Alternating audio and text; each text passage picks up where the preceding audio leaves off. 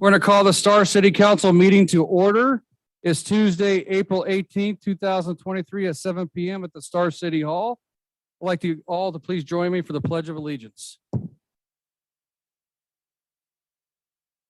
To the flag, States of America, and to the republic for which it stands, one nation, under God, indivisible, with liberty and justice for all. All right, tonight's invocation is by Mr. Jeff Gravitt, the second counselor at Star Idaho Stake Church of Jesus Christ of Latter-day Saints. Thank you, sir. And that light is green, right? Light's green. All right, good. perfect. Our dear Heavenly Father, we are grateful for the opportunity to be here this evening. We want to express gratitude to Thee for all the blessings that we enjoy. We are greatly blessed to live here in this community. We're grateful for this community, for the safety and the peace and the unity that we feel here.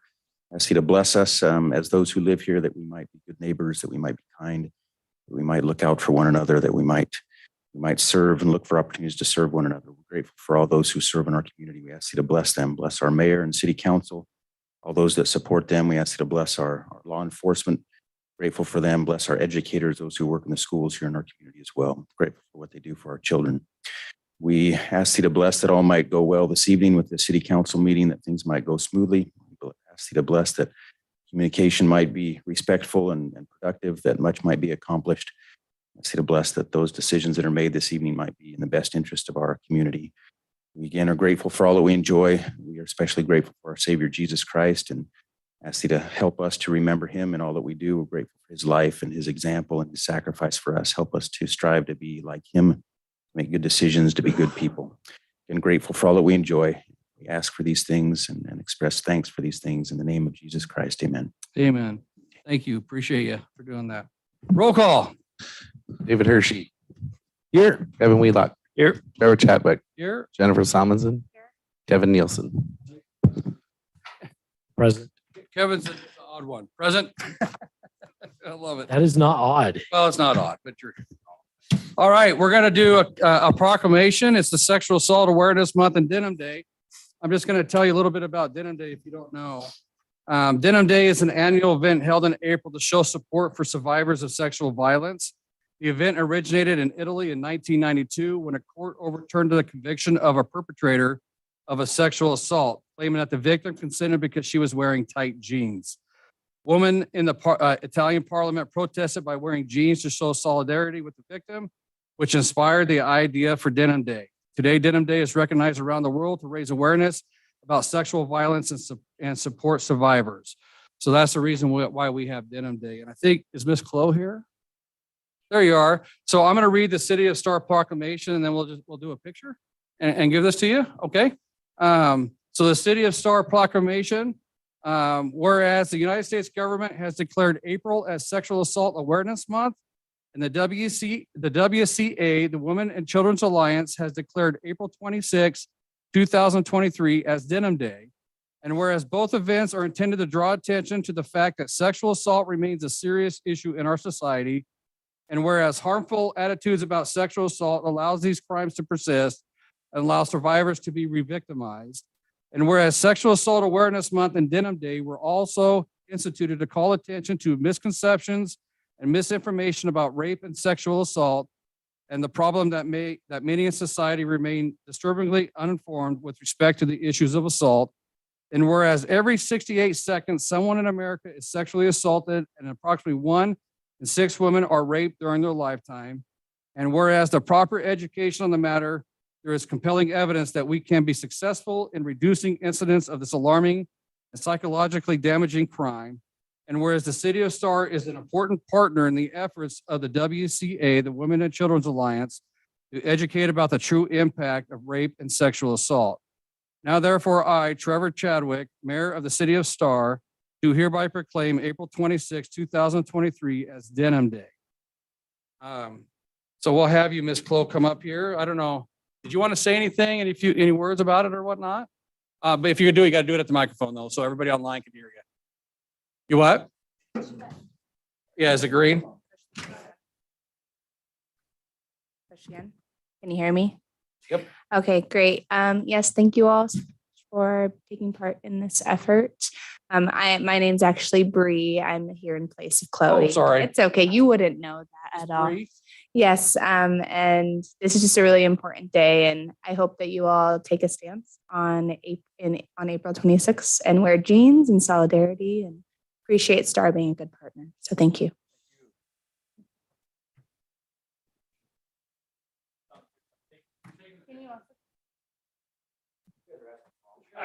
You'll be great. You'll be great.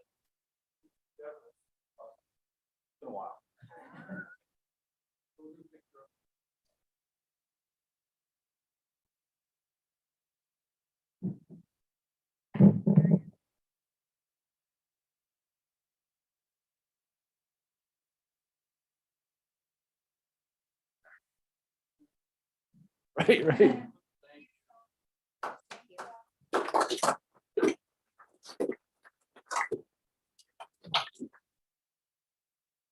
I just gotta say, if anybody knows of anybody that's in that situation, please get them help because it's not right at all.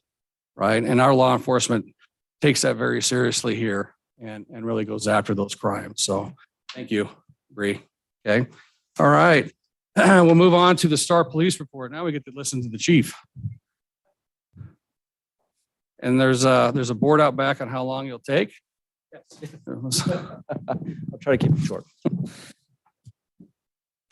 Well, good evening, Mr. Mayor, City Council, I'm Chief Zach Hessing, Star Police Department. Grateful for the opportunity to present the March report. And then depending on, I know we have a new deputy that started right at the beginning of the month, Nathan Pachuto, who took Jason Woodcook's spot when Jason went to be a school resource officer in another part of the county. And Deputy Pachuto is now here with us. Well, not here tonight yet. Maybe he'll show up. If he shows up, I'll introduce him. If not, we might have to reschedule that one. Okay. But he was at a training at the range today. So he called and said, I'm trying to get there, but we'll see if he makes it. To jump into the March report. So for person crimes, we had a total of 7 person crimes. We had 3 property crimes and 4 society crimes. And again, each one of those are different variety type. You can see on the far right side where the light brown is, where it actually talks about what a person crime is or a property crime or society crime is. So you can take a look through there. We take very serious then looking at each crime that occurs here in Star. I know that the city has a goal of keeping our crime rate low, and that's our goal for our city comp plan is to keep it below 18 per thousand or 18 victims per thousand residents. So we always try to keep it below that. And so far we've been able to do that. And we would like to see that a majority of those person, property, and society did drop for the month of March. One area I always look at is the police activity calls. So that's a proactive calls and assistant calls for service. So as we look at this, is 3.6 calls to every 1 call we actually called to. What that means is the 315 calls that we took, that's when somebody calls in that needs a deputy to arrive and for help or whatever problem that's going on there. The proactive policing is any calls we take that's outside of somebody calling in for our help. So those are ones that we're stopping people, talking to them on the streets late at night as they're walking through neighborhoods, school security checks, traffic stops, all those type of things that we proactively go out and do. And so anything above 3 to 1, I'm happy with. So at 3.6, we're doing a good job out there. My guys are staying busy. Some of the things that jumped up throughout the month on selected call types, we have the juvenile activity, which is it jumped up to 16. Where last month, the month of February, it was 7. Before that, it was 9 in January. So 16 is not abnormally too high, but it did definitely jump from February to March. I know this morning it snowed, but there was a few good warm days, and I think warm weather is coming. And I think we'll see more of that juvenile activity come up as it gets warmer. School checks, we did go from 53 to 66, which I'm happy to see that we're trying to get out in the schools as much as possible, especially as things. Anybody watching news can see that we definitely have a safety issue there if we're not around. So we're trying to get out to the schools as much as possible and being there, talking to students, talking to teachers, and getting to know the schools really well. Crash response did jump up quite a bit from February to March, from 14 in March to 30 in, 14 in February to 30 in March. And then property crime calls jumped from 16 to 24. Again, I think as the warmer weather comes around, we're always preparing for the property crime calls. And I would highly encourage people keep their doors locked on both their houses and their vehicles. And also cameras are fantastic around your homes because they do a lot of good on when we're trying to find if somebody's stealing catalytic converters or wherever it might be that they're trying to steal. These cameras come in real handy on giving us a lead of who this might be. So on the number of arrests, so this is one thing that did change. So if you go up a little bit on the report, on the right side, you'll see number of arrests. So if you see it jumped up to 20 for the month of March. One thing I noticed is that Star Police Department is very proactive in making warrant arrests. We get a warrant sheet every morning that's sent out to us of throughout the whole Ada County and Canyon County who has warrants. We check that every day and we try to make those arrests as soon as we can. I noticed that one month we had quite a few warrant arrests, but I didn't see it change all that much in the monthly report. So in talking to data analytics, found out that the warrant arrests weren't being counted. So if we got a call that we went to and we made an arrest and the call date was the same as the arrest, that was counted. But if the arrest, say we went to a burglary and we put together, we'd say in January, went to a burglary call, ended up doing the report, find out who it was, and we made the arrest in March, that arrest wouldn't be counted for January or March. So we fixed that. So you're going to see a little jump in number of arrests for as going on to the next reports. You'll see that that'll be updated. And if you look in the past reports, they've all been updated as well. Number of mental holds did jump. Again, not horribly high, but we did have 4 mental hold cases in the month of March. And then one of the other goals we have in the city of Stars are response time. We want to see all our response times be under 4 minutes, and we're able to achieve that at 3 minutes and 44 seconds for the month of March, which is up a little bit from February, where it's 2 minutes and 30 seconds. But I think that has to do with the 16 more crashes we went to for the month of March than we did for February.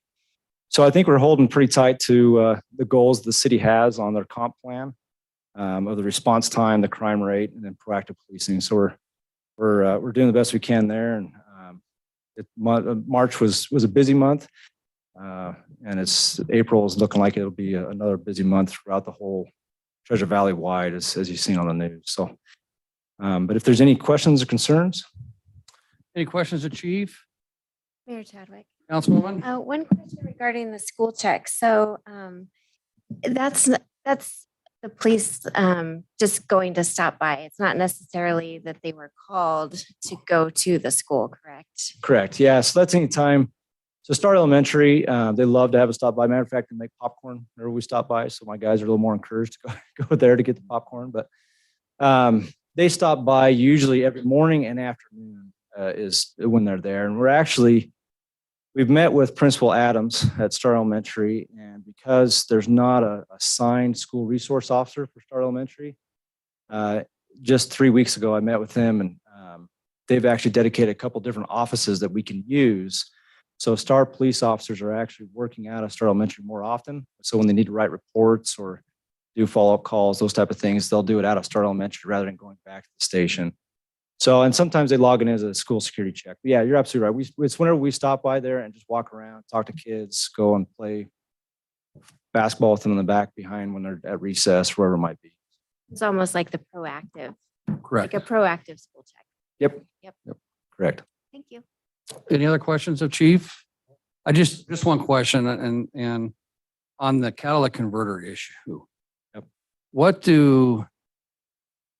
Are we gaining headway on that, or are we just still seeing issues in Star with catalytic converters being stolen? So we've seen a couple reports pop up here in Star. We were lucky there for a while. There's a lot of catalytic converter thefts in South County, which that's everything south of the freeway. We're seeing quite a bit. And then over in Canyon County side, not in Star, but outside of Star, Nampa, Caldwell area, we did see an increase the last 3 or 4 months of catalytic converters being stolen. I was sad to see that in the month of March, we did see, I think, 3 reports total of catalytic converters that came up, of people cutting off the catalytic converters on trucks and taking those. So I think the best way you can navigate, I know that parking in a garage is always the best answer, but having a lot of lights on your front yard and your driveway, have a lot of lights where your car is, anything that resembles a camera, even if the camera doesn't work, you put a camera out there that usually deters them pretty well. So, but sadly enough, we're trying to figure out. We do know we did catch one group of people that were from out of state that were coming into the Treasure Valley and doing these thefts and then leaving the state. And I know there's some new laws coming out for catalytic converter thefts of selling those back. It's getting harder to do that. So I think that's mitigating a little bit of it as we're trying to look at that. But And how long does it take someone to cut one off? they can do It's like 30 seconds or less, right? yeah, they get their sawzall and they can cut off. pretty Yeah. quick.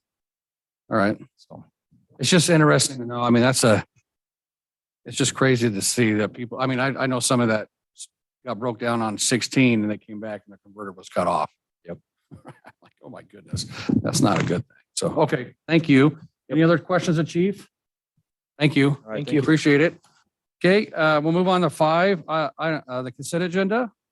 Mayor Chadwick, Councilwoman, I'll move to approve the consent agenda consisting of item 5A, the approval of claims provided and approval of minutes for April 4th, 2023, with one change to those minutes. Let's see. Sorry. In item 7B, just to add in the minutes that there's another traffic box location, which was the intersection of State and Highbrook. you got it? That's for March. No, that's for April. And then the approval of the minutes for March 7th, 2023. And item 5B, findings of fact, conclusion of law for Dutch Brothers. Okay, do we have a motion? Do we have a second? Second. We have a motion and a second by Councilman Wheelock. Any further discussion? Hearing none, roll call. Hershey. Aye. Wheelock. Aye. Salmonson. Aye. Gilson. Aye. Okay, that motion carries. Thank you. And we're on to item 6A, the public hearings. Just real quick, if you want to speak to a public hearing, please sign up on the sheets that are they still all out in the hall or? Okay. All right. We just need you, if you're going to speak to item 6B through E, please sign up out there in the hall. On 6A, this is a continuation of the Naismith Commons subdivision. We have the applicant here who was to do a revision, I believe, of the plat. And we're only speaking towards that, right? Are you going to talk about that a little bit, Sean? Okay. Mr. Mayor and Council, you have before you again the annexation zoning preliminary plat for Naismith Commons subdivision. This application was tabled from March 7th, 2023. Council requested the applicant to consider the following: additional open space and a consideration for attached home product, more unique neighborhood style, meet the intent of the south of the river plan, work with the eastern neighbor regarding buffering to his home, provide additional information on amenity types and locations, and update irrigation concerns. The applicant has provided a revised application material listing to include a revised preliminary plat containing a total of 206 single-family residential lots. The original plat you saw before you had 208 original lots. They've also provided an updated amenities plan and an updated set of building elevations. Okay, hang on one sec, just real quick, Sean. I failed to ask council if they had any ex parte contact or communication since the last time. None. No. Okay, hearing none. And I opened this at 7:17 just for the record. And then you can continue, Sean. Thank you. On the screen and before you, I've provided you with the updated preliminary plat, colored rendering, and the applicants also provided updated information on the amenities, which I think they'll go into in a little more detail, but this is what was presented that I'm showing on the screen here.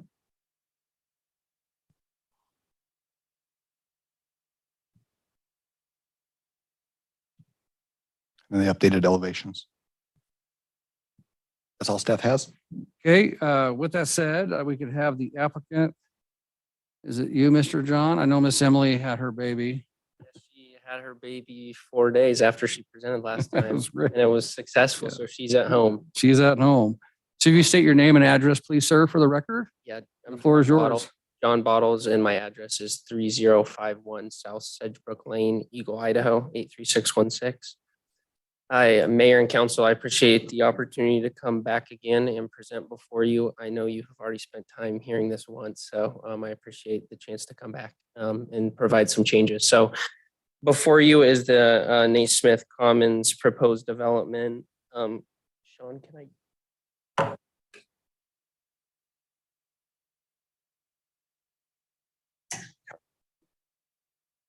Okay, so this first slide shows the site kind of in the middle of that aerial is Star Road. And then at the bottom of that aerial is Highway 2026. That property is highlighted in blue. It's 52 acres, and our western boundary is Canada Road.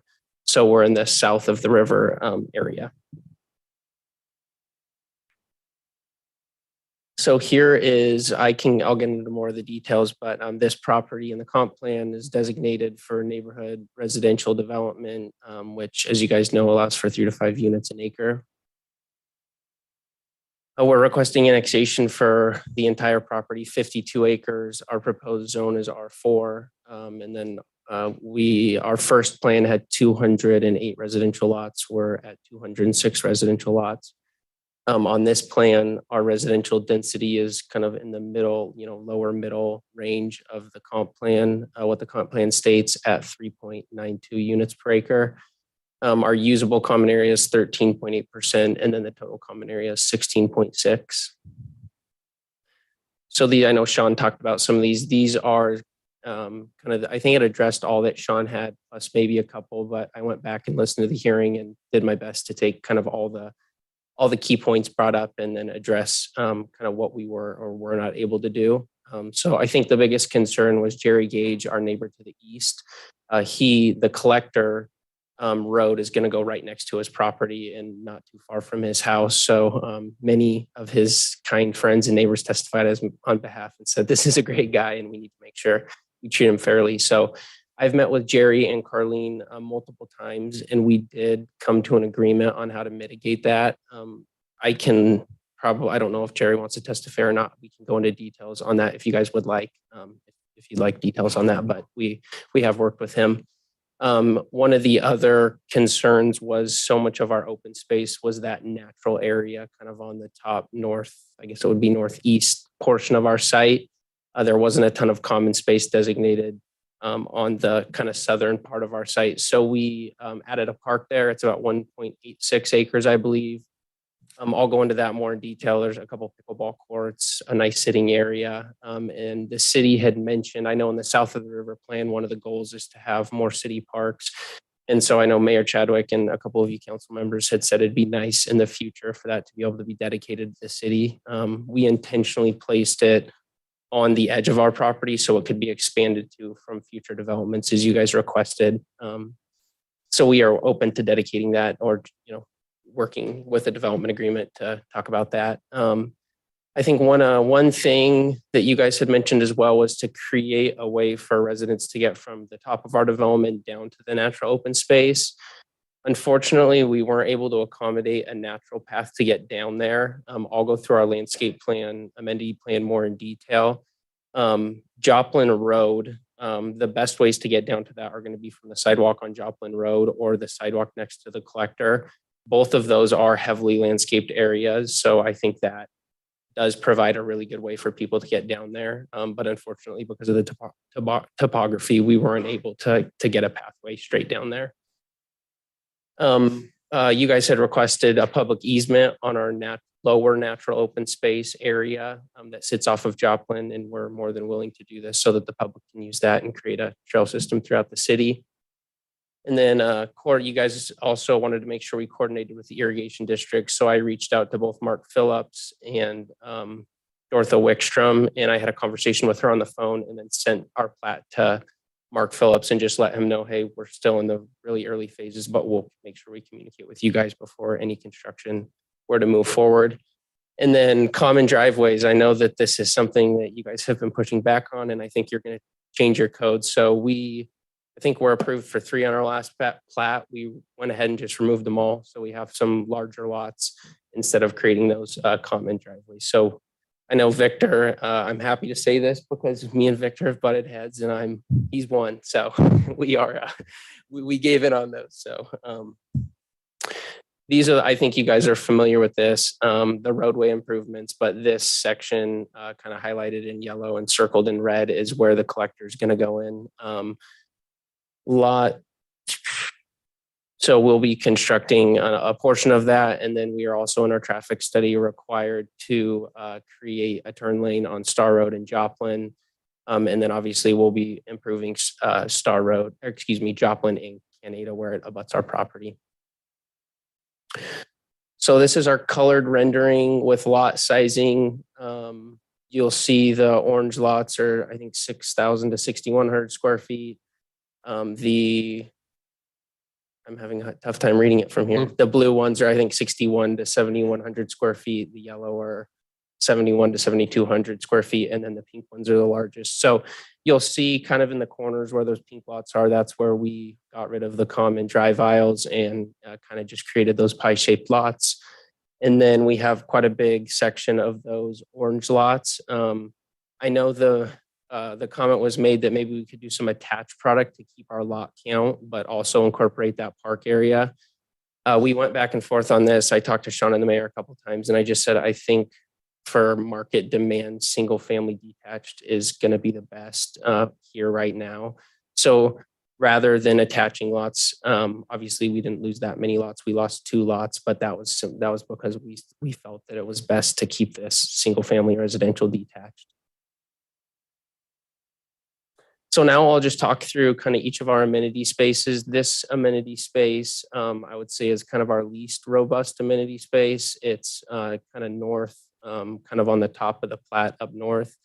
Part of it's a water detention area. So, we're somewhat limited with what we could do there, but we will have some benches in there, and then we'll have a natural walking path through there. This is the other amenity space that's just west of that one. We propose just kind of doing a play structure, and then those, I think we talked about this last time, but those kind of public libraries where it's a box and fill them with books and people come and read.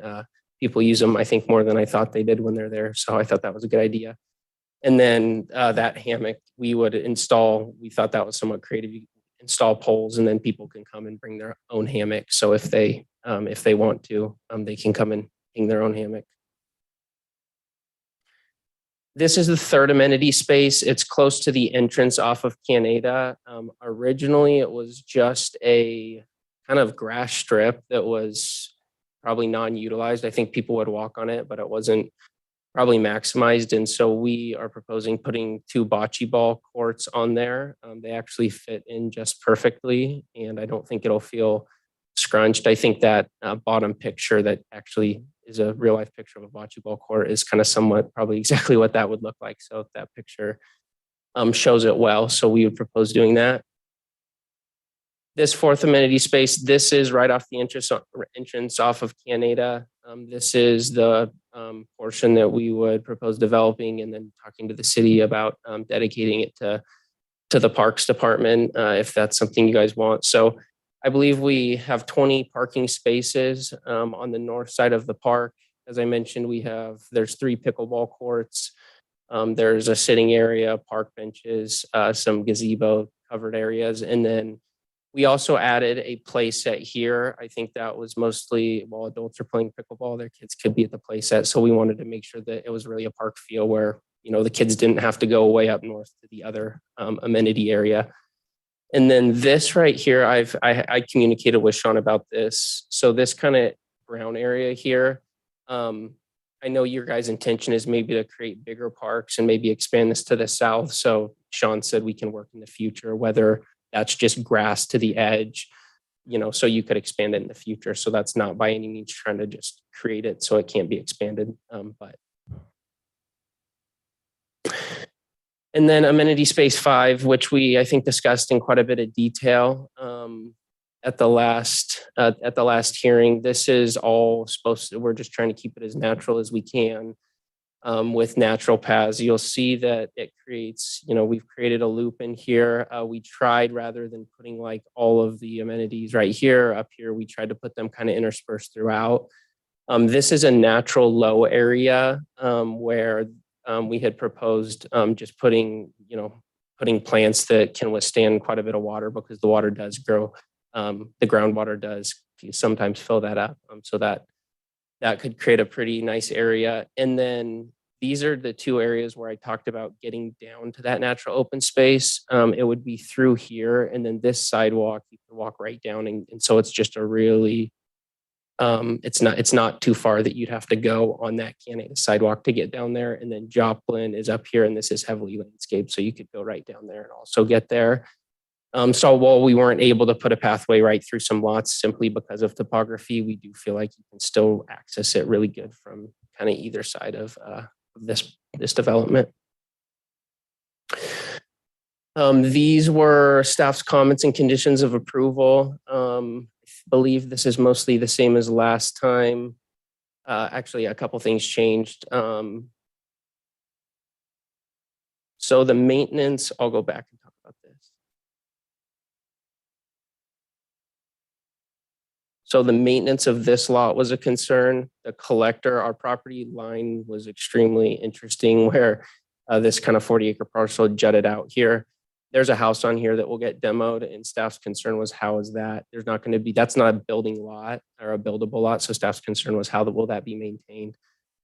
Our agreement with the neighbor was to, at the time that house is demolished and the road is built, that we will deed him this piece of property. So we'll maintain that up until the time that then it's deeded to him, and then it would be part of Jerry Gage's property, and his house just kind of sits right down below this. That block 14. That is, yeah. Are you pointing with a red? Green. I can't even see that. So. Green. Okay. Block 14. So it is block 14. Yeah, it's the one on the right side. So yes, we will make sure that is maintained. There was a stub street that was staff requested us to move north. We moved that stub street. Our proposed amenities, I know Councilwoman Selmanson, one question you had is, can you really show like where these are going to go and what they look like? So we really did a robust one to say, hey, here's really what it's going to look like. Our sidewalks meet the code, the detached sidewalks with landscape buffers. Common driveways, we are approved for those, not approved for those 3, but we had 3 that had been approved, and we got rid of all those. So we mitigated that further. And then there was a spite strip on our first plat in our new, and that was a complete accident. It wasn't supposed to be a spite strip. And with our new layout, that doesn't exist anymore. So we took care of that. And I'll stand for questions. All right. Any questions, Mr. John, at this time? Mayor Chadwick, Councilman? Mr. Bottles, would you mind talking about the arrangement that you and Jerry came to for mitigation along his property? Yeah, so we had met with Jerry and his wife multiple times. We were really trying to figure out, we didn't have like a specific, really, really good ideas for how to mitigate. To be honest, that collector, unfortunately, where ACHG is requiring it, is very close to his property line. So myself and Emily in my office more went out and said, hey, what are your desires? Because we recognize that this is a tough situation. We had talked about, where could we landscape? How could we landscape? And Jerry, and then we had also, in our most recent meeting, we said, hey, it might make more sense if we just deed you this piece of property. It's not necessarily what we told them is, it's not necessarily like a super usable piece of property, but if you go to sell your property someday, someone will pay you for that acreage. So it does add value to your property.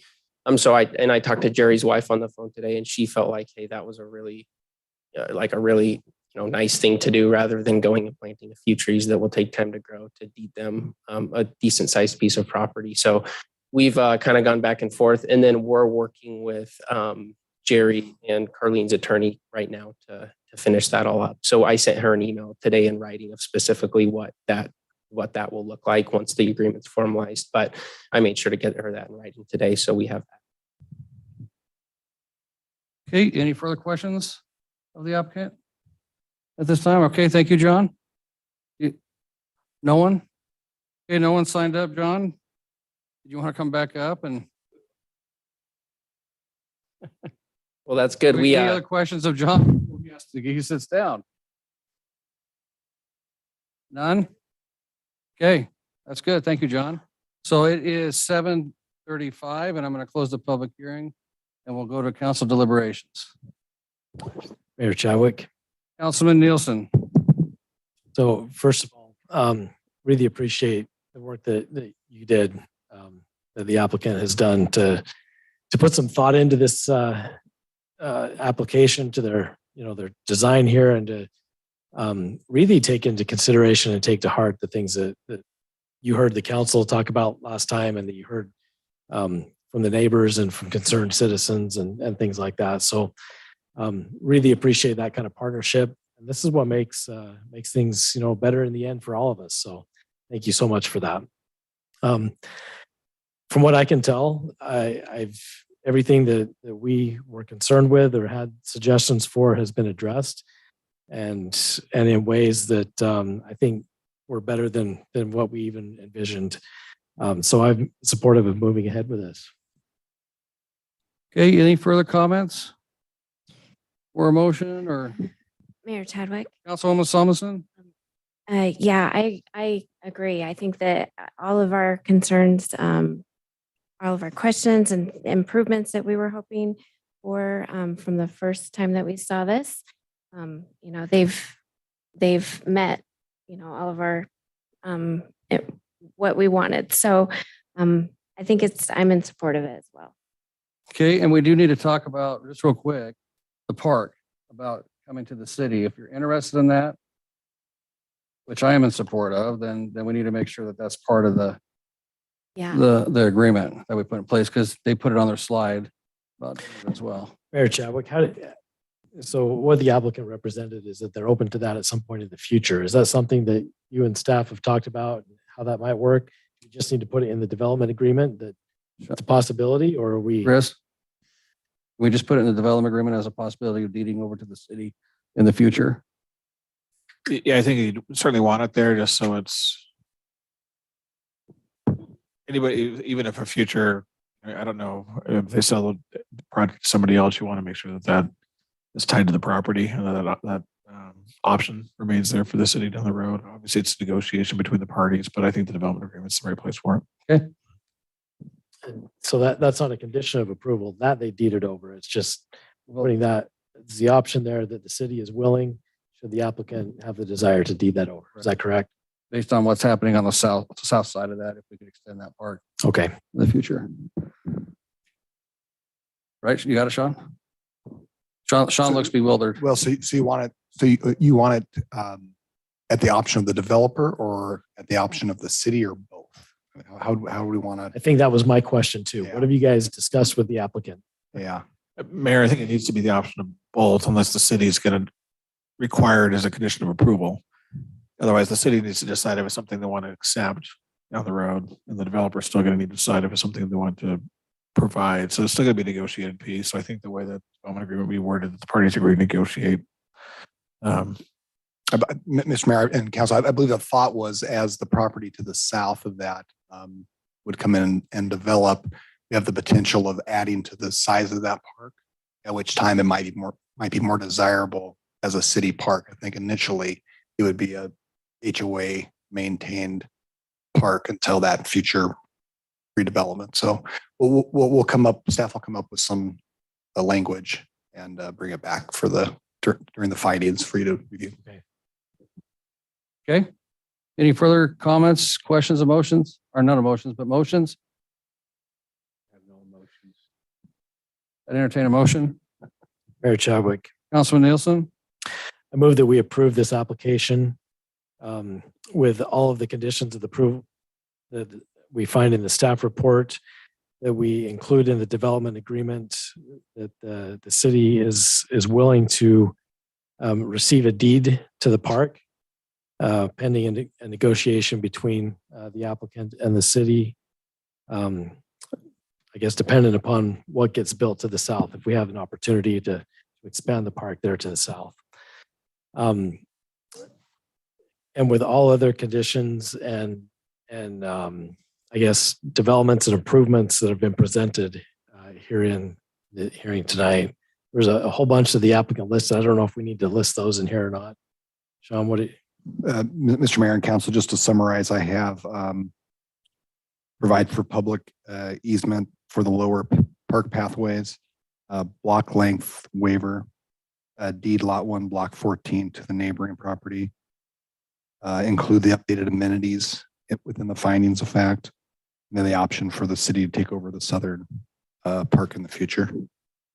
And then any other conditions that staff had recommended in the staff report. Right. That seems like the complete list to me. Okay. We have a motion. Do we have a second? Second. We have a motion and a second. Do we have any further discussion?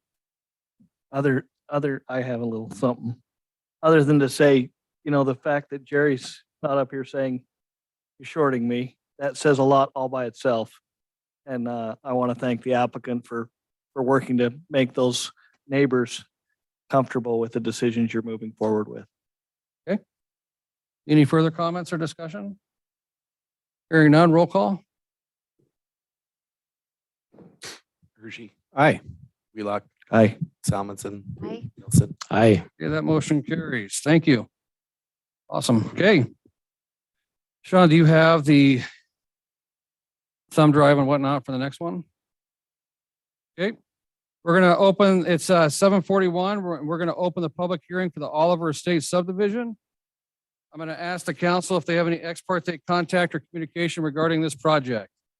None. None. Okay, hearing none. Just real quick, I forgot to mention this after the first one. The applicant has up to 20 minutes to speak. The public can testify at 3 minutes per person. The council may ask the public or the applicant questions that does not count towards their 3 minutes or 20 minutes. Then the applicant will have a rebuttal time after the public of about 10 minutes. And the council will ask the applicant and staff questions. I'll close the public hearing. The council can deliberate and a motion is either made to approve with conditions, deny, or table the application to a date certain in the future. Okay. You have everything there? Okay, go ahead, Sean. I'll have Sean start out.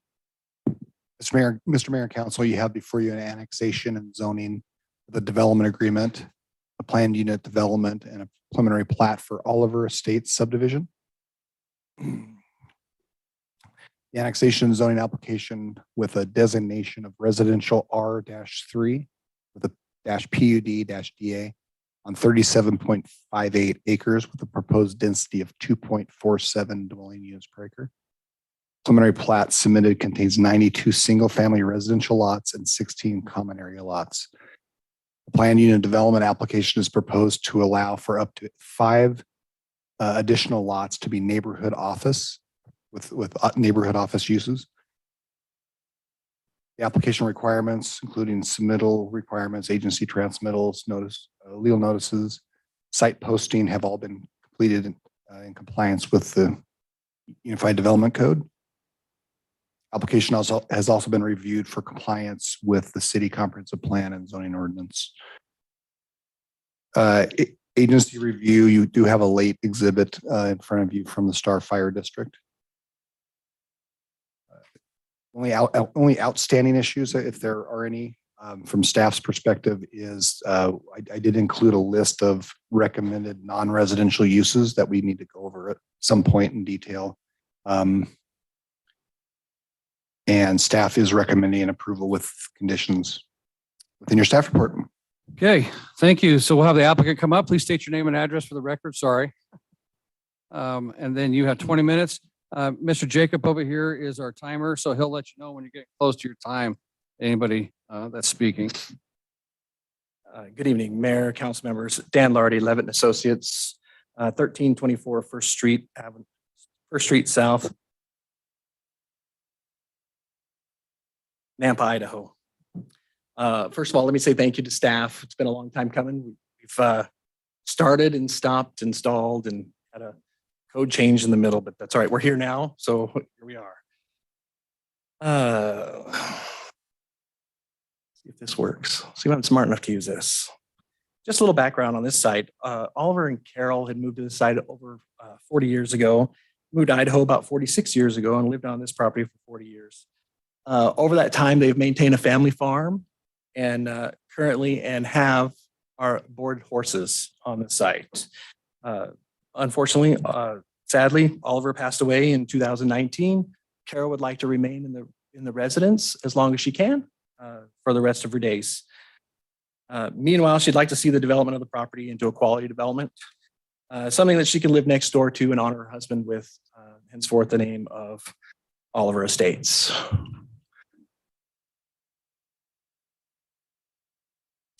So the property is located about a half mile north of State Street on Canada, on the west side of Canada. This is the property in question. So this is current zoning map. So to our left, the purple there you see on the screen is, I believe, is all mostly owned by Corey Barton Holdings or other. And then across the street, we have Hubble, and we are within the zone, right about in the center of this parcel. I think it's hard to point out. I apologize, I didn't highlight it. Oh, top button, yes. Let's see if we can see if the pointer works. Oh, up thing. there you go. Is it going? Can you see that? Is that there, Mayor? It must be the angle. Yeah, I can't see it at all. Sorry. I thought I It was looks going- good to me. I was going blind. Yes, that's the parcel. All right. Thank you. It's right where his head is. Okay.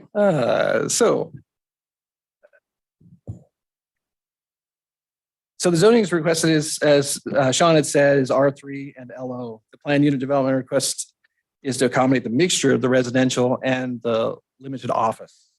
The mixture of residential with a non-residential component along Canada, which is the current parcel where Carol lives now, is this one. And then these 4 parcels, we'd like the option of both either residential or limited office. And that's what Sean had mentioned in his report. So the city has requested a development agreement to be entered into, which is agreeable on our part to with outline in Sean's report, in his staff report. So access from Canada Road will be with an approved entry location from ACHD as shown on this plan. This is what we submitted to ACHD, and this is for the future LO, and it is her current access into her home. And then this is other access into our site. North, I guess, is to the left of the page. So sewer will be constructed as gravity and then fed down to the northeast corner of this site. This is the proposed lift station location. Supposedly, or plan is that sewer will come down Stump, and it may change, but we will abandon the lift station and gravity into that sewer line when it becomes available.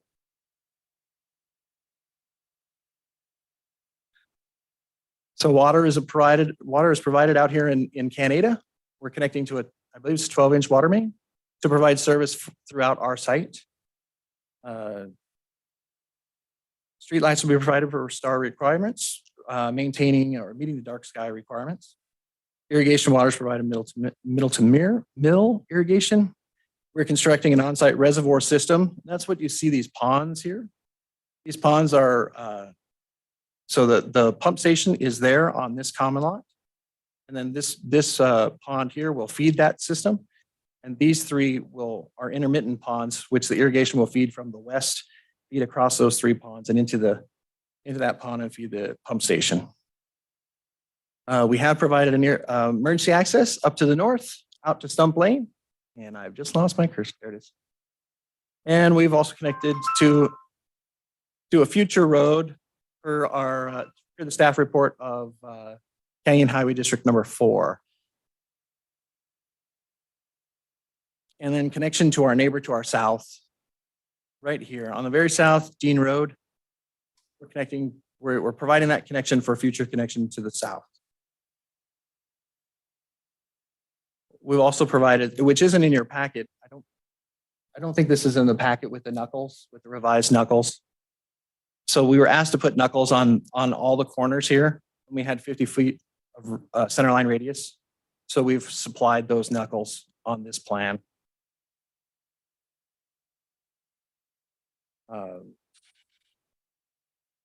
We are in agreement with staff report. Stormwater will be collected and directed into infiltration facilities. There's an infiltration facility on this common lot and this common lot on the northeast, which also shares our sewer lift station. This development is required to have three site amenities. So there is a stormwater pond there. It'll be mostly dry most of the time. There's a pond or a pool and a changing room and a restroom. And this is, I believe this is a deck area. I don't have a cut sheet with me for this. I apologize. Pictures are usually worth 1,000 words. Unfortunately, you're gonna have to listen to me say 1,000 words. Sorry. During our neighborhood meeting, some of the neighbors had asked for or expressed concerns about view obstructions. So in that, we made some concessions with some single story restrictions on these lots. And that's what this slide shows. So we have single story restrictions here on the east, right along the west, not all the lots on the west. And then there are some right here in the bottom corner. And the next slide. So this is a little bit, I don't know if it's easier to read or not, but at least gives you a close-up of those sites. And I can read those lots off if you want them entered into record. No, okay.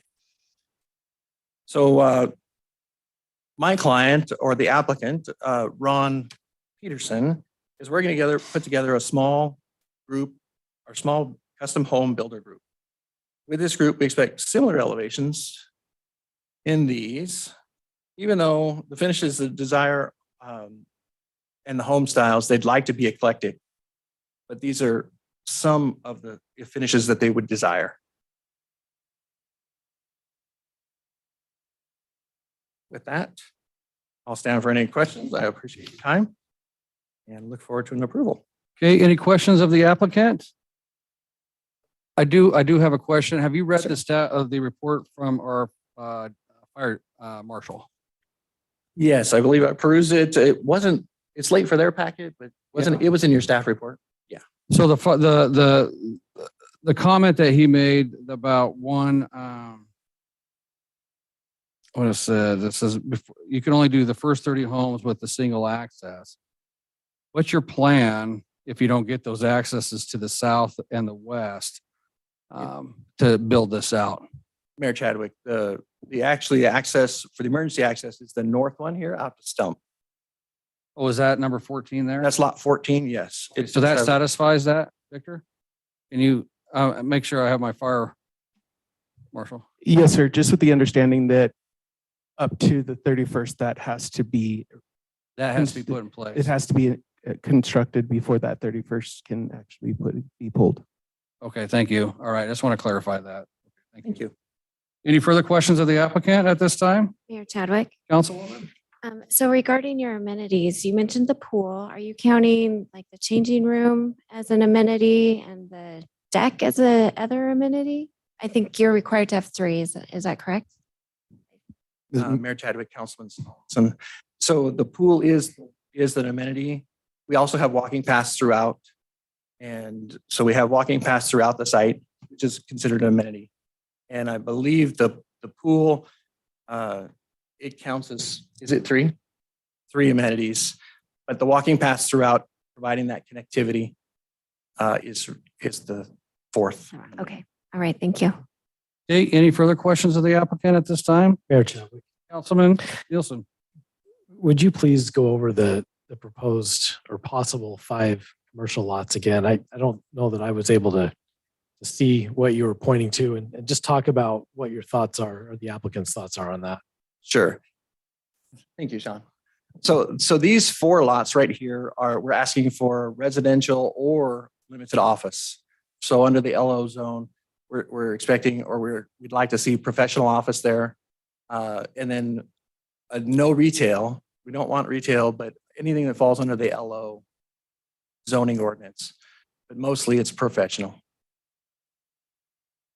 And then what about is lot 15 attended? You speak to that one too? So lot 15 is going to currently remain as Carol, Carol's home, because she'd like to stay there. So upon her leaving the home, we'd expect it to turn into LO and any use under limited office. Okay, thank you.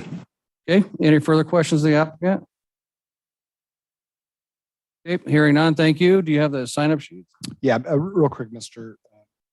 Mayor and Council, just for some clarifications on a couple things. So what staff has written this up for your consideration is planned unit development. So the pink areas will not be zoned LO. They'll actually be zoned R-3-PUD. And that's what will allow them to do the future non-residential. And then within the staff report, and we can talk about these now or later, are some recommended uses that staff finds appropriate for this area that are allowed in that. Well, let's talk LO about zone. them now. So it's out in the open now. Give me just Yeah. a second, especially since the applicant's up there.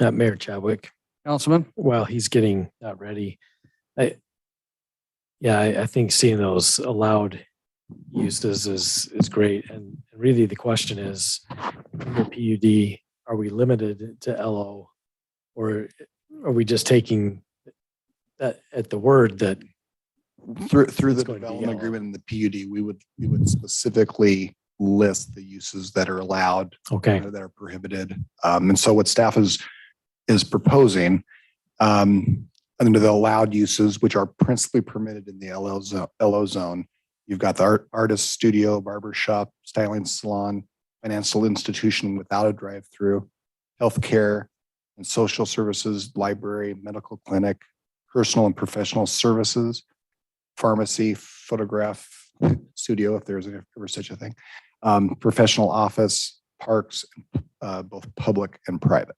So those would be allowed principal permitted uses. The next list is uses that would be allowed only as part of a conditional use permit that would come back for council approval.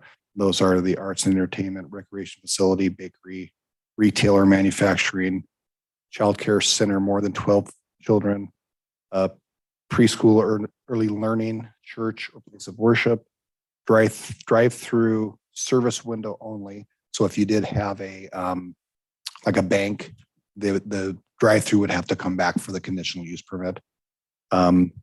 Educational institution, private, so a private school, museum, retail store, retail services, a vet clinic, or wholesale sales. And then everything else that's listed in the LO zone is prohibited, including, I won't go through all these, but bars, taverns, lounges, drinking establishments, brew pubs, Saturday markets, hospitals, nursing and residential care facilities, restaurants. That gives you kind of an idea there. So the And- intent would be once it's determined what the council and the applicant agree upon, Correct. everything's going to be listed as what's permitted, what's conditional, and what is not. Correct. Correct. And we want to be very careful because again, this is a residential area. Canada Road is obviously a crowded area. We don't want to turn this into a retail center area, but we want to allow for some office type uses. I think those are appropriate for the area. Do you limit the square footage or how do you do that? You could, staff did not propose that, but you could limit the square footage. If we're talking about traffic concerns on Canada, we just don't want it to be. Yeah. If there's a concern, you don't want it all packed full of this. You know what I mean? Yeah, again, it's the intent is to have a neighborhood type uses. So it's not really destination. As you're wanting to get drive-by traffic that you want to capture or traffic within the subdivision itself. I think as far as square footage goes, our parking lot requirements will probably dictate that and keep that in check, I would imagine. I'm curious if the widening of Canada Road has been anticipated in your plan here. So, Councilman, Mayor, the Canyon Highway District 4, we've had 2 meetings with them. And so the widening of Canada has come up. So I think we've planned for it. And I think there's no doubt it's not going to happen. So it's just a matter of when, I believe. Right. It sounds like it's going to need to happen sooner than later. Right. And I think with your plat, you would be doing the improvements along the frontage of Canada, correct?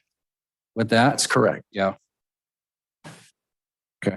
They'd also be dedicating right of way, and I believe they also have some payments for the future signal light at Canada. You guys have a Yes, proportionate share of that. that is correct. That's part And of we also have mitigation fees for police and fire that'll be Correct. included in this, correct? plus our ITD proportionate share, plus Canyon Highway District impact fees, park fees, impact fees, fire impact fees. Okay. Okay, any further questions? Did you get everything out you needed to, Sean? Okay. All right, thank you. Thank you. You have the sign-in sheets there for me?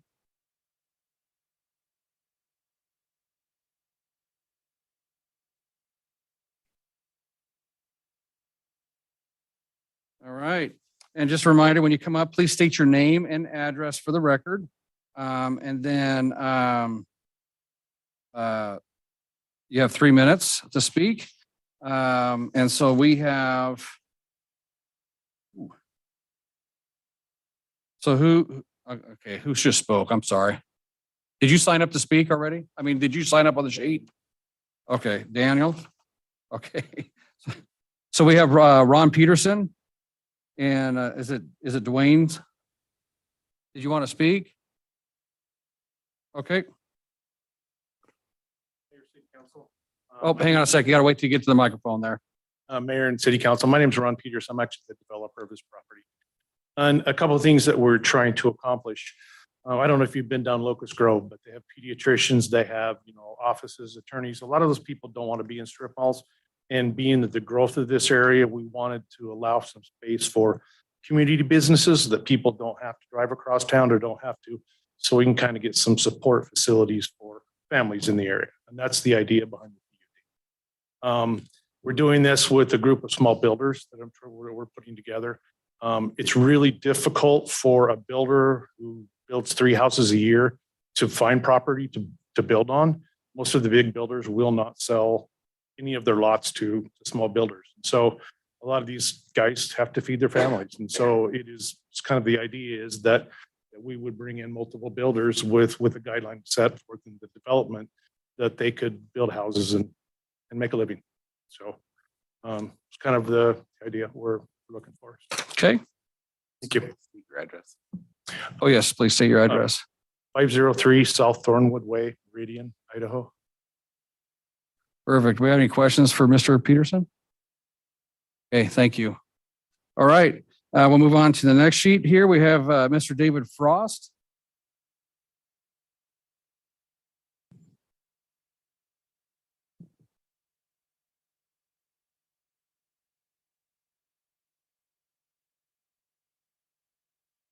David Frost, 6125 Stump Lane.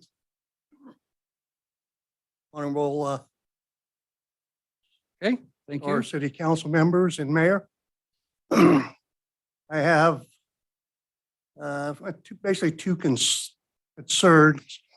One is I'm not sure about those ponds and how that works.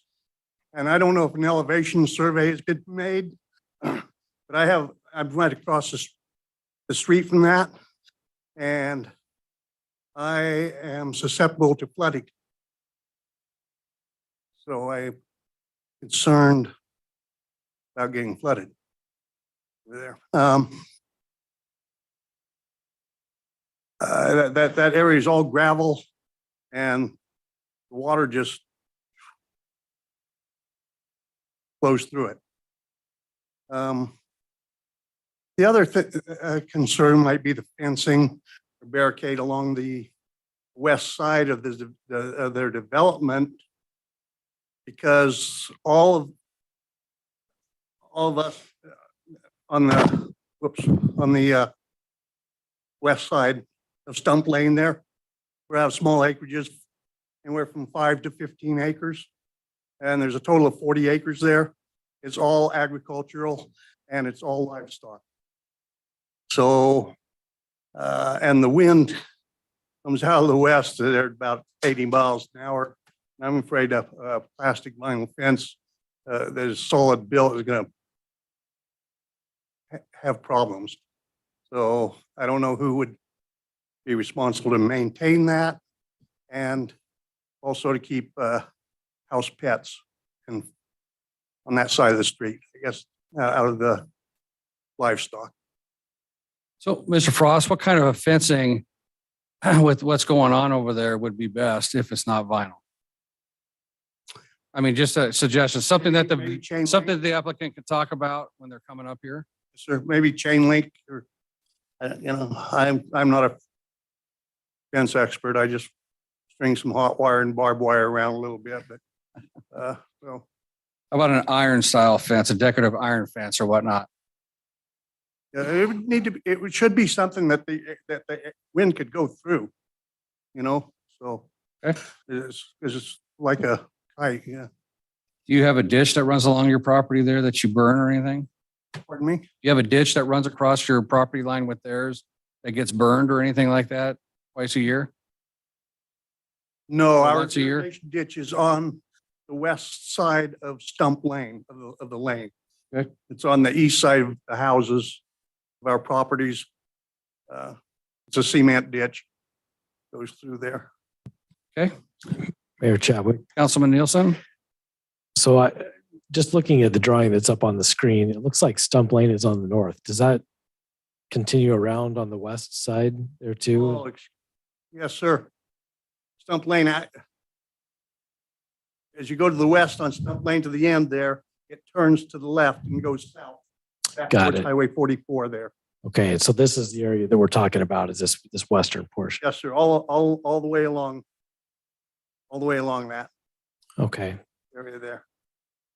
And, as you've talked about stringing the hot wire for the agricultural, to keep horses and cattle and stuff like that back.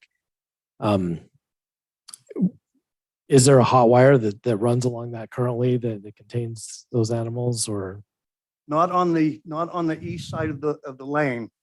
Okay, There is on the west side. It borders the lane. yeah. On the west side. And the fence, it looks like the fence would be on the east side, right? Yes, the Yeah. subdivision fence would be on the east side of Stump Lane. So is your concern primarily containing the, dogs and so forth that may run out and bother the livestock? Or is your concern also livestock pressing up against that vinyl fence? Sorry, sir, I'm having a little trouble here. Oh, so I'll speak really close and you can get closer. Is your concern, so did I. Is your concern primarily that the livestock is getting up against that vinyl fence, or is it pets from the subdivision coming? So, Mr. Frost, hang on. I have to have you go speak in the microphone so everybody can hear you online too. Sorry. No, they won't, no livestock goes against the east side of the Stump Lane. All the livestock is contained on the west side of Stump Lane. So the concern's primarily the pets that might come back and then just wind blowing through, right? Correct. Yes, sir. Very good. And then I want to have Morgan Ryan. He's our water guy. Hang on. Well, I could do it. Sorry. You want to talk about his concern from your standpoint as our engineer about the water and the flooding it out over there on that side with those ponds in the middle? At this point in time, we have not seen any calculations. We've just seen preliminary because it is a preliminary set of plans at this point in time. I will tell you that typically this area of town, we do have fairly high groundwater. So high groundwater may be a concern, but water, if done correctly, and there are multiple ways to do this, will dissipate into the ground fairly quickly. When the plans come in for construction, we will review and research and look at the design engineer's calculations. Not only do we look at those, but the highway districts look at those. There's 2 additional set of eyes to make sure that they are meeting all state and county codes as well as the city codes, to make sure that the requirement is all stormwater has to be dissipate within 48 hours. So where there is a concern, we do our best to mitigate that concern. And we will always work with the homeowners after a subdivision is developed if there are future problems. But typically, in this area, the water will dissipate quickly enough that I don't see a large concern if designed correctly. If I'm not wrong, Councilman Wheelock. if you're changing from flood irrigation to sprinklered irrigation, the concern to the ponds is probably what he's worried about. And the ponds are going to be pretty well contained, if I'm not mistaken. Absolutely correct. And we will, and we have in the past worked with individual homeowners to educate them on how much water is appropriate to irrigate in the state of Idaho. Okay, thank you. All right, appreciate you, Mr. Frost, for coming up and speaking. Thank you. Thank you. Council, for the Okay, hey, Mr. Nathan Day, you didn't say yes or no. Did you want to speak? Okay.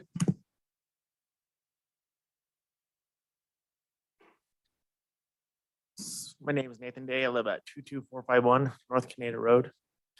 And I just own a little blip of property next to Carroll. So most of this doesn't affect me other than if they widen the road. But at the last meeting we went to, they did talk about berms being put in between, it would be on the, I guess, the south side of their property that ran along the edge there. You kind of separate the property from, and I just didn't hear that at this meeting. And then the only other concern that I would have is we have a ditch that runs along my property and cuts across over to Storkins. And when there's water in there, I don't know how this works. I don't know if there will be water running in that ditch all the time. Because there's a house right behind me that has a basement and it is prone to flooding when it has when there's water in the ditch for extended amounts of time. Is that a drain ditch or it's an irrigation ditch? Yeah. Okay.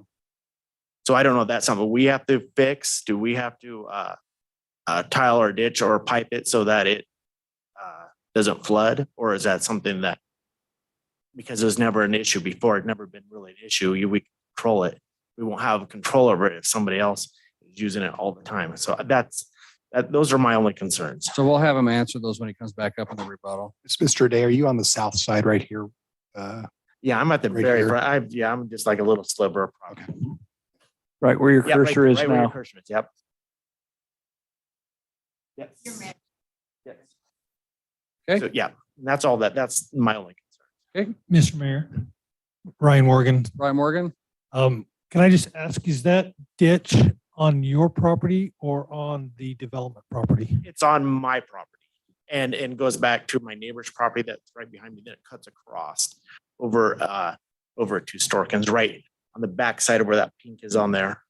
Okay, And then that's how they get their water. thank you. Where's the head gate to that? There's a head gate right at the fence line. From my neighbor's property to where Storkins' property is. Okay, That's it. All right. Thank you. thank you. All right, let's see, is it Mr. Evan Papa? Did I do that right? Yeah. Okay, thank you. State your name and address, please, sir. Evan Papa. I live at 12720 West Hidden Point Drive. So I live right across the street from this proposed development on Hidden Point. There's a neighborhood in there, a Hubble Homes neighborhood. My biggest concern is the traffic, not necessarily on Canada, but at Canada and State Street. And the council may already have a plan for this, I'm not sure, but it's really tough to get out of that street. onto State Street from Canada. I've got 2 teenage drivers that I'm concerned about. That's already a scary proposition in itself. But having them try to get out on that road as well in the early morning hours when they're heading to school is really, really difficult. They actually go back through the city streets now and go to the stoplight. So I'm not sure if there's already a plan in place to put a stoplight there, but we should be in favor of that. So we got ITD to change their, originally they were going to do what's called an arc cut, which was going to force everybody to take a right-hand turn, go down partway towards Bent Lane and do a Michigan left turn is what it was called. But we got them to switch that to a future light, which this development is required to participate in funding that light in the future. Some of the construction we have going on now does not put that light in place. It's going to be a future phase where that light does go in, just so you're aware. So there is a plan for a light. Okay. Thank you. Yep. Any questions of Mr. Papa? Okay, thank you. Appreciate it. Also might want to mention the cut through Norterra to the light as Oh. well, that we put that. Yes, there is also a future cut through that'll go through that Noterra, that commercial that's up there in the front. That'll take you over to the Albertsons light through the High Point to get out as well. Highbrook. Sorry. Just give me names. We'll just start naming them all. All right. Miss Marilyn Spangler. My name's Mary Lynn Spangler. I live at 1078 North Canada Road. So I am across from pretty much where Sky Haven Drive is. My property butts against that driveway. And I'm concerned about the traffic, and I would like to see a turn lane put into that neighborhood and a center turn lane. The traffic on Canada, you're saying, I thought all this construction was a light going in now.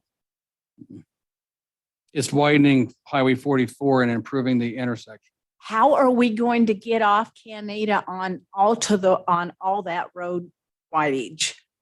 I've seen myself personally, I've seen one accident, 4 almost accidents, and one of them was my child, let alone all the other people I've heard. I've been on that lane trying to get off of it. I'll be the 3rd car behind, and the 2nd car behind the first one gets so frustrated that they finally pull out. And then the other one pulls out and they almost collide on State Street. And I've seen it time after time, and I'm not the only one. Right. And the traffic is impossible. And there's subdivision after subdivision going in on that road. And it's just not right. I've lived on that property for 60 years. So I've been here to see a lot of changes, and I don't feel our voices are being heard. That road has to be dealt with now, not down the road. With all this construction, I cannot believe that light is not going in. Why not? So that is if we had our way, we would have all these roads done. We don't have that say. That's the highway departments that have the say in these roads. The light part of that is a process that we're working on. The widening that we're doing right now is to help alleviate some of the traffic. We've in fact have a right-hand turn lane going north on the Canada that's being installed with this to help alleviate some of the challenges, even with slowing down, to try to turn right on the Canada as part of that process. We do have that option, like we just talked about right here with Mr. Papa, where if you're coming down Canada in the future, you'll be able to cut through that and hit the light at Highbrook until such time that we can get that light in there.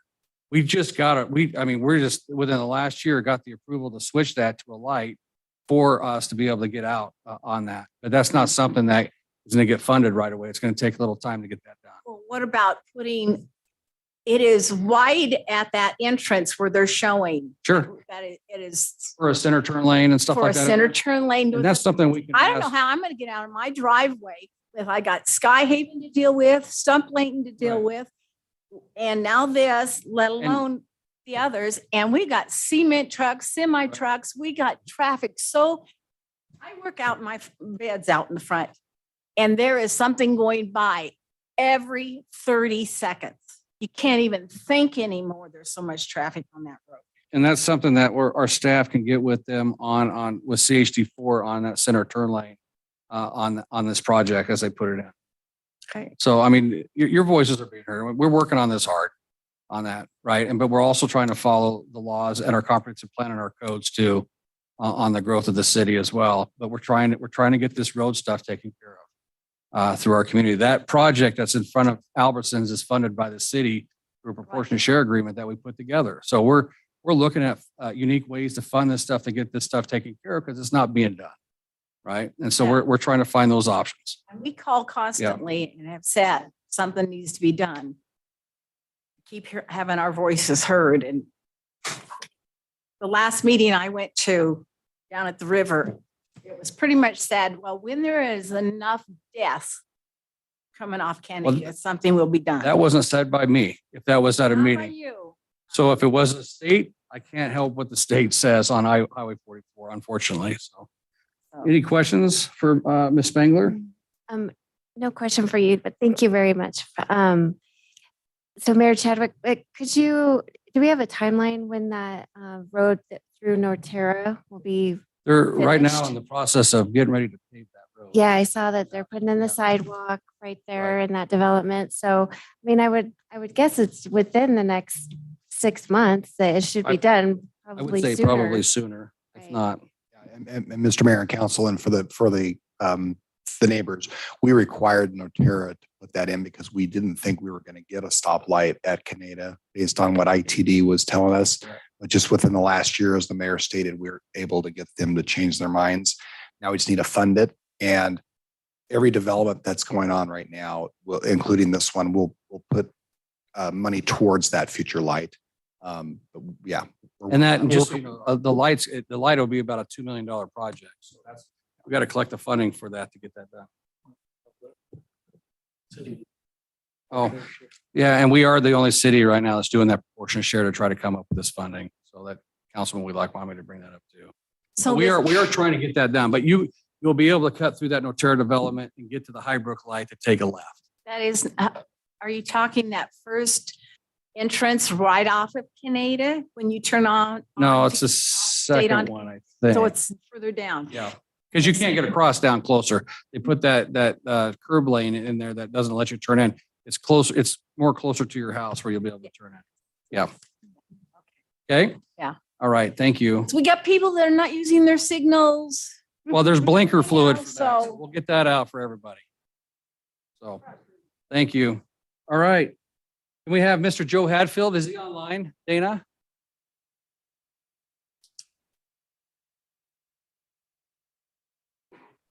I'm trying to be. Are we here? Am I There he there? is.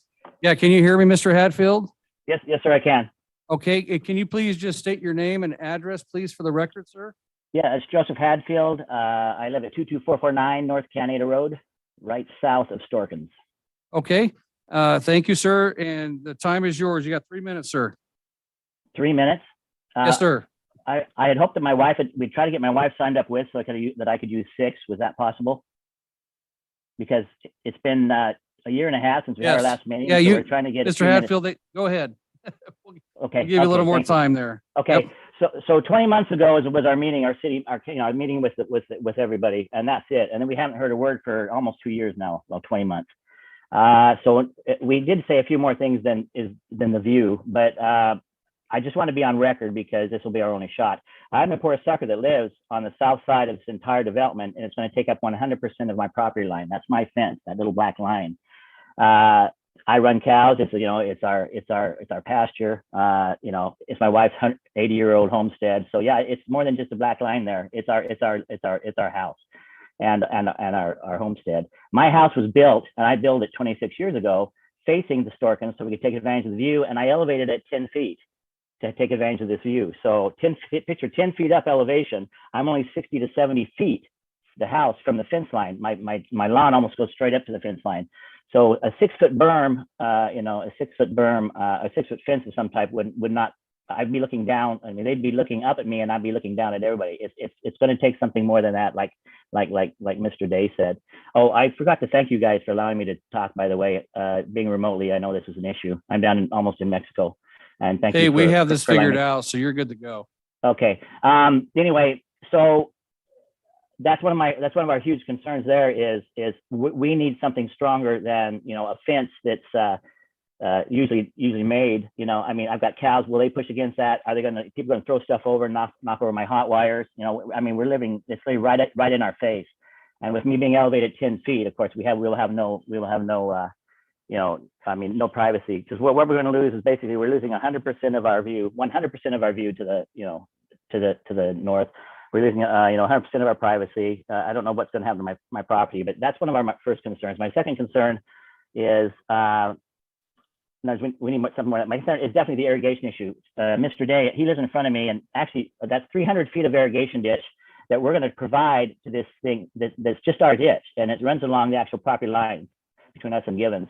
It's only an 18-inch ditch, you know, old ditch, wide open ditch. We turn the water on and off farther down at the weir, so we control it. So we can control. I'm not going to stay put for you know, watching the water as it runs to fill this pump station for you know, to stay home and watch to make sure the water doesn't break through these you know, when the gophers come through and flood out my property, because I don't need to when I'm not there. You know, that's the person's you know, that's the person who's irrigating's property, not mine. I mean, problem, not mine.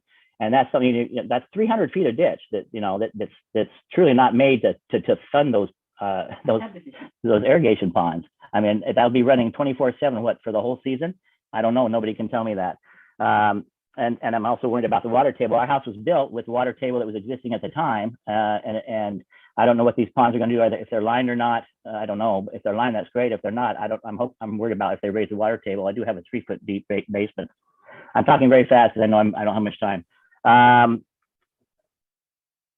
The one thing I do want to say is, so for this whole 20 months, we've had zero contact. We haven't heard a word, so we didn't know what happened with any of our stuff. But I do want to say that yesterday I was able to make, Mr. Peterson did contact me, and we talked. And you know, he was open to some suggestions. He sounded good. He wants to try to help some mitigate these things. The problem is, it's just now happening, and you know, there's going to be things along the way that they can't give any answers to yet, and it's a big deal.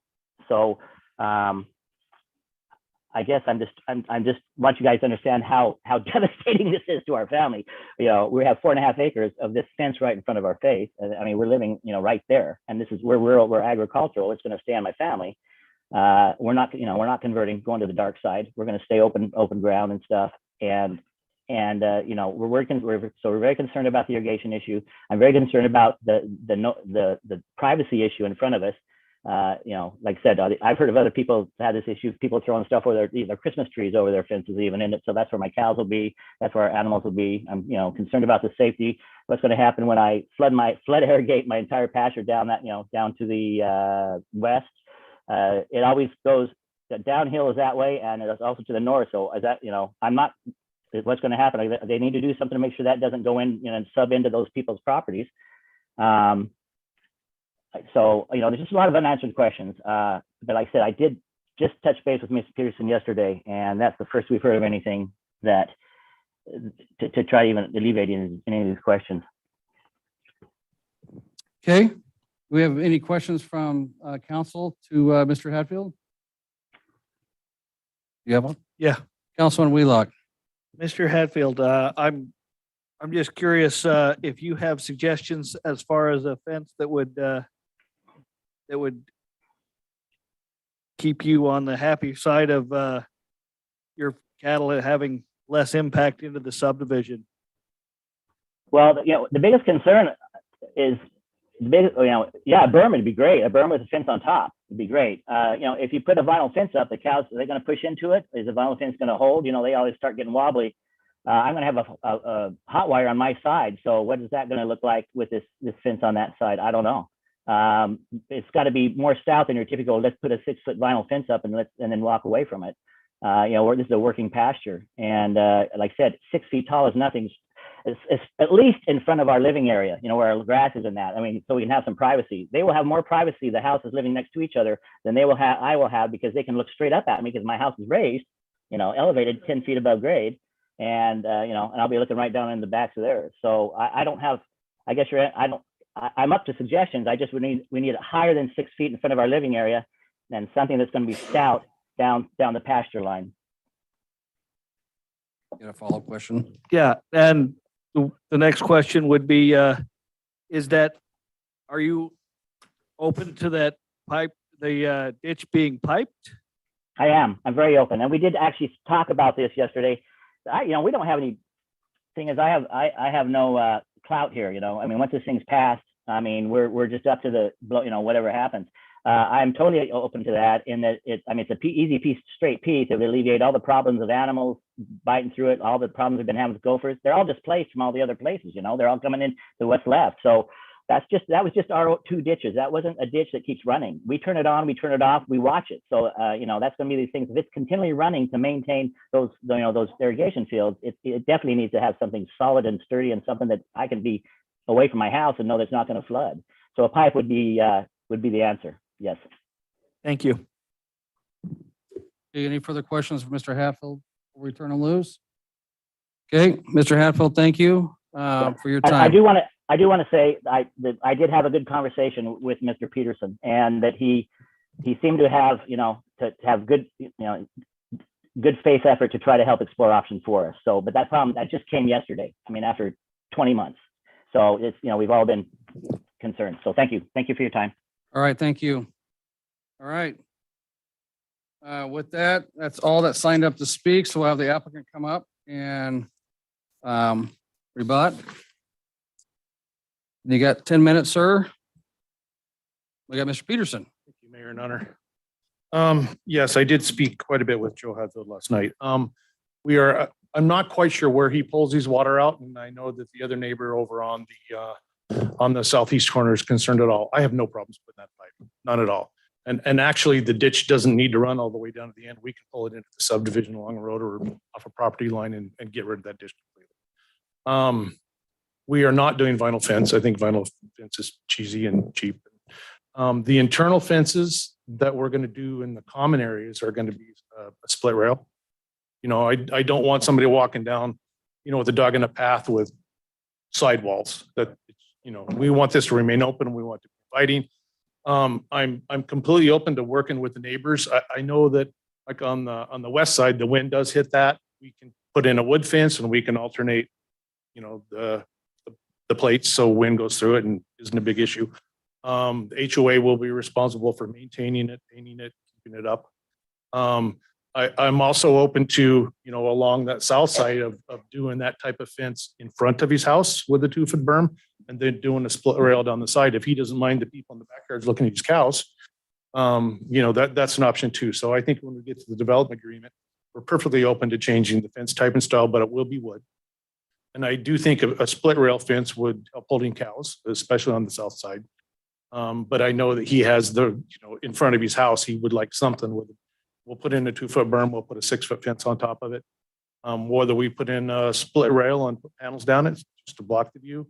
I do think we need something sturdy there to keep cows from coming into people's neighborhoods. So it's in our best interest to have a reliable supply of water, and it's in their best interest. So you do take that's water out of that ditch then? Yeah. Oh yeah. Yeah. And so I think we'll divert the ditch and run it into the property a lot sooner and take it up. It would be cheaper. It's easier, cleaner, and we don't have to worry about the ditch. So we did talk about a lot of things. So we will put up some sort of barrier. We did put up single entry houses. And actually for Joe, if you look at the road on the south side, that is specifically to allow him to reach property out of our subdivision. There was no requirement for us to do that. We actually took a lot out and put the road in there for a driveway for him. So also, I guess, for future development, if he wants to develop these properties somewhere in the future, we give him access to his property. So I know in the traffic turn lane, traffic is a problem. I live in Woodbridge subdivision. I'm in a subdivision, people cut through and 1,200 people drive past my house every day. Traffic is an issue all over the valley. When we first started with Canyon County, they wanted us to put in $92,000 to our portion of the stoplight. So it was worked out that we put in with each building permit $1,000 that goes to Highway 44 improvements to help pay for that stoplight. And I think that other people, as more developments come in, they're going to do the same thing, and those things will come sooner than later. We're a very small part of a huge area. Most of it's owned by Corey Barton and large developers. So I think that takes care of the irrigation ditch. The fencing, I said, I'm willing to work with each of the neighbors, and our outside fence doesn't have to be the same, but we can tailor it to meet some of the people's specific requirements. And I think we can do that through the development process, which we will do over the next 90 days. So, do you have any questions? Mayor Chadwick. Councilman Nielsen?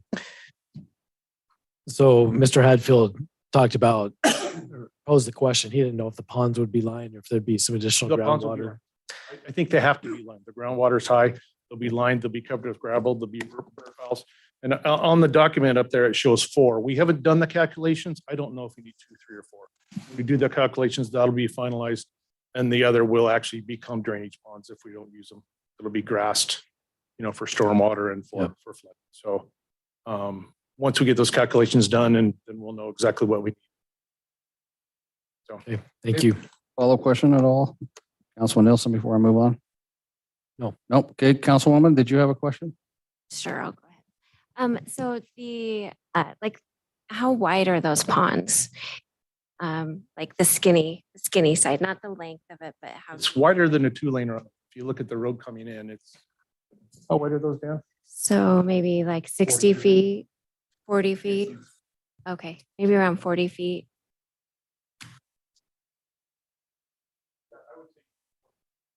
So will you say that on the mic? Yeah, say that on the microphone right there. The green area, the common area is 40 to 50 feet. The ponds look like they're 35-ish. Okay, and the purpose of those ponds is that for. They're for irrigation water. So the ditch it's a slow supply of water. The irrigation ponds allow us to put water into and take it out of. If the ditch turns off for 2 or 3 weeks for some reason, or there's a break upstream, we have irrigation water. There's firefighting waters for fire trucks. If they need to come and suck water out of it, they can do that. And they're a nice aesthetic. So they will all be aerated, lined. We'll take care of mosquitoes. Yeah. HOA will have. Are you good right now, Miss Jennifer? I'm going to ask one more question. So for the PUD, like in our comprehensive plan, it does say that one of the purposes of the PUD is for exemplary design. So for me, looking at this, I don't see a lot of open space and like creativity in the design. So can you, just tell me how you think that this design is exemplary. Can I have my engineer answer that question? for you? Sure. Okay, thank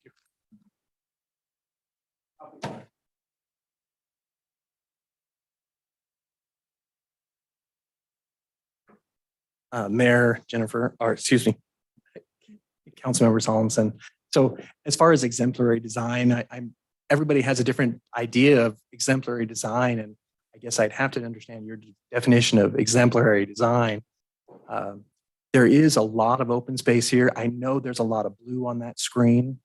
The open space, is this still mine or is this yours?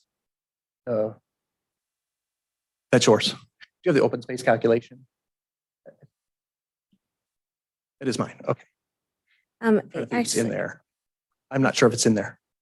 It looks like the open space you have is 16%. 16%. Right. 13% of it's, or 12% of it's usable or qualified as open space. Is it 12% or 10 point? 10%. 10%, it says on the plan here, 10% is required. Qualified open space shown is 12.01% on what I'm looking at on this one. Oh, okay. Maybe that's different than what was in our packet. Okay. So it's a little bit higher than the minimum. Okay. So as far as that, the ponds themselves they'll be lined, they'll be aerated, they'll be landscaped accordingly. You see examples of these in Meridian more than you do here. I guess Pinewood Lakes is a good example of something similar to that, except that I believe those aren't lined, if I remember correctly. So exemplary design, it's,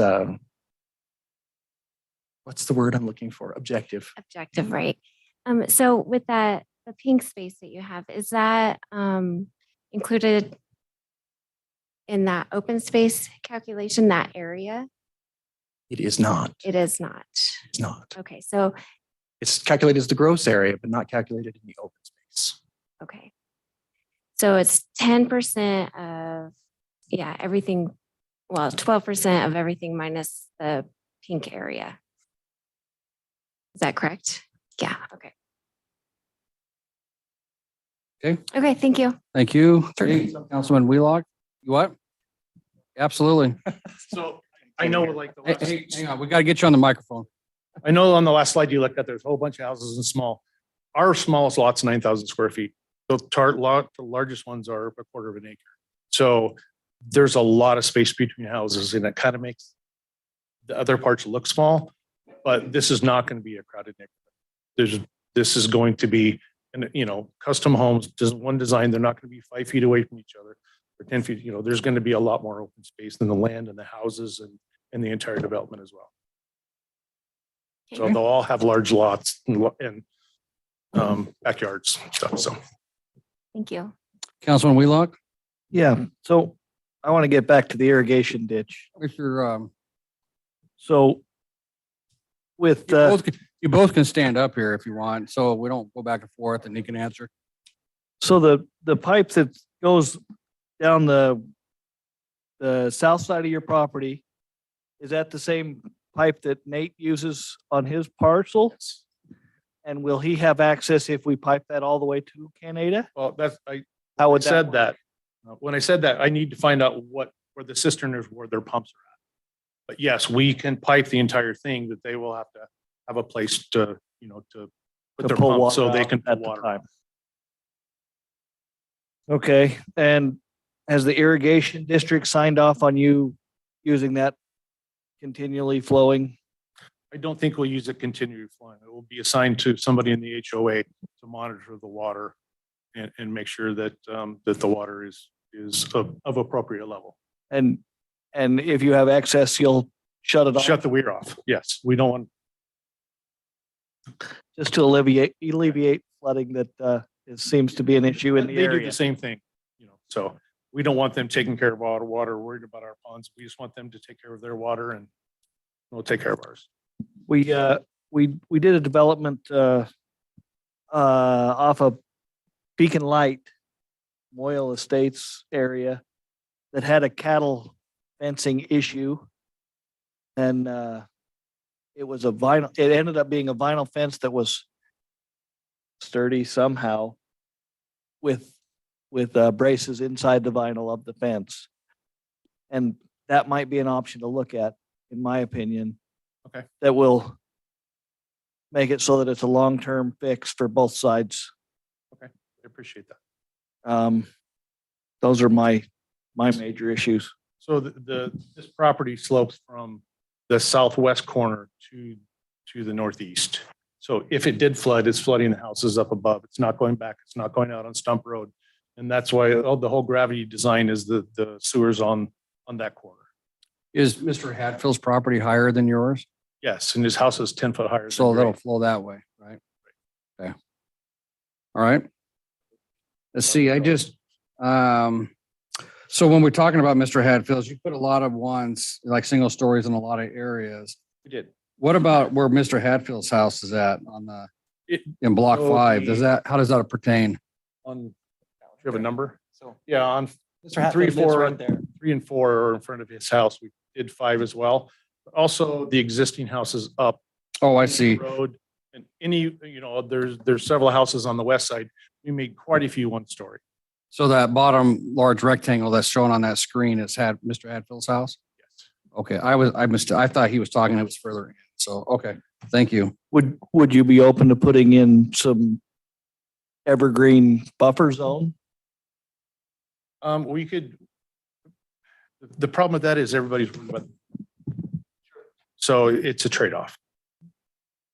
We could certainly do a split rail fence and plant some trees, but when they're 30 foot tall, he's not going to be able to see the mountains anymore. So I think specifically on the fencing and the fencing type and the barriers, if we can deal with that in the agreement and development agreement, and then we'll go out and talk to each one of them and come up with a consensus that works for everybody. Yeah, recognizing that I know he's higher than the subdivision to be coming, Yes. but also recognizing that he's been there long enough that his view's going away. We all know that. Well, But- with the one stories, it should not. Right. But we want to make sure he doesn't want to look into somebody else's backyard. Right. Either way you want to view, doesn't matter. Yeah. It's a major change for a guy that's been on 20 acres. or whatever. Absolutely. Absolutely. And we're trying to do everything we can. And of all the options and the different people that built out, this is a great plan that, for everybody. Yeah, I don't It doesn't disagree. I don't make me disagree with that. I'm 100%. just trying to Yeah. alleviate the neighbors from having their own challenges. Yeah. We're trying to do the best we can with it. I respect their position as well. So before we get to deliberations and sit down, have them sit down, can you talk about all the different things we talked about that may go in a development agreement if they choose to approve this? Yes, Mr. Mayor. So just from my notes, obviously we will designate the specific lot numbers for the single story homes as designated on the exhibit. Include the elevations that were presented for the homes. We'll definitely have the Right to Farm Act on the plat. We need to address the fencing along the west And south. and the south, along with the irrigation. I would just suggest that we have a condition that the applicant will work with the neighboring property owners on irrigation and fencing. Safety precautions for the ponds, life rings, aeration, things like that. Someone had requested work with Canyon Highway District number 4 in the event that a center turn lane could be proposed in front of the subdivision. Again, they would be the ones that would have to approve that. So we just have them work with Canyon Highway District. Potentially pipe the ditch along the southern boundary while working with Mr. Hatfield. And then the fencing, split rail, wood fencing, or whatever is negotiated with the neighbors. That's what I had in my notes. Then we have the mitigation fees for police and fire and the proportionate share that would be in that. Those are all development agreement, standard. That will be part of the Just want to make sure that's out there. conditions. Yes, correct. Any questions before we, Yeah, Mayor Chadwick. Councilwoman? So in Canyon County Highway District's response, they talk about collecting money for the stoplight via the own fund or through the ITD. And Sean, in your thing, you say, we need to decide how we're going to collect that. Can you Correct. understand? Canyon Highway District, I think they're saying that they have no mechanism in place to collect that. So they're asking the city to collect that for them. So that's probably a question for Chris. Well, we could set up an account and put these things solely for that project over there, right? For that? Correct. Or set up a line item, I guess, in our budget that has that collecting with the report on which properties have paid.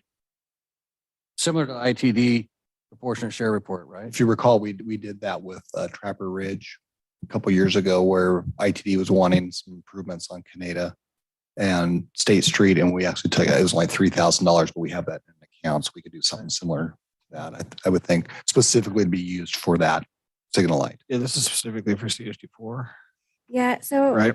What's that? this is specifically for CHD4. Yes, to utilize for the light at Highway 44 and Canada. Okay. Yeah, and at some point we might want to, because we don't have a impact fee agreement with the highway district currently. Is that right? No, we do. Yeah. We do now. So we're asking for, okay. This is outside of that. This is, because it's on the state highway there.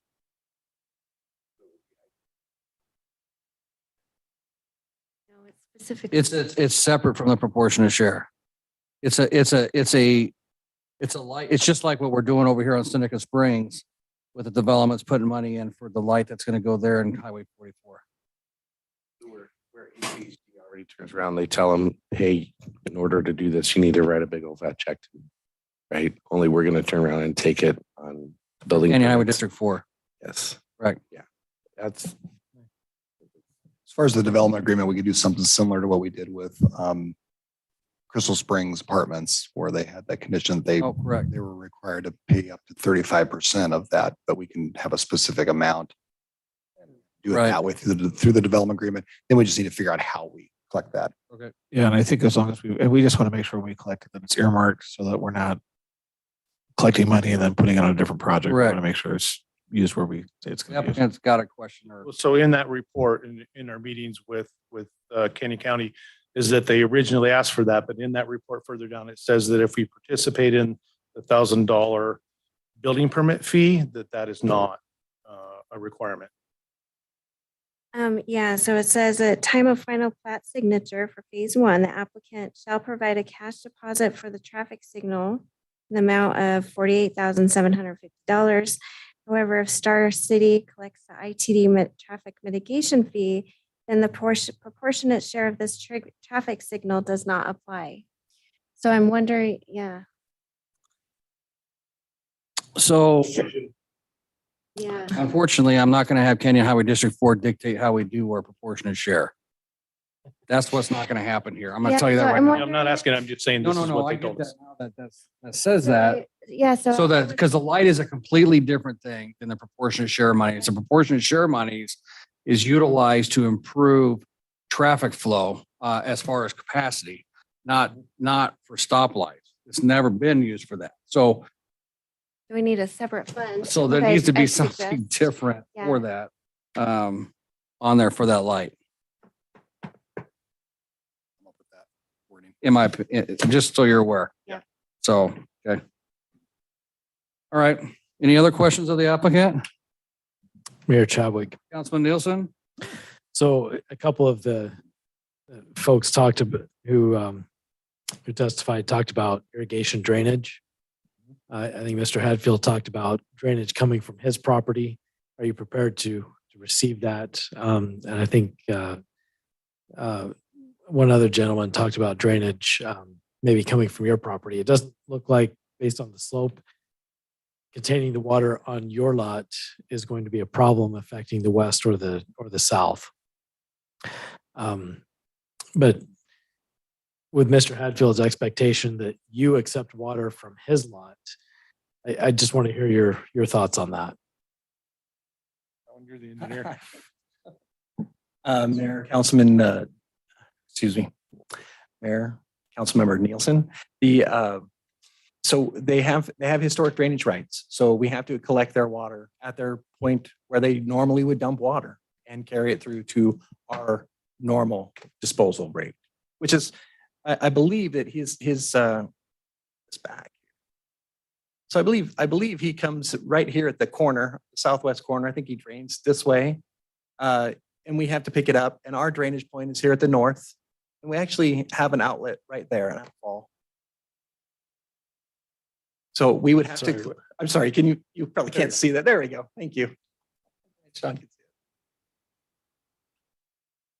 it. Yeah. So we have to maintain his historic drainage rights. So you're picking it up on the southwest corner and pulling it all the way to the northwest corner, basically? That's correct. Okay, all right. Thank you. All right, any further questions of the applicant? Okay, hearing none. Thank you. Appreciate it. Thank you, City Council. It is 8:53, and I'm going to close the public hearing and go to council deliberation. Huh? Go ahead. Somebody. Mr. Mayor. Yes, sir. Watch Councilman Murphy. myself. All right. After listening to the applicant and the testimony given, and also I understand traffic is a complete pain, but it looks like that has plans in place. I really like the fact that they did the one-story buildings in the areas where many times we get asked for one-story buildings, and they took the effort to do that to help preserve views as much as possible. It sounds like the irrigation will be taken care of. It sounds like the fencing will be taken care of. And also we have a portion to share that will be taken care of, and we will collect the CH4 funds for the light or however we do that. I know we've done it in the past. I'm not worried about that. With all that and what they presented, and the fact, I'm glad they brought up that they were 9,000 square foot lots, because it does put it more into perspective that these are more spread out than it looks. I didn't think it was tight to begin with, but those are some pretty decent sized lots. In all that, I see no reason not to move forward with this, but stand for other comments, of course. Okay, other comments? Mayor Chadwick. Councilman Nielsen? You know, I love thinking of questions that we should have asked earlier, bringing them up now. So I'm just going to ask staff. Maybe we'll have an answer to this. But when it comes to the potential for the limited office development, what design requirements apply to this part of the city? Mr. Mayor and council members, they would have to go through our zoning certificate design review process. And so those standards would apply for the commercial or office uses. Okay. And does that come back before the council, or is that handled? The uses would only come back if they were conditional uses that were specifically allowed by you during this deliberation. Okay. Which we still need to talk about, by the way. Yep. Thank you. So you pull up that slide for us again, please? Huh? Yep. So, you know, I'm similar to Councilman Hershey's thoughts. I think that it's evident there was quite a bit of planning and forethought that went into this, and I appreciate that you know, the family who's owned and lived on this property forever has really had a hand in what it looks like. I really like the fact that you went with those single story homes. That's usually something that we try to address here once people come and say, help me, you know. I've been here for years and years. So thank you for doing that up front, and being willing to work with the surrounding landowners. It sounds like there will be options to mitigate the type of things that can be mitigated. You know, things like views, those are tough. They just can't be mitigated. You know, especially when your view goes over somebody else's property. You enjoyed it thanks to that property owner, and things like that change. I am also satisfied as far as traffic goes. You know, like the applicant said, it's terrible everywhere. I've also seen where widening roads like Highway 44 occurs from one lane in both directions to two lanes in both directions with the center turn lane. It seems like it really lowers anxiety, and it does move a lot more traffic through, which tends to, you know, provide better access from these side streets onto them. However, at peak times, that's not going to be the case. It's still going to be terrible at peak times. That's just the nature of the way things are for a while now. And I hate to sound resigned on that, but you know, if the city had more to do with traffic, we perhaps could put some more thought into that, but it is what it is. With that said, I'm pretty much supportive of this application with the conditions that the staff has listed and the things we've talked about here tonight.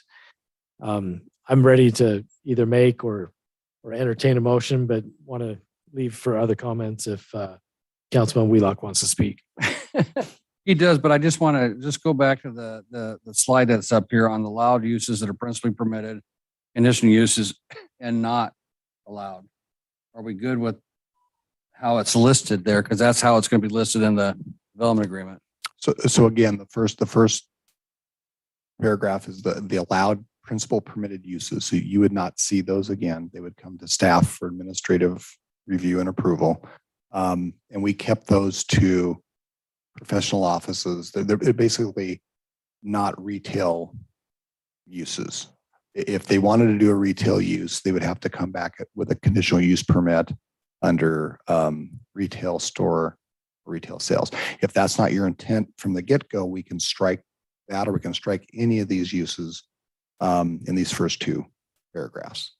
Healthcare and social services, what does that What does that entail? Is that dentist's office? Is that, Yeah, healthcare would be halfway anything house. within, it would be, Well, that's a good point. You can put no can- on halfway houses if you choose and then not allowed. If that's a concern. you could just state healthcare uses and we can strike the social services.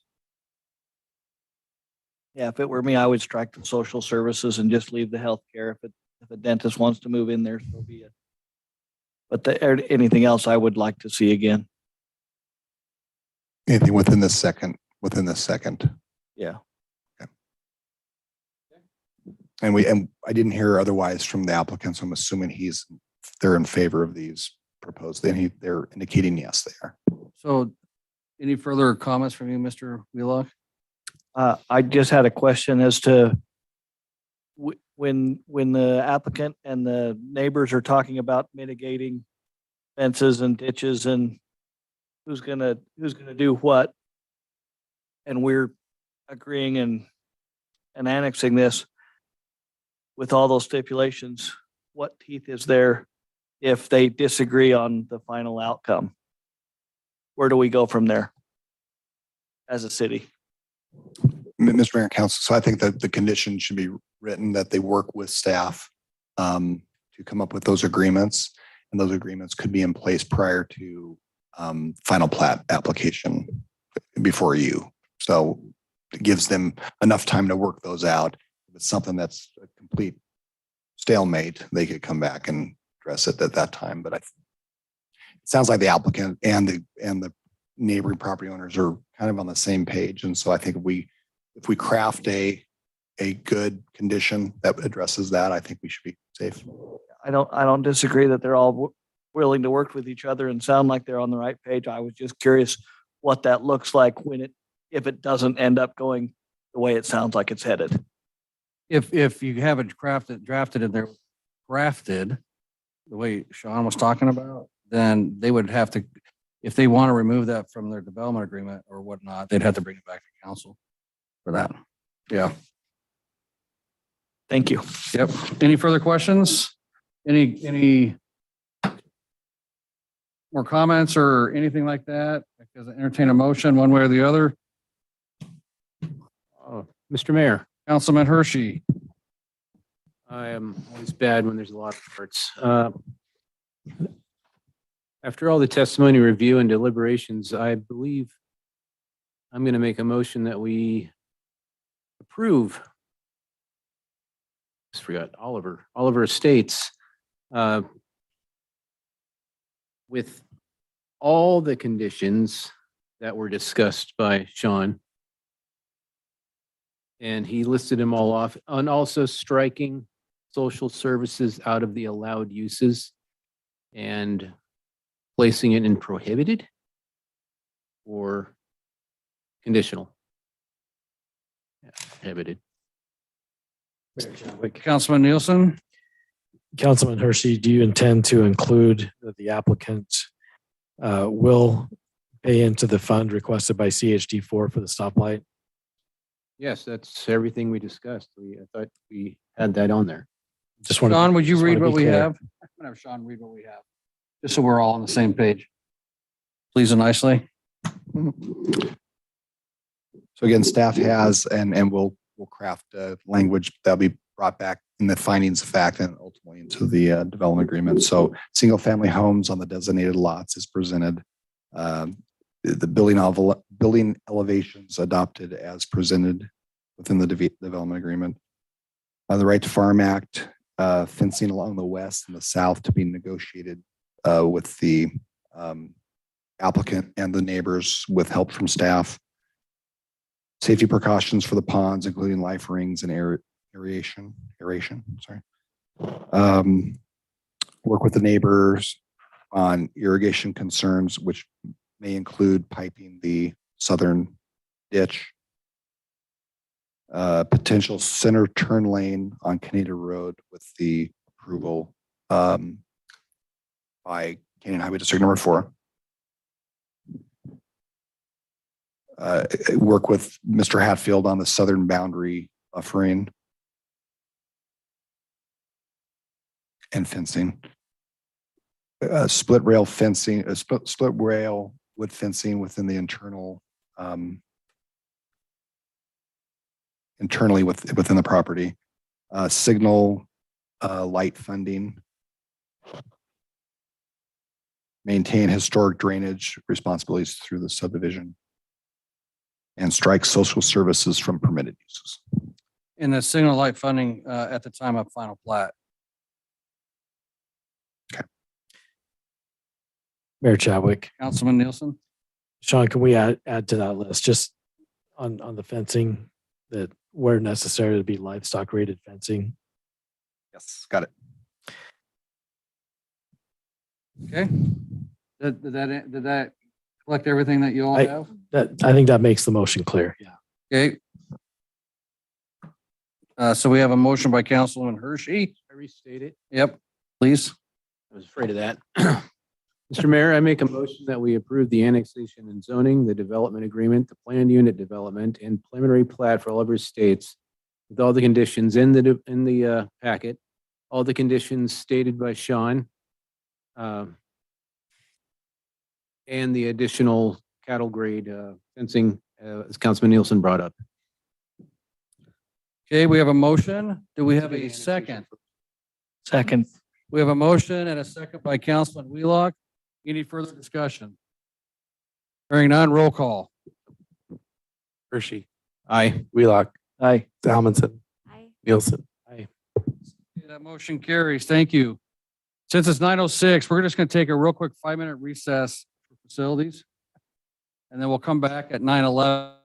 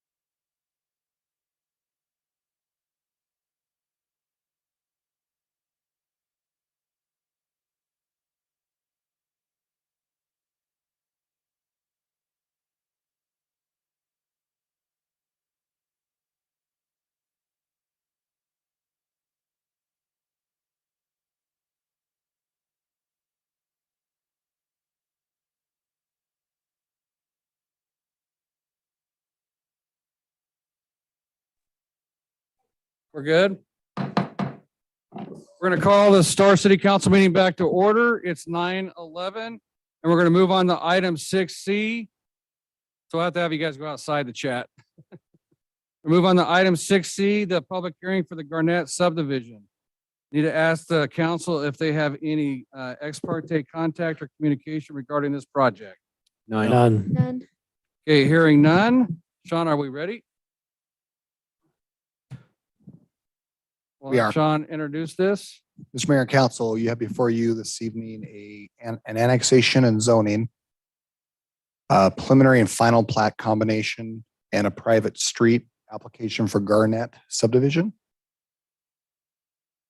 The annexation and zoning is to an R-1-DA zoning designation with a development agreement, combined preliminary final plat for proposed residential development consisting of 5 residential lots and a private street. The property is located at 6697 Hey, Ryan. Foothill Will you shut Road that door? in Star, Idaho, and consists of 5.15 acres with proposed density of 1.03 dwelling units per acre. Application requirements have been met, including submittal requirements of agency transmittals, legal notices, site posting, have all been completed to UDC standards or UDC requirements. Application has been reviewed for compliance with the city comprehensive plan and zoning code. Agency review, you do have a late Canyon Highway District 4 email. Actually, it's not late. It's something that was missing from the packet, but it's a Canyon Highway District 4 email, which we have before you. Staff is recommending approval with conditions. Okay. Any questions of staff before we bring the applicant up? Hearing none, then the applicant come up, state your name and address for the record, please. My name's Steve Arnold. I'm with 18 Land Consultants, Please. 17. Do you have a presentation? Yes. Can you pull that up, Sean, please? Sorry. It's Steve Arnold, 18 Land Consultants, 1785 Whisper Cove, Boise, 83709. What's this clicker? Clicker is it, Sean? Okay. I think you got pointed towards Sean's thing. Sean, you may have, there we go. Well, I promise to be quick as soon as I figure this out. Okay. Just to go over briefly, I'll try not to cover what Sean already did, but basically we're 5 building lots, 1 unit per acre, existing zoning. The comp plan calls it for low density residential. All the lots will be provided sewer and water via well and septic. We met with Southwest District Health. They've given us conceptual approval. We've met with the irrigation district. They've given us conceptual approval. We are providing a private road as stated earlier. And we've met with the Canyon Highway District. They had basically 2 conditions were to dedicate additional right of way and then pave our road back. CCNRs will have that govern the control of the buildings, and we'll have language in those CCNRs that address the road maintenance. We've read through all the staff conditions, we've read through all the agency statements, and we're willing to comply with all of those. Here's a copy of the preliminary plat. And if we can go to the next slide, should be this. We're basically mirroring Rankin Meadows that's just to the east of us. Next one. This is the irrigation plan. If there's any questions by the council, we can go through those. And next one, I just kind of give you the idea of the private roads, how it looks in relationship to the lots. And next one, here's the existing parcels that are around the site. Next one. Thank you. And I'll stand for any questions. Any questions of the applicant at this time? Mayor Chadwick, Councilman Nielsen? question for applicant and maybe city staff as well. Typically, we don't see requests for annexation and zoning in the city that are going to continue using septic and well. So can we talk about why there's not a connection to Star Sewer and Water? Mayor Chadwick, Councilman Nielsen, there's nothing around. There's no sewer or water available in the area. We could have Ryan Morgan speak to that too, since he's the sewer and waters engineer as well. Yeah, and sorry to just to give you a blank stare. Oftentimes it's broad, right? If it's not around, it's broad. So If Riken would have brought it, we would have hooked into it. Yeah, you want to talk about that, Ryan, and where it's located and whatnot? So the closest serviceable sewer and water to this property is probably 3/4 of a mile away. They gotta get, for water, they gotta get clear to Canada Road. They'd have to go up through Foothill and over and down. For sewer, they would have to go clear to our lift station. It's being currently constructed on Highway 44 between Kingsbury and Blessinger, that half-mile point. So because there's nothing else that can service them via gravity, so they'd either do that or put a pressure line in. We have had discussions with the property owner that they put dry lines in, that when the property south of them that is, we've seen preliminary layouts for that will run all the way to our lift station, that they then connect in at that point in time. So we've had those conversations. My understanding is they have agreed to that. That is part of the conditions of annexation that we are working with them on with the sewer and water district.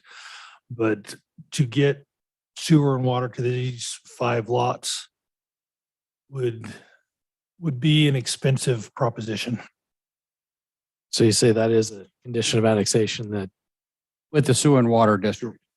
Yes. They have to annex into the sewer and water district. yeah, I understand that, but you said that they are going to put dry lines in now. Yes, that is the conversations that sewer water district has had with them. Okay. That answer there, Councilman?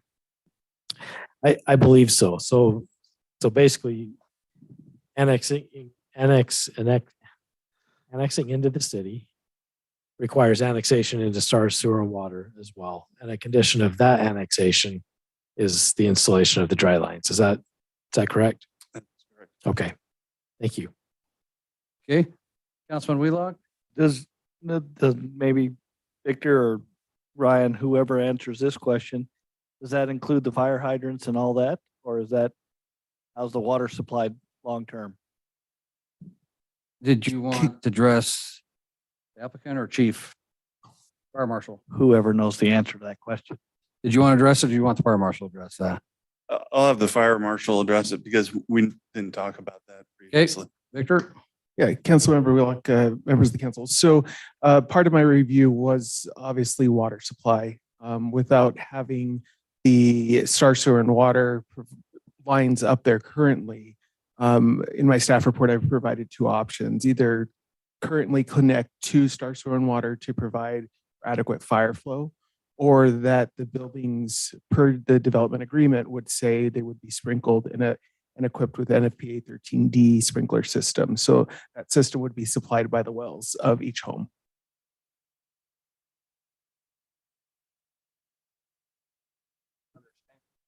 So he's talking about it, the houses have to be sprinklered using their wells with this system that he put out. So there is a fire protection measure in place in lieu of having the fire hydrants. Right? Yes, Mayor, thank you for the translation. You're welcome. All right. I do have, I do want to ask before I mean, I'll have you sit down, but Mr. Bruce is here with CHD4. I do want to ask him a question about the frontage and the long-term, so it's on the record, what the long-term plan is for Foothill Road. So can I bring him up now to have him ask that? Because I may come back to you to ask you a question before I have you truly sit down. Sure. Okay. So, Mr. Bruce, can I have you come up and just talk about Foothill Road and improvements that are maybe required, or what the long-term plan is for Foothill Road? Sure, can you bring Foothill Road up on the map? So we know where we're at. Like Kenny County map or something, so it Can you shows pull that up- whole yeah, area. Can you pull up one of the other maps? I know, Sean's driving. It's gonna be a minute. So I'm gonna start off by saying I didn't review this plot, so I'm not sure what we're requiring as far as frontage. You know, Main thing that Chris Hopper told us was the right of way, pave the private road and roughly the location. okay. Yep, no problem. You're almost there.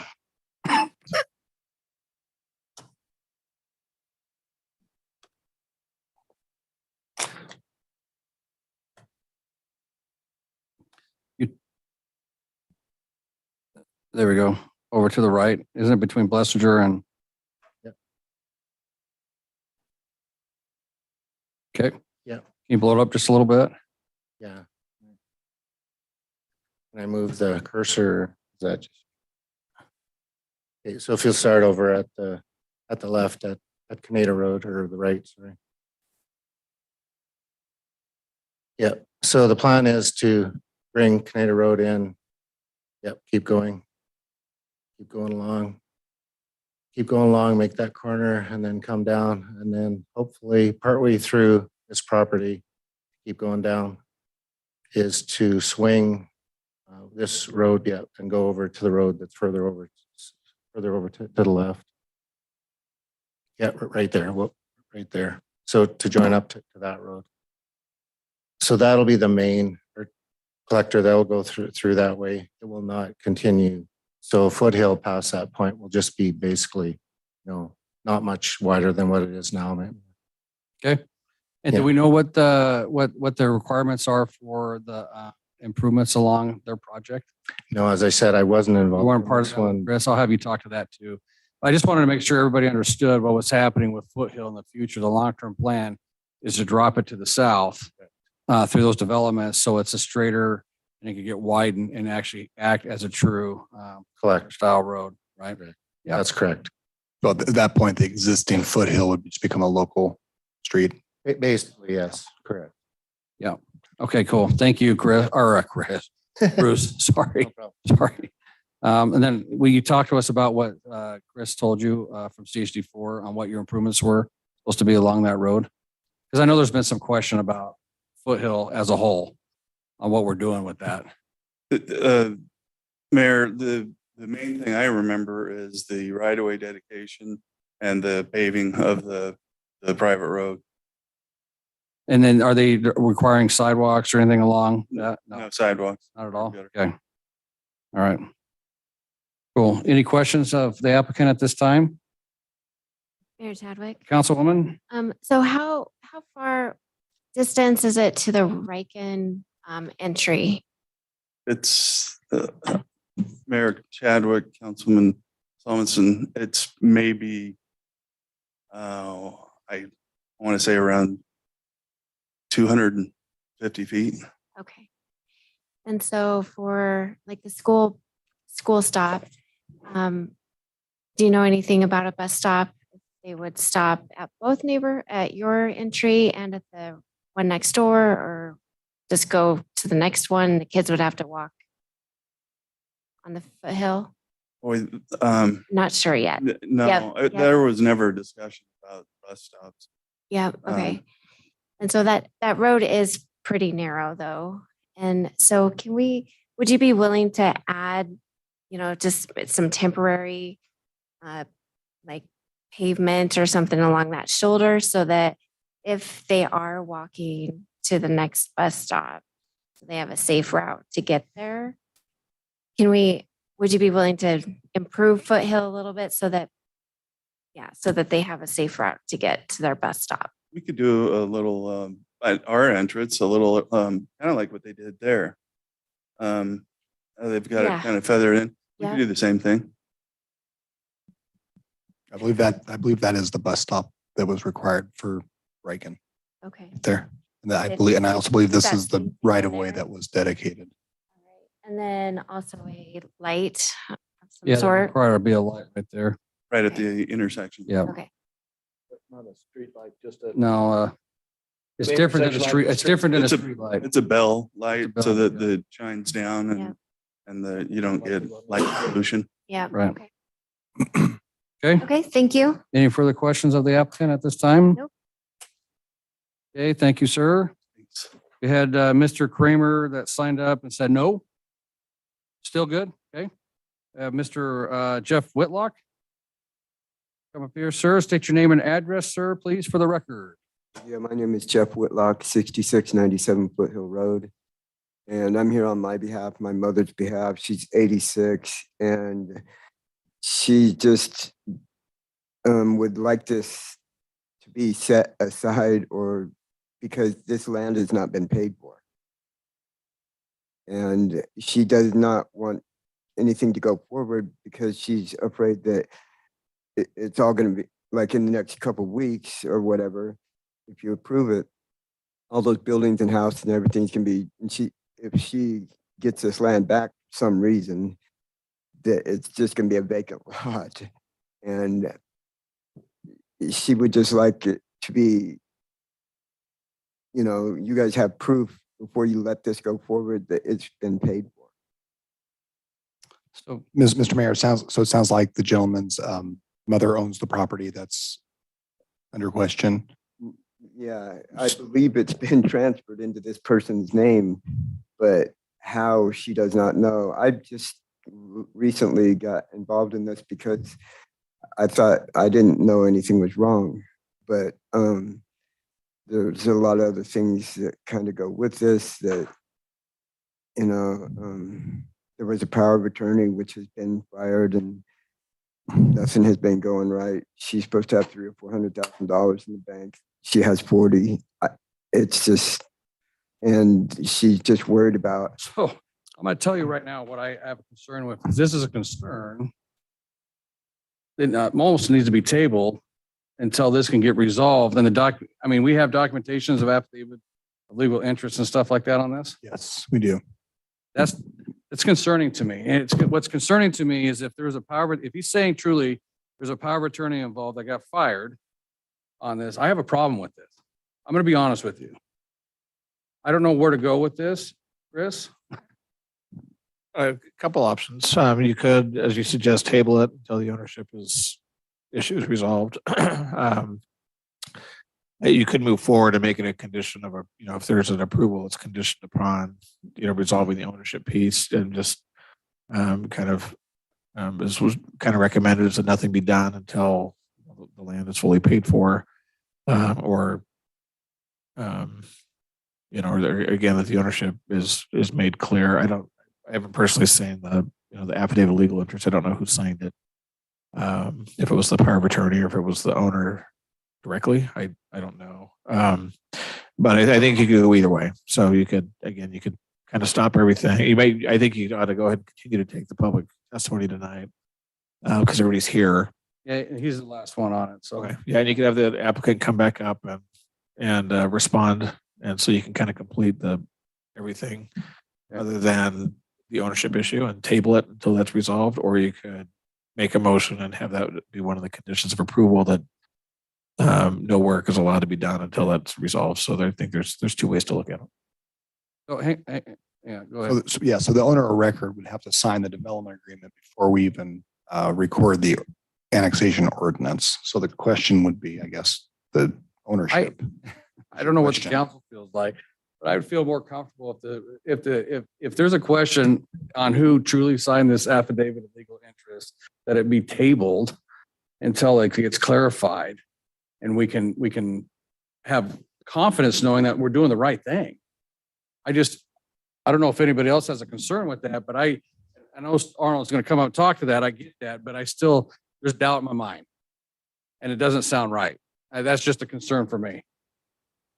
So your option is to just move forward and finish this up, the decision until you get that information. Until since everyone's here. Okay, But all right. All right, sorry, but Mayor, just to add to that, if you table it, but you don't have any decision on the record, right. which may be appropriate if you've got ownership issues, so that you don't have somebody come back in and say, we've already approved this project and I want the same thing done. You know, if there's a future owner. So I think that could be an advantage to table it first rather than have a motion with a condition of approval. But you know, there's benefits either way. But Okay. All right. I'm sorry. I didn't mean to cut you off. Oh, no, that's I fine. you just really raised me a flag. Big time. Do you have more to say though, sir? No, that's just, we just don't know what to do really. Okay. All right. We'll work this out, I think, up here. And so if you don't have anything else, does anybody have any questions of Mr. Whitlock? Thank you for bringing this to our attention. Yep. Thank you. Okay, cool. Thank you. Thank you. All right. So that was the last one that signed up. So Mr. Arnold, if you want to come up here.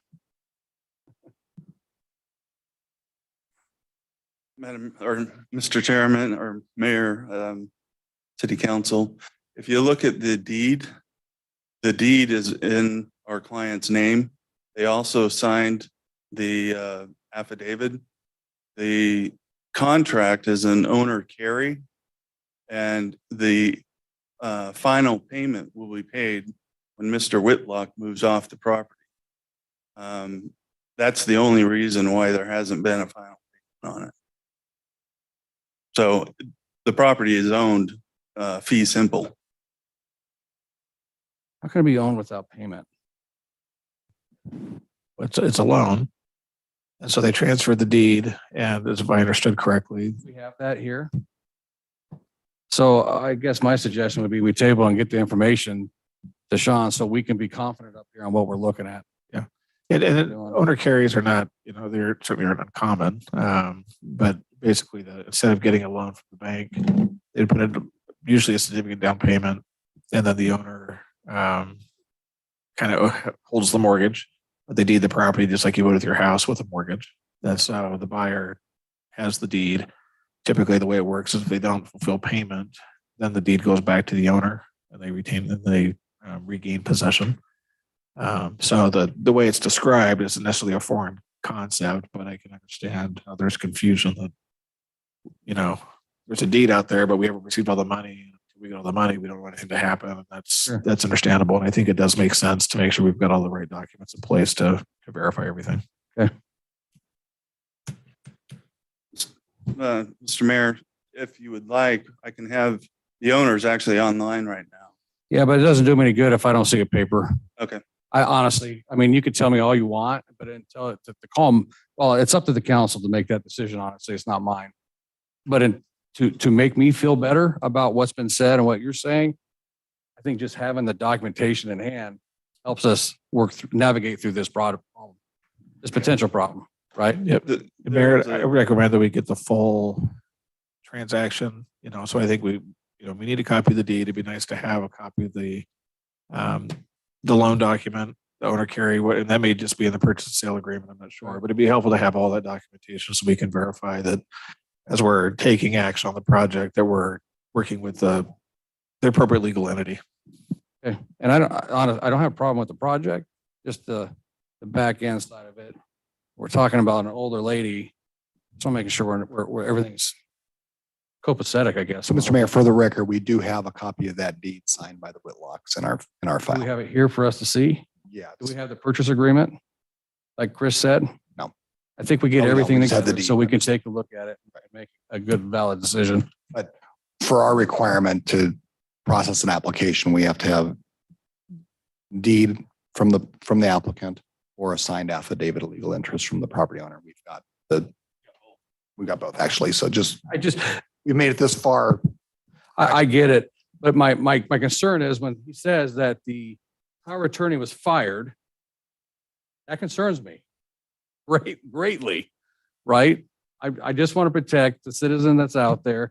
It doesn't hurt anything to table it, to get the documents for us to look at so we have a clear conscience on a decision that's being made. That's where I'm at on that, right? I get that we may have this document and that's the normal process, but there's red flags that go up, man. And that's concerning to me. And I got to just be clear on my conscience with that is all.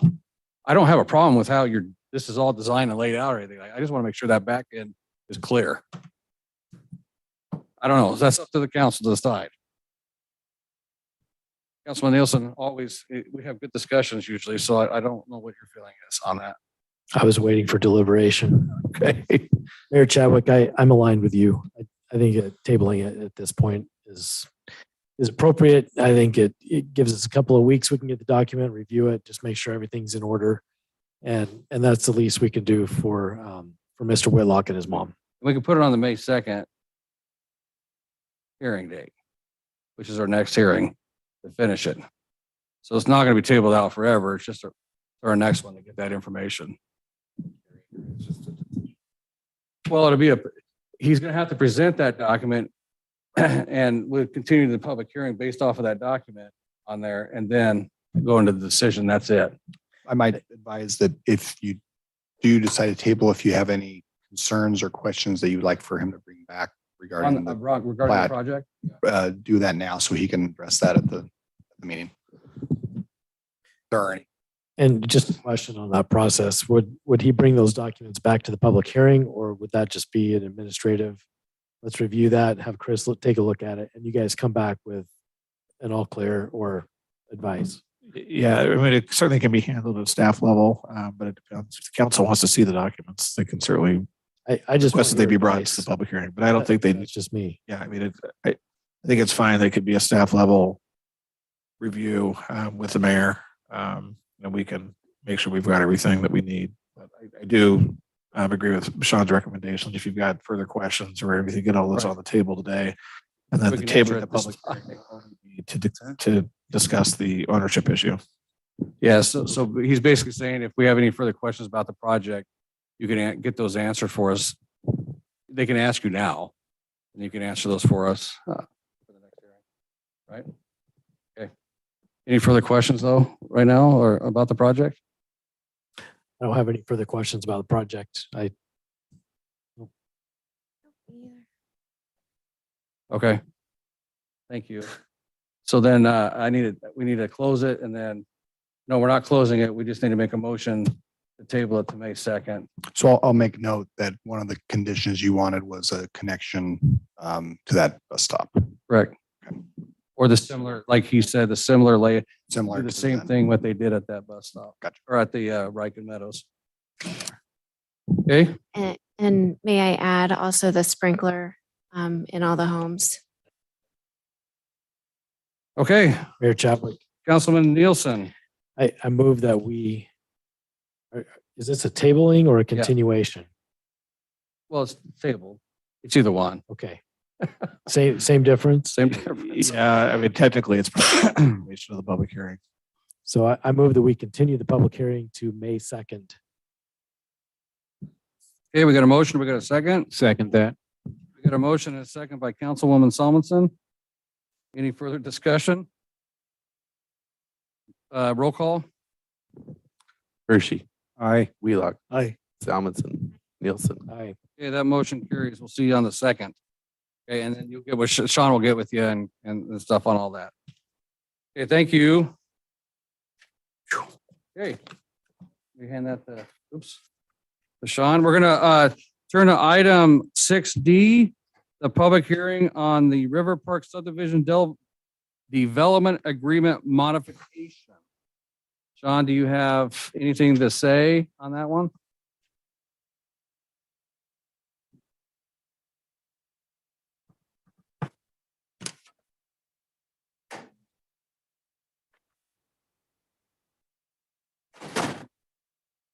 Mr. Mayor and Council, you have before you a development agreement modification for the River Park subdivision. The applicant is seeking approval of a modification to the existing development agreement for the River Park subdivision annexation and zoning. The applicant is requesting approval from the council to allow all internal streets within the development to be private. Application requirements have been met, including noticing and posting. The project was approved in 2021 by council for annexation and zoning with a development agreement for an R2 zoning for River Park subdivision. Also approved was a preliminary plat for 301 residential lots. Public streets were approved for the development. On April 5th, 2022, council approved phase 1 final plat with 89 residential lots and 8 common lots. Application has been reviewed for compliance with city code and comp plan. You do have a late exhibit from Canyon Highway District number 4 in front of you. And I believe also, I don't believe, Canyon Highway District personnel is here for comments. That is all. Okay. Thanks for waiting all night.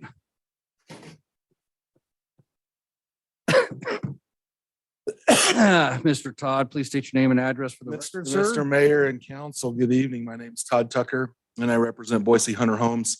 Our business address is 923 South Bridgeway Place in Eagle.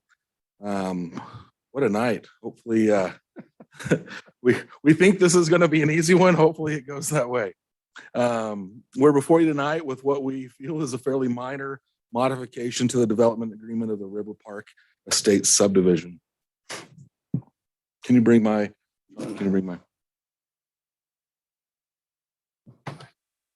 Oh, I'm sorry. It was 9:40. Oh, I'm sorry.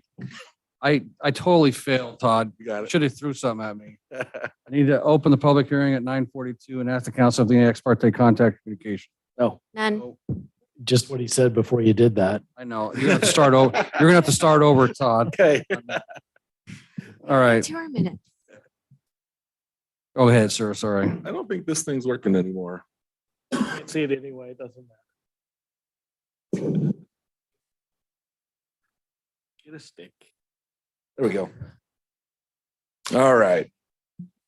Just as a reminder, this property is located between Highway 44 and the river, and at the southern terminus of Blessinger Road, sorry.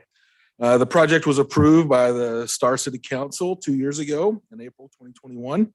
The property is zoned R2 and has 301 single-family lots. We have about 45, a little bit over 45 and a half acres of the subdivision is open space, which is 30% of the site.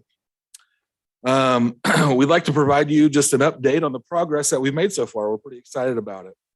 We have graded the northern half of the project. This includes digging the 2 rather large lakes that we have and raising the site about 4 feet.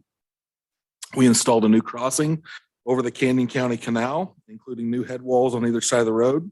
We've installed water and sewer and dry utilities, and all of the streets have been cut in and are ready to be paved. This is what brings us before you tonight. When we originally submitted this project, we intended for the streets to be public. However, after approval from the City Council, we ran into delay after delay with Canyon Highway District number 4. And as such, we're requesting that the streets within River Park Estates subdivision be private. The length of time to get plans approved is just too lengthy. We have a good relationship with Canyon Highway District 4, and we are optimistic that the review times are decreasing, but we do not have, we're not positive of that. And so we'd like the option for these streets to be private. This slide just shows a timeline of how long it took us to get construction plans approved for phase 1. It was over a year and 383 days to be exact. This is just too long, too big of a burden for us to endure. This project will have multiple phases, and a year-long review and approval process for each phase is just too long for a sustainable development schedule. As such, we're requesting the City Council approve private streets for the subdivision. We feel that one of the contributing factors, one of the large contributing factors of how long this process takes with Canyon Highway District is some of their policies. They do not allow improvements to be bonded for. We cannot even begin to start to route our plat for signature until all of the improvements have been installed. This is just too burdensome for us. For this project, we're anticipating a February 2024 recording date, which is almost 3 years after we submitted the initial preliminary plat application. In contrast, ACHD does allow for bonding, and this dramatically decreases the time to get a plat recorded, less than half of the time actually from Canyon Highway District. We really don't want this to be a dog pile on Canyon Highway District number 4.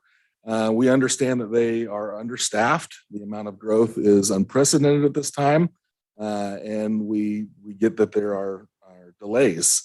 But just to put this in perspective, we won World War II in just a little bit over 4 years, and it's going to take us 3 years to get a plat recorded. We sent a letter to Canyon Highway District 4 commissioners in November of last year to express our concerns. The 2 items highlighted on the screen we feel were the most important.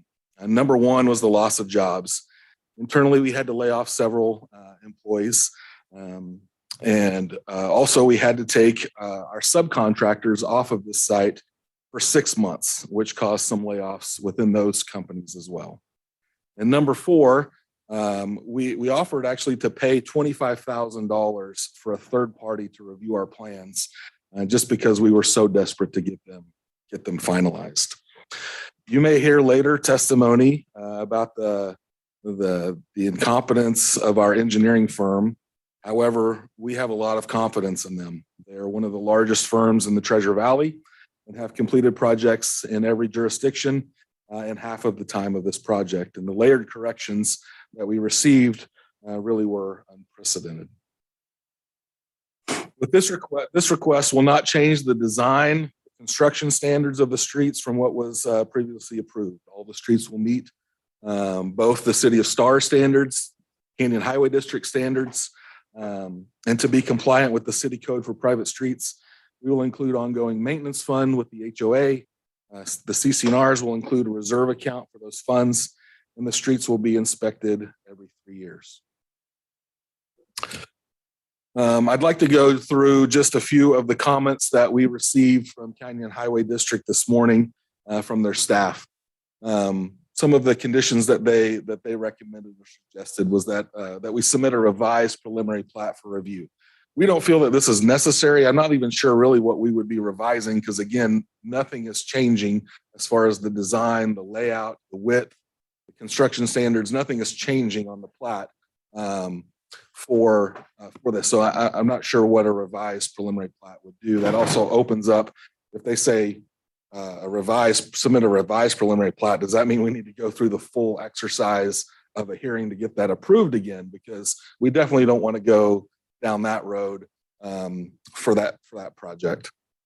1A, Landreth Lane shall remain public and be improved and dedicated to the public with each phase of development. We're going to build that road to Canyon Highway District 4 standards. And we have some revised language for a plat note that indicates that it would be constructed as a private street, but then at such time that Landreth Lane, either to the east or the west, is built and needs to be extended, then Canyon Highway District could take over that road as a public road, and we would dedicate it to them. Again, it will be constructed to all of their standards. They've already reviewed the plans and approved the plans. We would build it for that plan. 1B, remove connection to public Bigwood Way on the east boundary. That is a connection to the Star River Ranch subdivision. We actually don't think this is prudent. We think it would be good for this to be a full connection in that location, even though it would be connecting a public street to a private street. We still think for the betterment of both communities, this should be a full connection. Item 1C, remove the connection to parcel R34049 on the west boundary unless a cross-access agreement is provided. We own the property to the west, so we will provide the cross-access agreements. That one's not an issue. Item number 2, private road network should be approved by the fire department and other emergency service providers. We will obtain those approvals. Obviously, Star Fire Department has actually already approved phase 1. We don't think that there would be an issue. Again, nothing is changing on the ground. The radiuses, the street widths, all of that is going to be in compliance with what the standards are and what was previously approved. And then finally, number 3, if preliminary plat is approved, revise final plat to reflect public and private roads upon completion of improvement construction. Again, we don't feel that a new preliminary plat is necessary. Nothing is changing. In lieu of number 1 above, which is provide a revised preliminary plat, we're suggesting that we revise the final plat prior to it being recorded. This is a map just to show kind of highlighting some of the items that are talked about. The circles are the three connections that we have to adjacent properties. The one on the right is the east connection to Star River Ranch, which they say needs to be done away with. The two on the left would be to the west. Again, we will provide those cross-access agreements into that property. And then the dash line along the top is Landreth Lane, which is scheduled to be a collector road. Again, we will build that to all of Canyon Highway District standards and feel that it would be prudent to have that be a private street at this time. However, we will dedicate it to them in the future if they want to connect it, if Landreth Lane is ever constructed to the east or to the west of us. So in conclusion, we respectfully request that you approve our development agreement modification to allow the streets within the River Park Estates subdivision to be private. In reality, there is no functional difference between a public and a private street in as we see it. To the general public, no one will know looking at it that it is a private street, and it will be just look exactly the same way as the public street does. We see this actually as a win-win situation for Canyon Highway District 4. They will receive all of the impact fees. They will still receive the taxes. The streets will be constructed to all of their standards, and they do not have to maintain them. A revised plat note, as shown on the screen, will be added, indicating that all streets within this development may be private streets. However, the future east-west collector roadway Landreth Lane may be dedicated to Canyon Highway District 4 in the future if they choose to connect to it to adjacent portions of Landreth Lane after the plat has been recorded. That concludes my presentation. I can answer any questions that you all might have. Any questions of the applicant at this time? Mayor Chadwick. Councilman Nielsen. So your request to make these private streets, does that take it off the table that they will ever become public streets? Mr. Mayor, council member, what we're thinking is yes, except for Landreth Lane. Because Landreth Lane is identified in the master street map as a regional collector road, we think that could be dedicated in the future as a public street. But our intention is all of the other streets, internal streets, would be private streets. However, like I said before, they will be all constructed to all of the standards that Canyon Highway District 4 has. I think I'm curious as on those connection points that CHD4 has identified and suggested that you remove. I mean, if this is done temporarily, so that you can build them, obviously CHD4 would have to inspect before they would accept them at any point in the future. But I wonder if maybe it's not a question for you, maybe it's a question for CHD4, but does that change their mind a little bit and say, yeah, go ahead and continue with all those connection points, build it exactly as it is. And at some point in the future, we'd be open to, taking those and making those public roads as long as they are found to have met our standards. And are you open to that at all? Mr. Mayor, Councilmember Nielsen, they allude to that somewhat in their letter, talking about what it would take for them to actually adopt or accept private roads to be public roads. As far as are we open to that, I'd have to defer to our ownership team. I guess I'm not 100% confident to answer that question. Are they here tonight? They are, yeah. I'll give that a stab. Yes, good evening, Mr. Mayor, members of the council. My name is James Hunter, Louisiana Homes. We're the applicant. And through the mayor, and to answer council member Nielsen's question, I'm going to say we would not foreclose it permanently, but we just can't stand any more delays. When we started laying off people, I made a presentation. You have a copy of that exhibit. It was in Todd's presentation to their board, told them people are going to lose their jobs. Our subcontractors had already laid people off. And we were over a year getting the plans approved. And it was just extremely frustrating because we did have JUB engineers, which are probably the largest in the entire valley.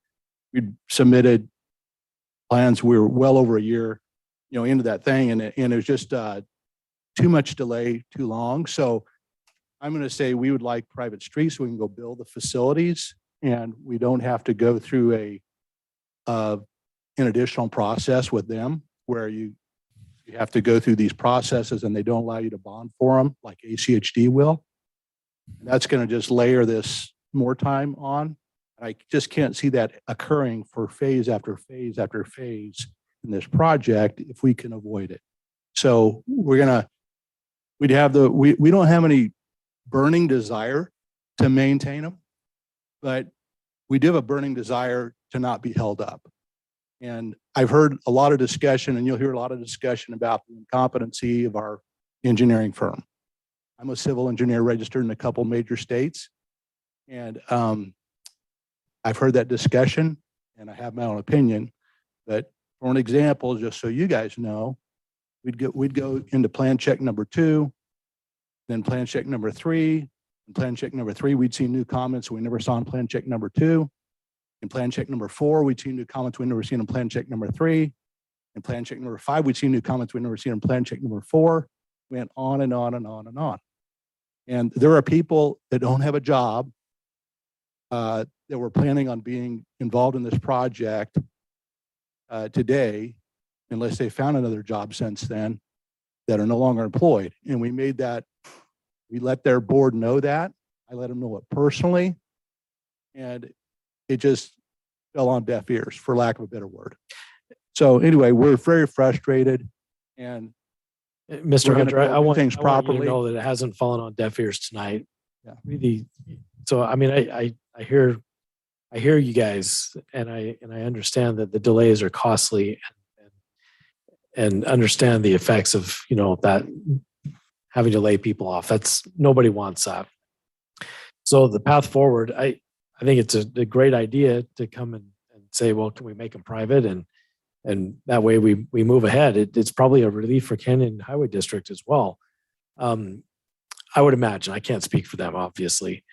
My question really is this a forever thing, or can we put these roads back in the public domain and have them maintained like the rest and have connectivity and have everything flow the way that things normally would? Yeah, if they would like to, that's fine.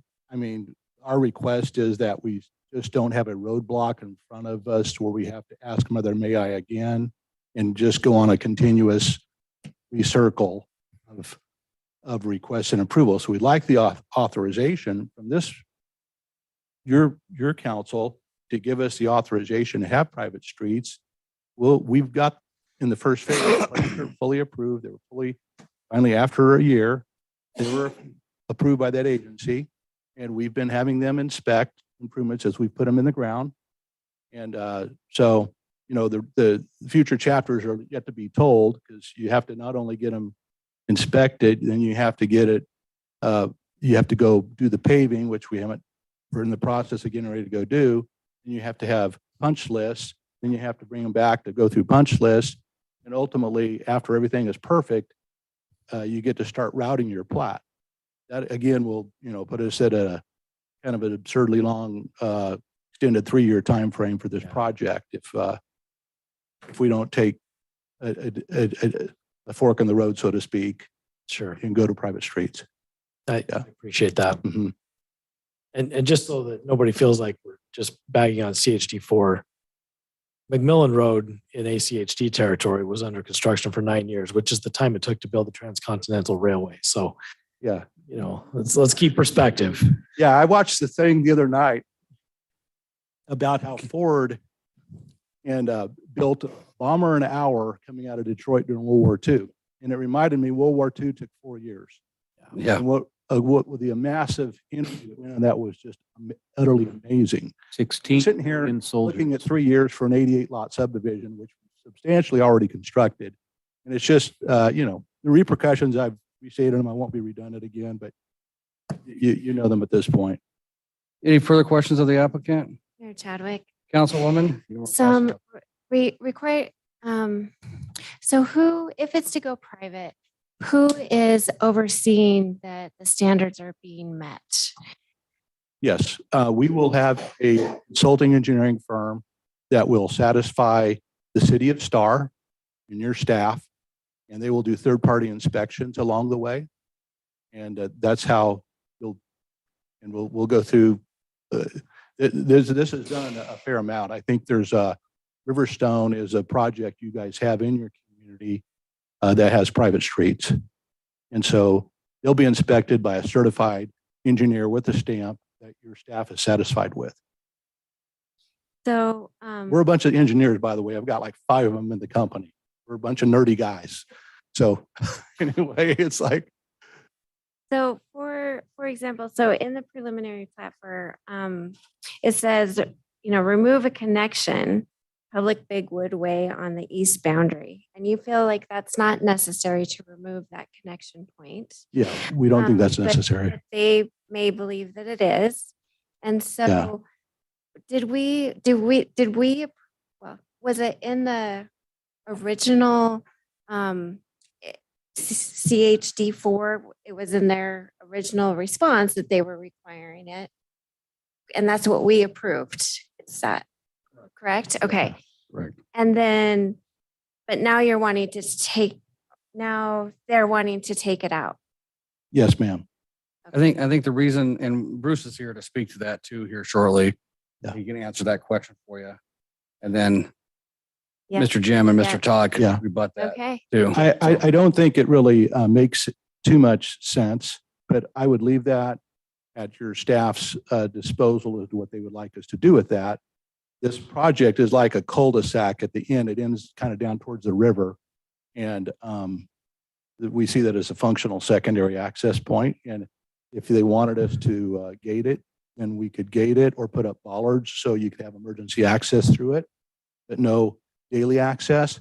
We think that's an inferior design, but if that's what this council would want us to do, then we would find that better than going down the road of the status quo.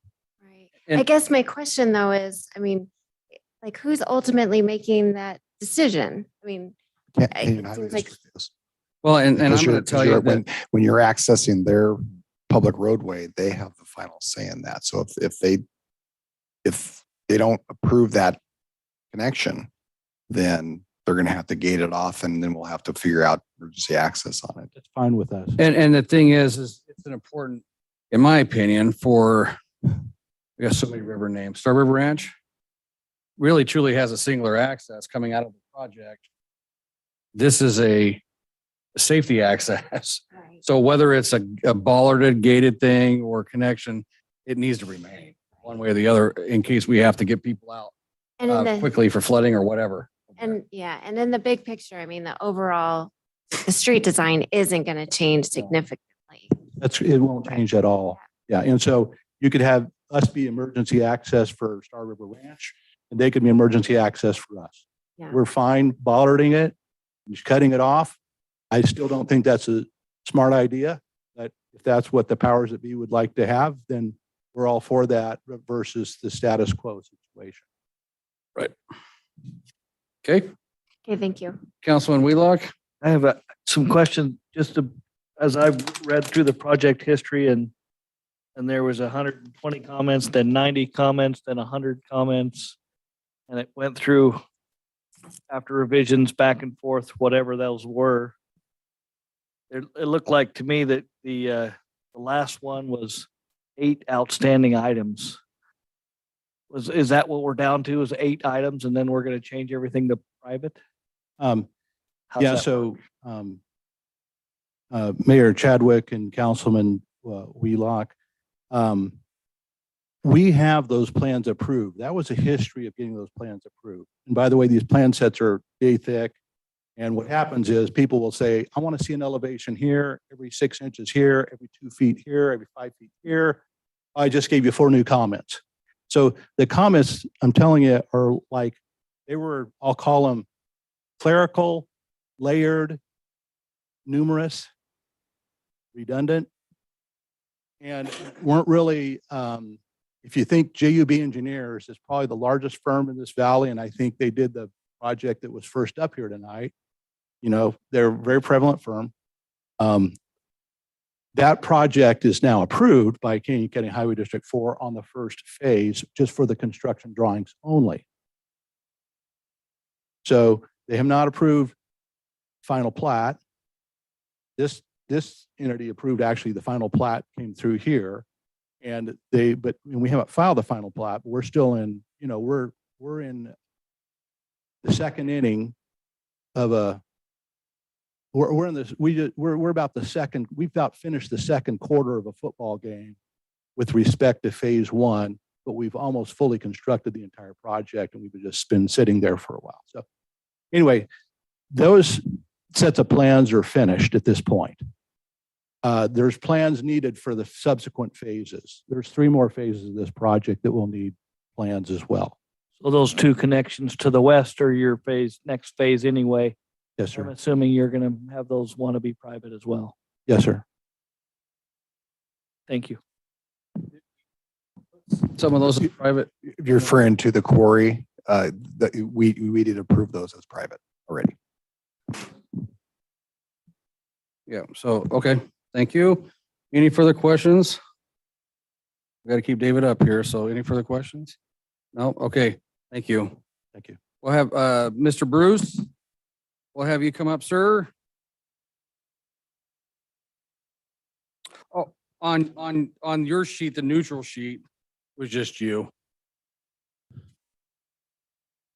There is nobody on your sheet. Okay, we'll have them go. All right. Mr. Bruce says I gotta let him go. So we got let's see, who is this? Is it Mick Alvin? Did you want to speak or Al? Either one? Al didn't put anything down and Mick put yes. You didn't put yes. I can show you right here. You put yes on the other one. So I'll put you down. All right, cool. I guess. Oh, state your name and address, please, for the record. Al Dobbin or Albert Dobbin, 22020 Blessinger Lane or Blessinger Road, I guess on that side. Anyway, as far as being notified, I was not notified April 1st. And neither was Diane, my neighbor on the northwest corner or northwest center of their property. And we're probably the other ones are developments on the other sides. So anyway, I'm thinking that I vote for these guys over there at Highway District 4. And it's their job to do this. And if we're having a problem, maybe we better get a mediator in here between you guys and District 4. Because it seems like maybe these guys aren't at fault. There's some kind of a problem that somebody doesn't like this development for some reason down the way. And I think the voters put these guys into office and they should know about it. So I don't know how the mayor or you guys feel about it, but I think that we need to get a mediator because we can't have private roads because we don't know what's going to go on with Blessinger Road, which is just a narrow little lane.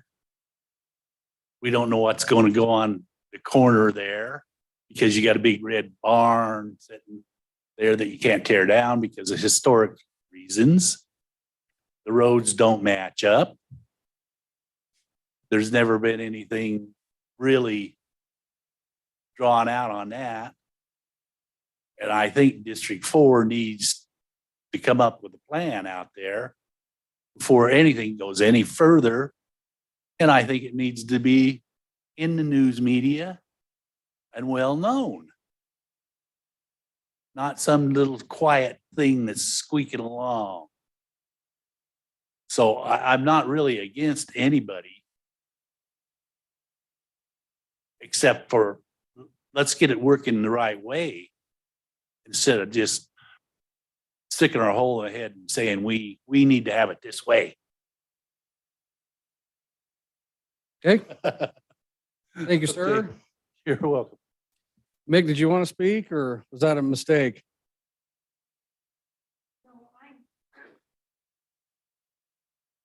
Yeah, you gotta state your name and address when you come up here and Mick Donovan, 22020 Westinger Road, Star, Idaho. And it sounds like there's a whole lot of problems going on between the highway district and the builder. And I think there was a good point made up front saying that, okay, we can go private, but we need to figure out a way to make this public in the future for the road.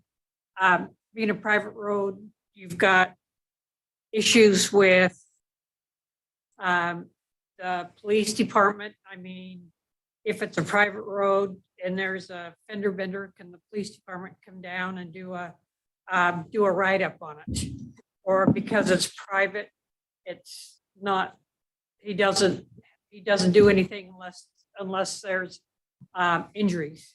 I don't, that to me, if you've got there's a lot of issues with a private road that would be taken care of making public at a point. So that's okay. my comment. Got it. Thank you. Okay, Mr. Bruce, it's up to you now.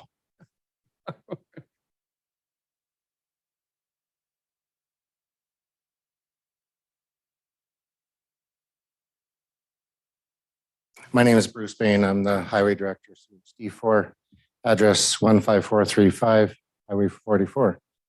Mayor, City Council, staff, and public at large, thank you so much for allowing me time to speak here. I have a whole bunch of things to talk about, but of course, we'll see how the time goes. First thing is, one councilman had mentioned about the project history and about our comments that were done. So those are comments. They're not trivial comments. They're comments that need to be done when plans are not per our standards. Okay. And as you can see from the whole list of them down there, they weren't per our standards. They weren't per our standards. They weren't per our standards. They weren't per our standards. Again and again and again. That all takes time. It takes a lot of time to review when there's 100+ comments. Okay. I do review all the time projects at this size. Typically, first couple of times might be 30, 40 comments, something like that. This is pretty unprecedented for me to see this many. And I went through them because I happened to be not the director at that time, and I was with the plan checker that was there. So I went through these comments, and I know that they're true and needed. If the applicant was so happy about their great engineering firm, then I don't understand why in phase 2 all of a sudden they're not using the same engineering firm. So maybe they can speak to that, but they speak so highly about them, but they didn't use them going past phase 1. This has nothing to do with staffing, has nothing to do with bonding, has nothing to do with CH before being allowed to have review by others. It has to do with them not doing the plans per our standards. Pretty plain and simple. Okay. And that's why it took so long. I'm not going to stand here and take this kind of insult from this firm saying that, this is all CHD4. And I hope that that the city understands and, reads through the letter and reads between the lines. I want to get to a couple of questions that you had. One of them, Councillor, was on the preliminary plat. Does it have to be revised? Yes, it does, because this preliminary plat was approved by us and by City Council. It does not have any private roads on it. It's totally different when we're dealing with a plat that comes in with private roads and with public roads. Plus, to start with, County Highway District 4 doesn't allow intermingling of roads, and I want to explain to you why. Okay, it's just like this connection over here that we're talking about, and I'm not sure what that subdivision is called, but River, whatever it is, over to the east, and the connection over there. So if you allow that to be a private road, with a private road, we have no jurisdiction there.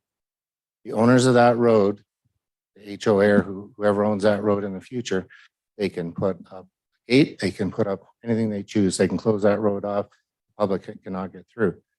Another problem that we have and we've had in the past is when you have a public road that comes up to a private road, the people on the private road get mad at the public going through there because this is a private road. They're paying for the maintenance. You ask a question about maintenance. They're paying for maintenance. They're going to do all the work on that road. CHD4 is not going to lift a finger when there's too much snow, when there's needs to be swept, all the different things that go on. Catch basins fill up and there's water out on the road. CHD4 is not going to maintain that road because they're private roads. We stay totally off any private roads. Okay. So, you know, the applicant should have thought of that when he very first brought this in, and maybe should have thought about what engineering firm that he wanted to go with.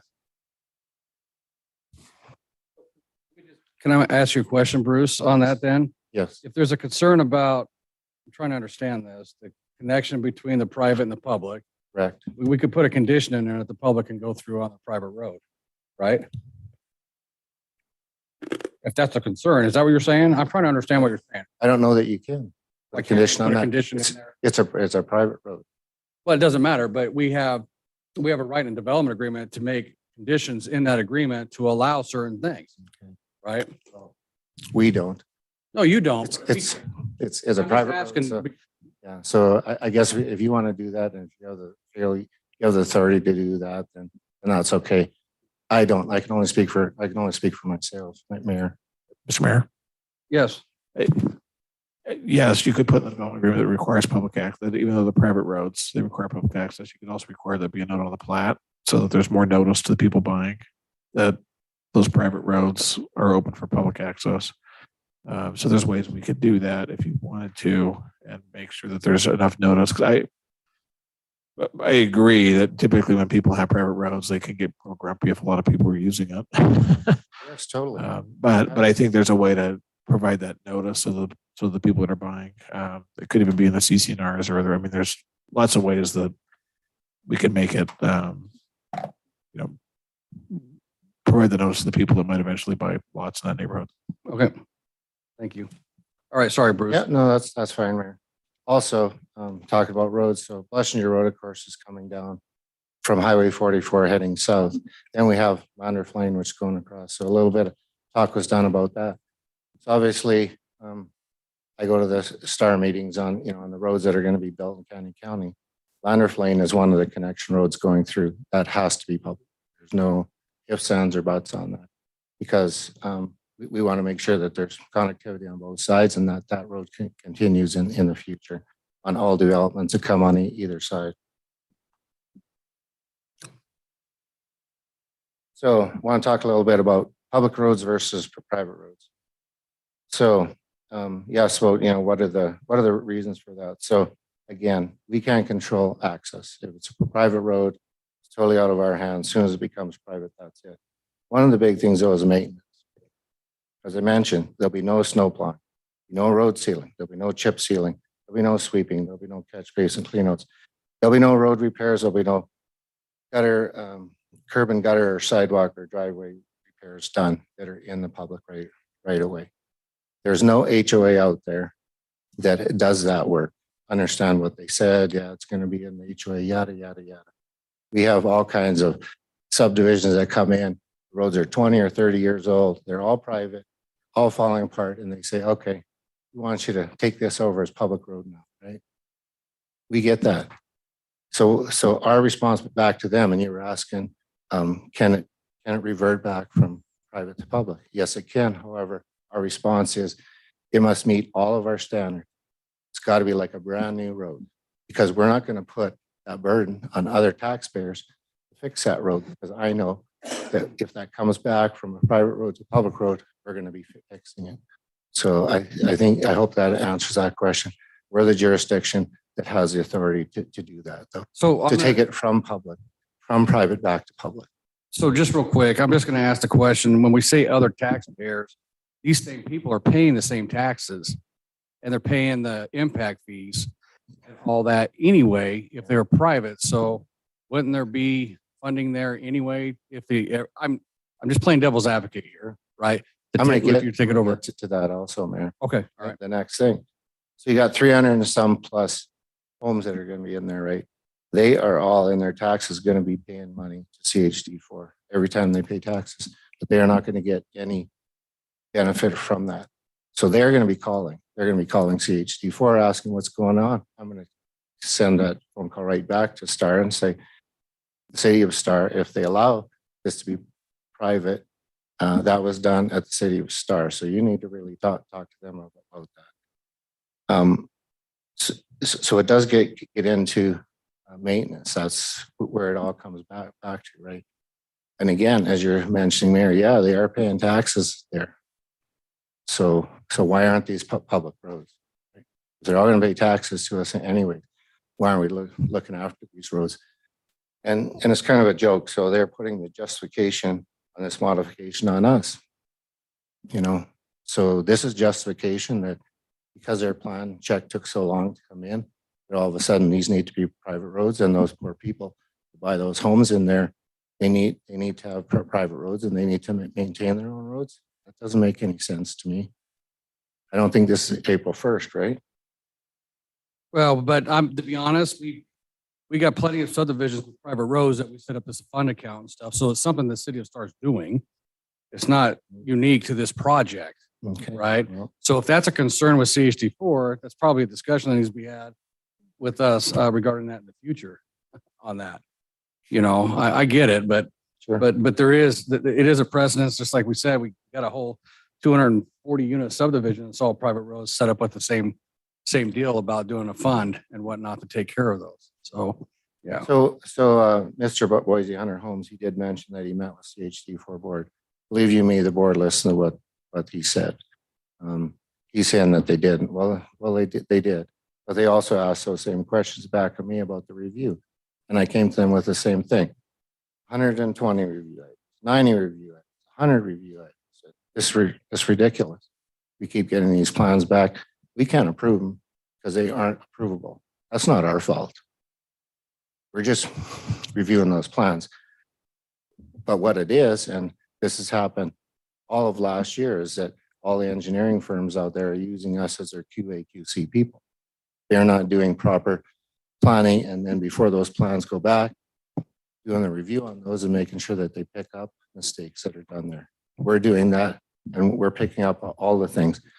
So I asked them, I said, so, okay, they've had 3 reviews already. Did you guys review these?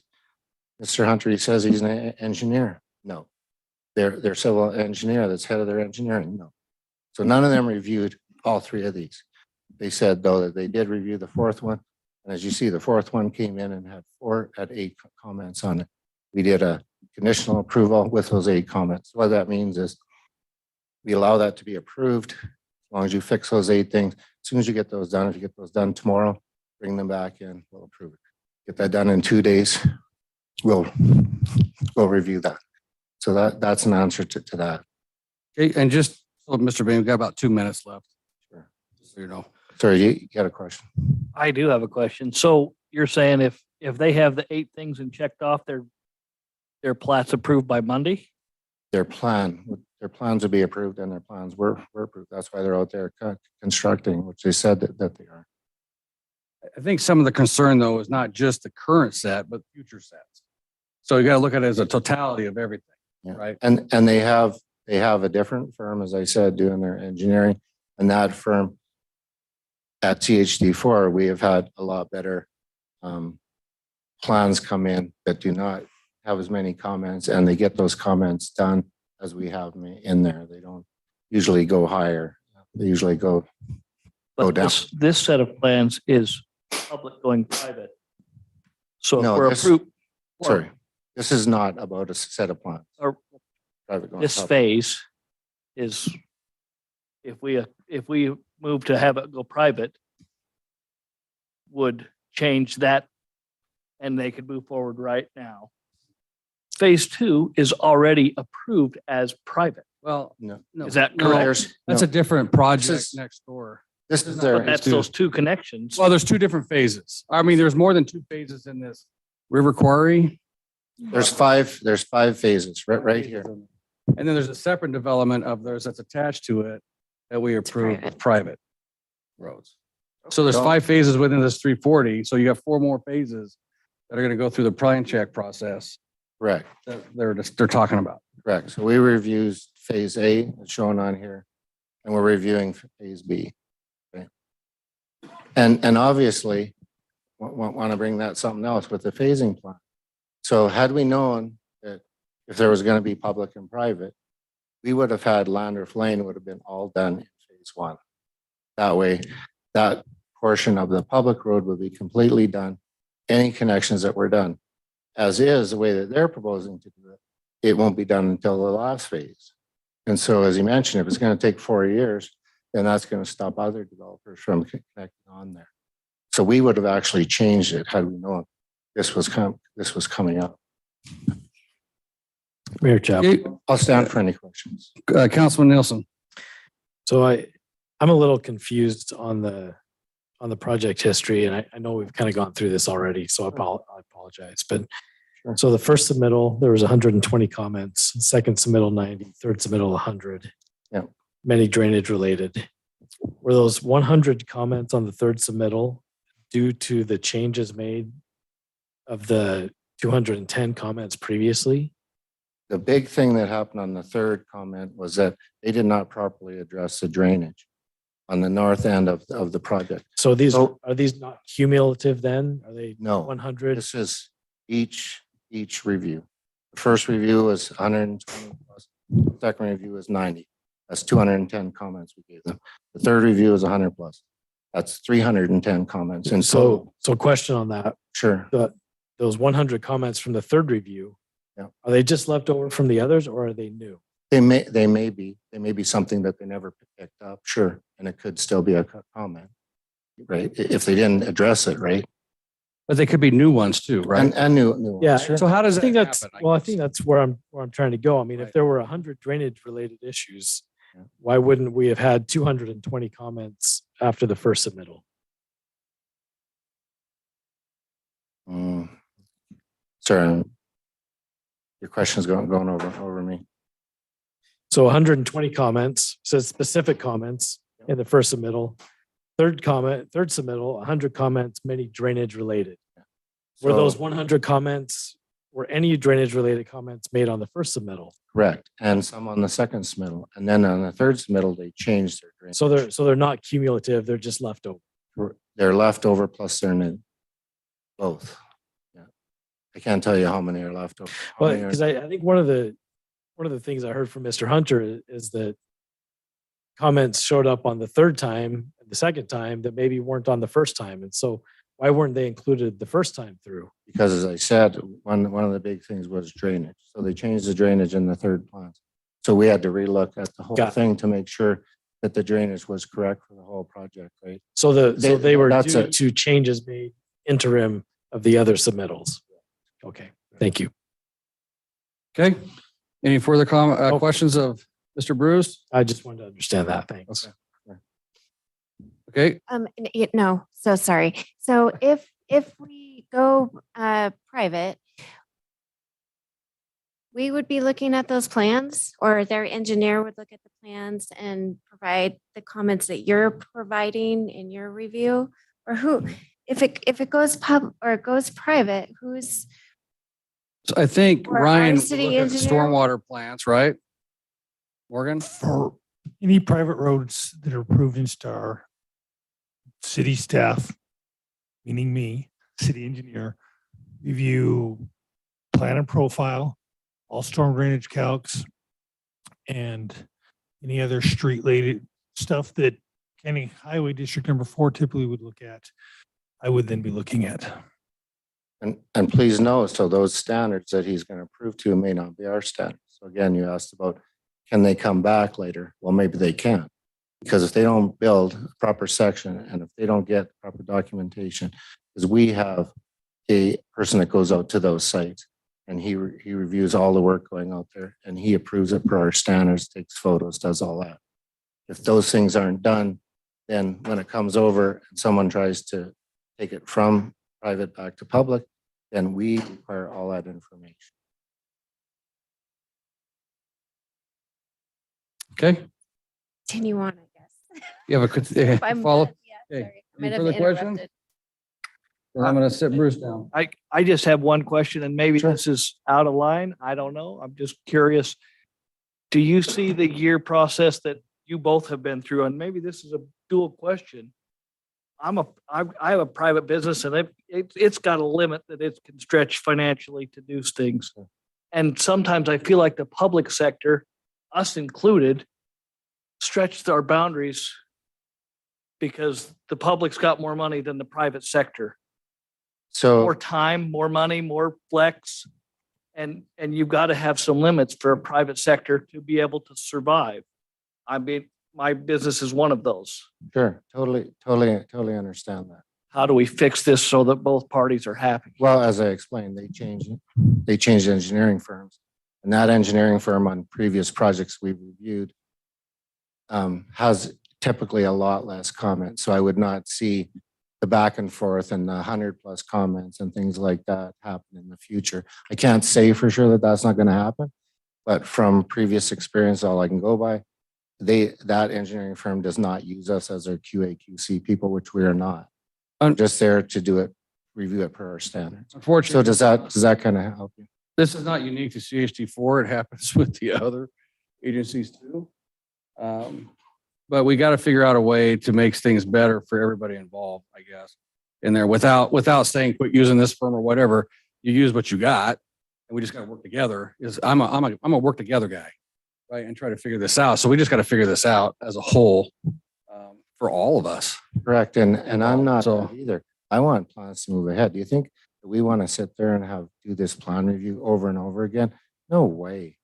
We have all kinds of plans in there. We're trying to get them out. We want the least comments possible so we can get that out and get people producing. We're not trying to be a roadblock, but we are not going to approve plans that are not approvable.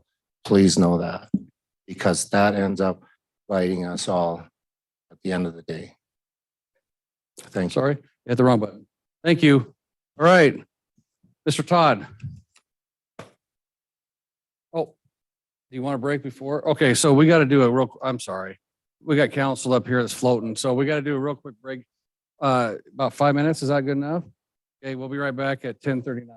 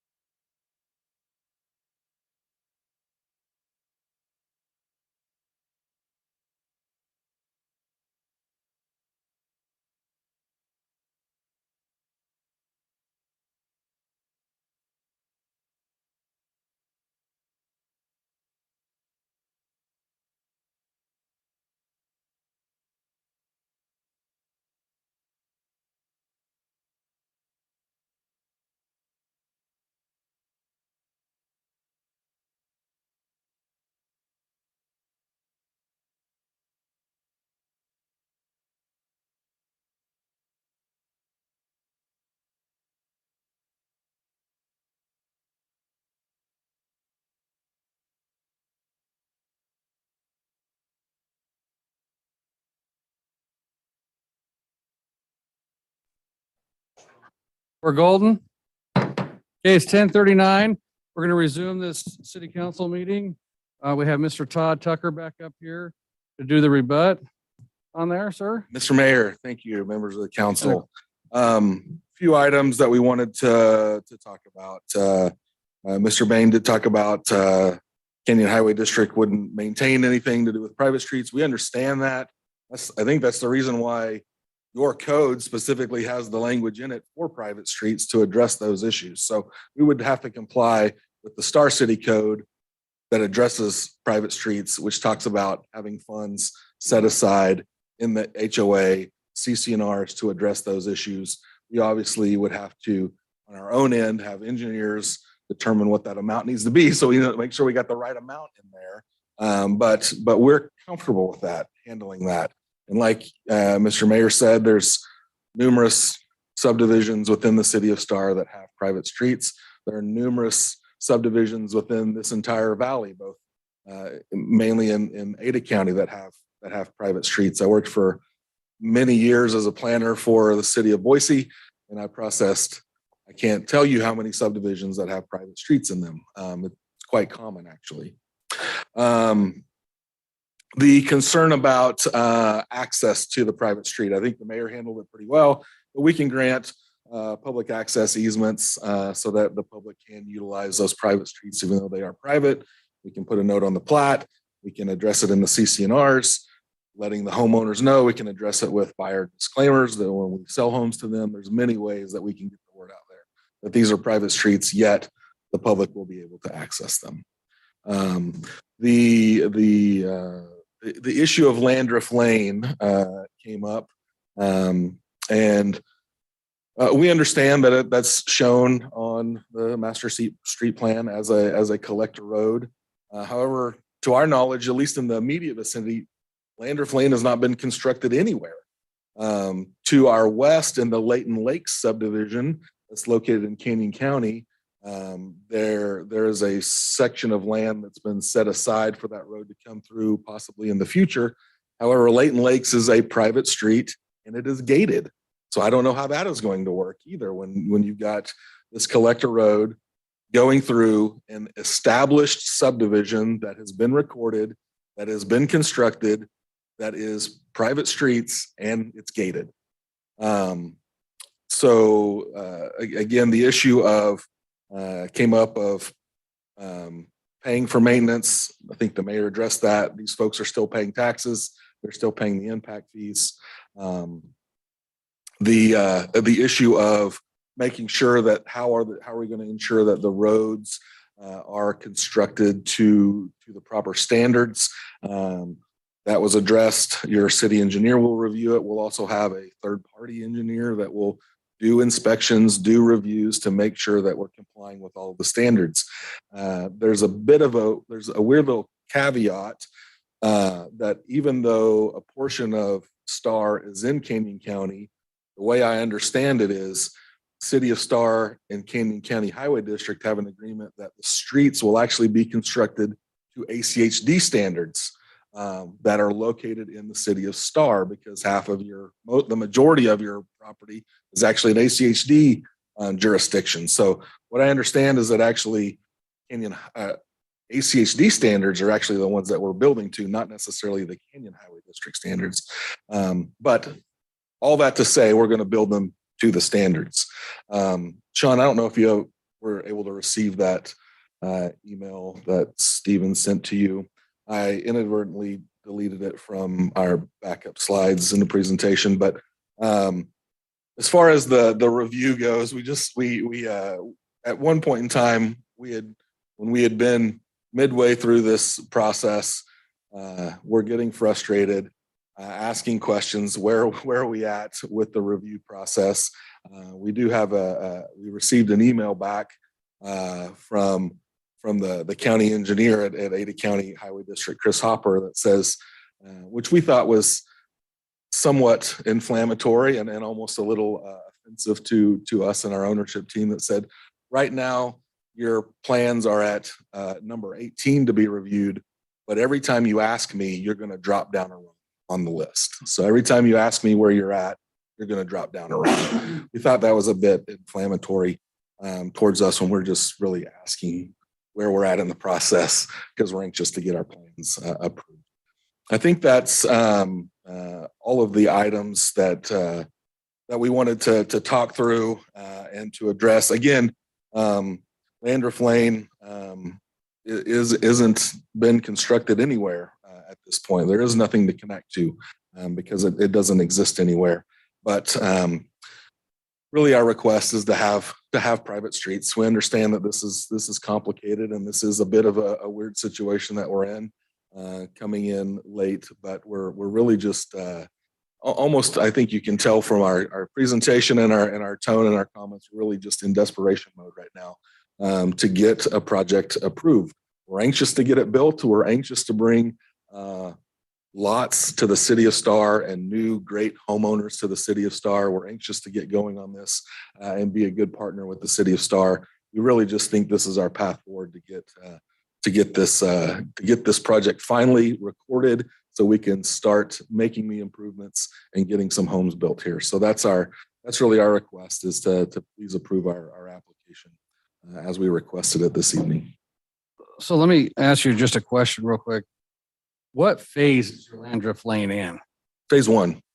Is that the one that's being approved? So that's the one you would be constructing now? Correct. Okay. Okay, any further questions of Mr. Todd?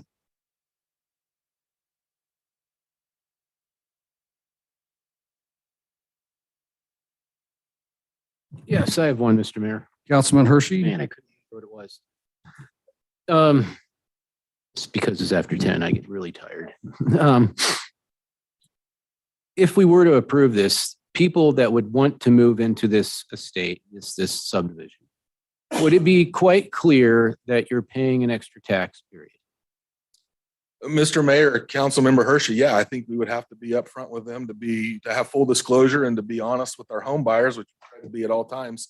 We would have to let them know that, listen, there's going to be an additional fee, an additional portion of your homeowners association fees that are going to be above what you would normally expect to pay, so that we can set aside funds to make sure that these private streets are maintained, fixed, swept, whatever the case may need to be, that we have sufficient funds in there to take care of them in the future. And again, this is an upscale subdivision. This isn't these aren't entry-level homes. These aren't first-time home buyers probably that are going to be buying homes within the subdivision. This is a high-class, upscale subdivision. Not to say that it's not an additional expense that these homeowners are going to have to pay for, but it's not like it won't be a fee that's so exorbitant that they won't be able to afford it. No, I ask because how many times have we had someone testify that their realtor said, oh man. Yeah, that was going to be a park next door. Why are you building houses over there? Yeah, I just want to make sure that it's quite clear. I mean, if this is approved, I don't mind things like this as long as the people that buy into it understand what they're buying into. That's just something I concern myself with. And let me ask another question. How many jobs have been laid off from this? Mr. Mayor, Councilmember Hershey, I can't speak to the subcontractors that we had to pull off of the site, how many people they laid off. We had several within our own company. We actually had 11 people. Not to say that every single one of them was a direct response because of this, but there were 11 individuals, co-workers that were laid off from our company alone. Again, I can't speak to our subcontractors, but and it's a decent amount. Historically, how long has it taken you to get roads approved previously? It's CSD and Canyon County. This is Mr. Mayor, Councilmember Hershey. This is our first project in Canyon County, so this is our first kind of foray into this. We do quite a bit of development in ACHD and Ada County. It's roughly 6 to 7 months to go through that process. This has been almost 13. Almost 13. And what was your World War II reference? A little bit over 4 years. That's on the whole project with all the phases, not one. All right. I'm gonna just bring up one thing. When we talk about the taxes that you pay that you don't use, there's several of them that we all have. Yeah, I know. pay- You broke pay that school down. Districts, Mhm. taxes, you may not have kids, you pay cemetery taxes, you never use it. So it's, right, it's I don't all, have kitty, but it's all it goes to relative on College how- of Western Idaho, but I pay for that. I don't have mosquitoes in my yard. I pay to get those remediated. So Yeah, it's not no, juicy enough. That's why I was making sure it was clear. And Mayor Chadwick was actually the one that depressed me enough to show me the breakdown of taxes really deep once. I was like, oh man, we pay for everything. Pay for everything. Okay, any further questions of Mr. Todd, Yeah, Mayor Chadwick. Ms. Jennifer? Do you have any idea of what the maintenance fee would be, like the road maintenance fee per home? Any idea? Mr. Mayor, Councilmember Salmison, at this point, no, we did, like Jim mentioned before, we have several engineers on staff. We have several engineering firms that we use. We'll do a detailed analysis. We have luckily on staff an engineer that has worked on other projects in this area that have private streets. And so we have direct access to that. We haven't gone through the full exercise. We want to make sure we get it right. And we haven't gone through that full exercise yet, but we will. So to answer your question, I can't give you an answer right now. We don't know the exact number, but we are diligently working on it, and we will have the right number when that time comes. Is there any way that we can find out, like, just like kind of what a going rate is, what other cities?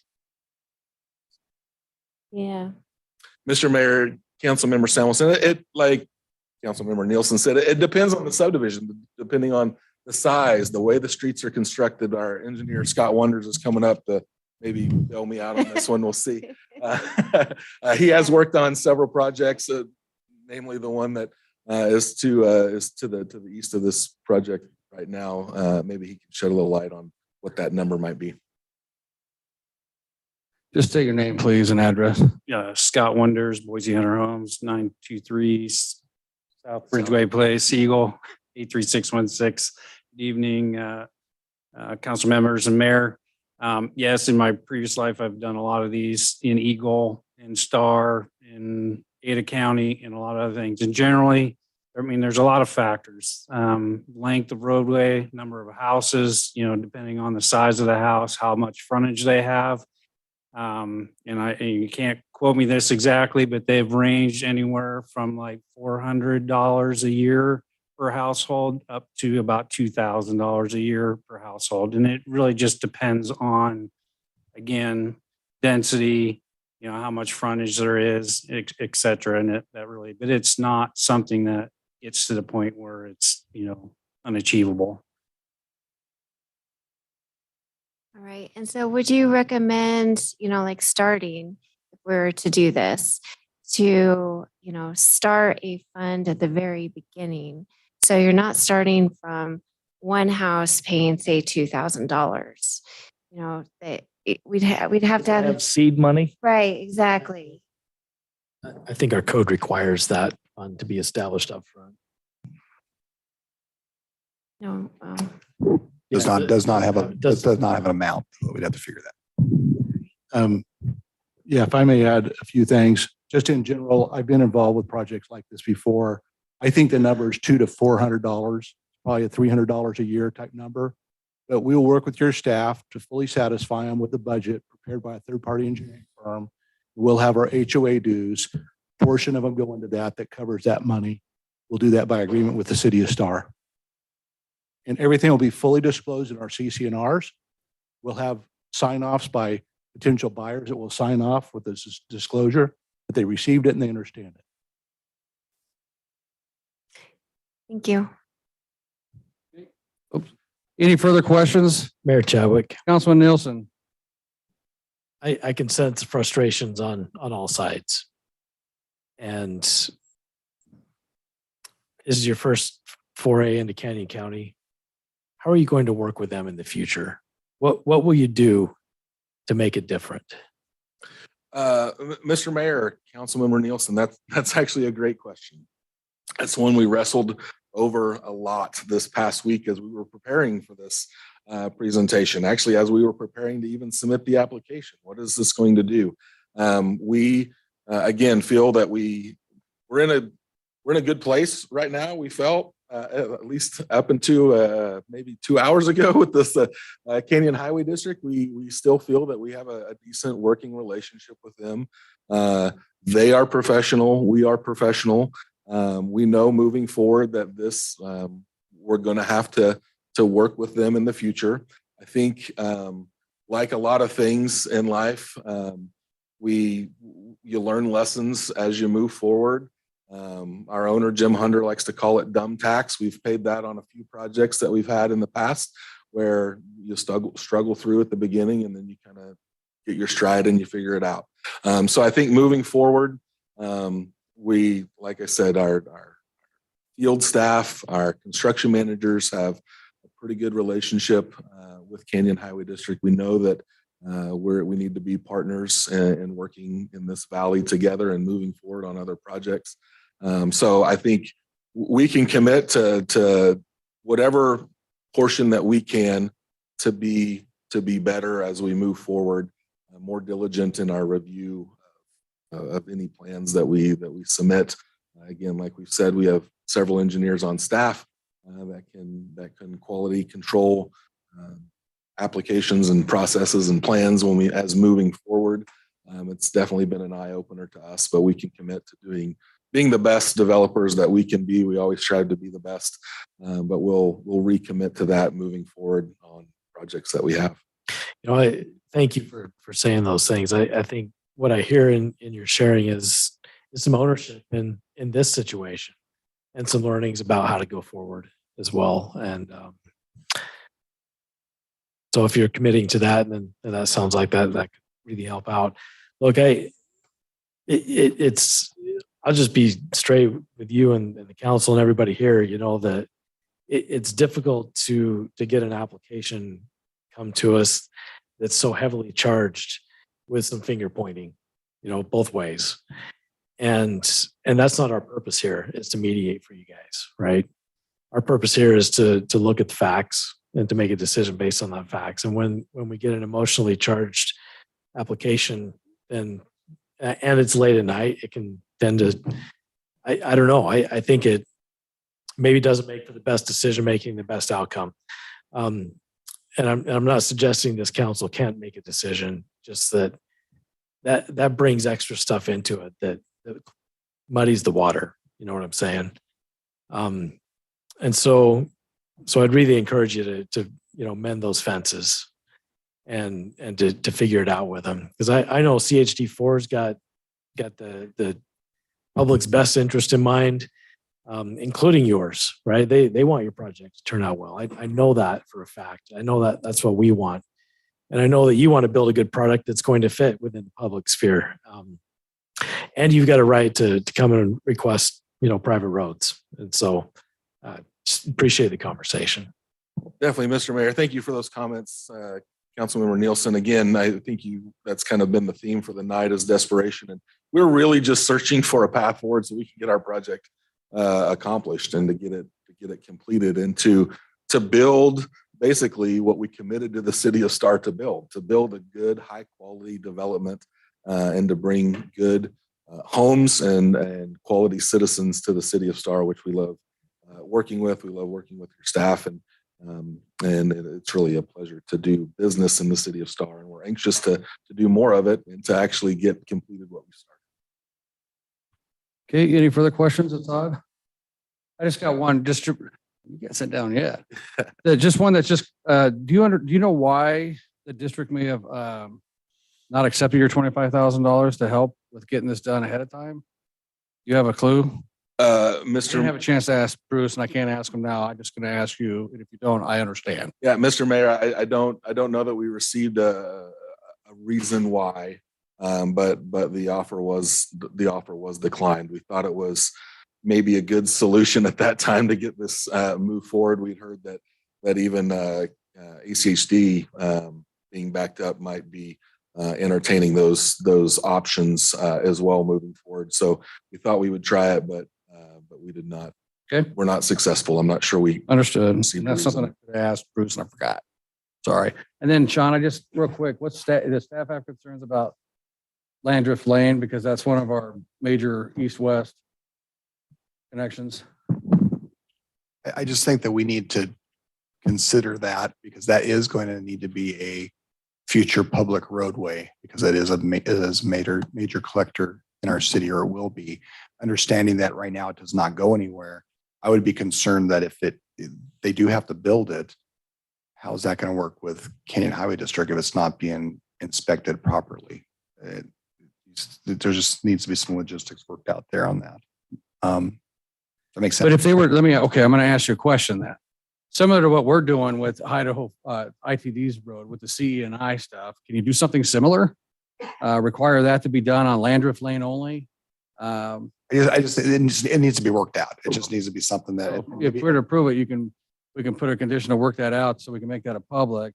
We want to make sure, and they want to make sure, I mean, if they build it and it's not accepted by the highway district in the future, what does that mean? Does that have to be? Well, but I guess my thing is with the CE and I, that's the engineer on record at that point would be the one that would provide the reports and everything showing that it's built to the standards that's required. Have to be worked out with the highway district. Okay. I just want to, that's a very important key. And I know. Am I right, Sean? I know they're agreeing that they will do it as a public and it'll be dedicated in the future. We just need to make sure it's okay. done right.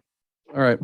Are we done? Any further questions? Bruce did say that it was not due to a staffing issue in his okay. comments, just so that you're. Got it. All right. Mayor Chadwick. Yes. Yeah, I know. I'm sorry. So is it a possibility for the three parties to meet? So Canyon County Highway District, you, and the Hunter Homes and you? Or, yeah, so all three of you get together and see if you can somehow, get things moving. It is, but at the same time, they do have a right to ask for public roads on this whole thing. It's in our Okay. code. All right. I'm sorry, private roads in our code on this whole thing as well. All right. So we could would always you- talk about it. They could do private roads and we could always have a meeting and discuss the future thing of it, in my Okay. opinion. Either way, I mean, it could work both ways. Or have you talked to the two of them already? Me? Have you? Because it's really hard. I mean, they have one side, and. No, I get this, but this is a this and them fight. But this hearing truly is them asking us to go with a public or private street. Right. And that's kind of the challenge I was alluding to, because as soon as we do that, then our tendency is to try to work out the conflict. And that's not what we're asked to do here tonight. We've got an application or request to see if it's a private street. So regardless of any emotions or any, he said, she said, they did, we did, we got to just throw that all away and make a decision based on the merits of the application. But then we can, in the future here, Ms. Jennifer, is go work together on that outside of the application. Okay. And the concern about Landrift Lane, I think, is the big thing here. Well, I'm also concerned about with the staff time reviewing the plans. And just this is taking on a big thing. Well, it's no different than staff time reviewing the plans at River Creek or any of the other ones that we have set up for this. It's just another project. It's Right. Mr. Mayor and Council, and for the applicant, we might need to review that, review how we have that set up, because if Mr. Morgan is going to have to take more time to review, we might have to charge, it might have to come up with additional fees for review time, but I'm assuming that wouldn't be a problem with the applicant as long as they're moving forward. So I think we'll have to reevaluate. we'll have to that. reevaluate that, but that can't be part of this tonight's decision because it's allowed in our code. Correct. For private streets. Yeah, I'm just looking in the future. Future, I mean, there's definitely things that we're going to have to look at on there for certain, on private roads. So. All right. Any further questions of Mr. Todd? Okay, And I guess just to elaborate on that, because we were looking at Riverstone, Moon Valley as an example. Keep in mind that when that was reviewed by the city, we had Keller and Associates review that, and the developer was charged that time. Where we haven't had, or we anticipate a large development being reviewed by city staff for private. Just got it. Okay. Yep. And Mr. Mayor, we can throw another idea or option out there. We kind of alluded to it in our presentation and in our comments that we can also, to alleviate maybe some of the review time that staff may have to spend on it. Two options. One, pay for that time. Another option, have a third-party engineering firm do the review, write a letter, provide the comments to your city engineer, Mr. Morgan, so that maybe he doesn't have to do quite as thorough of a review. He's quality checking the review that a third-party engineer has done that we've paid to do the review of this private street. So maybe it doesn't take quite as much time. So that, I mean, we can put that, if you decide to approve that as a condition of the approval, one of those two options, and we can investigate those options on which is best. Right? Okay. Any further questions? Okay. I am going to, it's 11. Yes, it's 11:05. I'm going to close the public hearing and we'll move on to council deliberations. Mayor Chadwick, Councilman Nielsen. I know you've shared a lot of thoughts here tonight. I'm curious, your thoughts on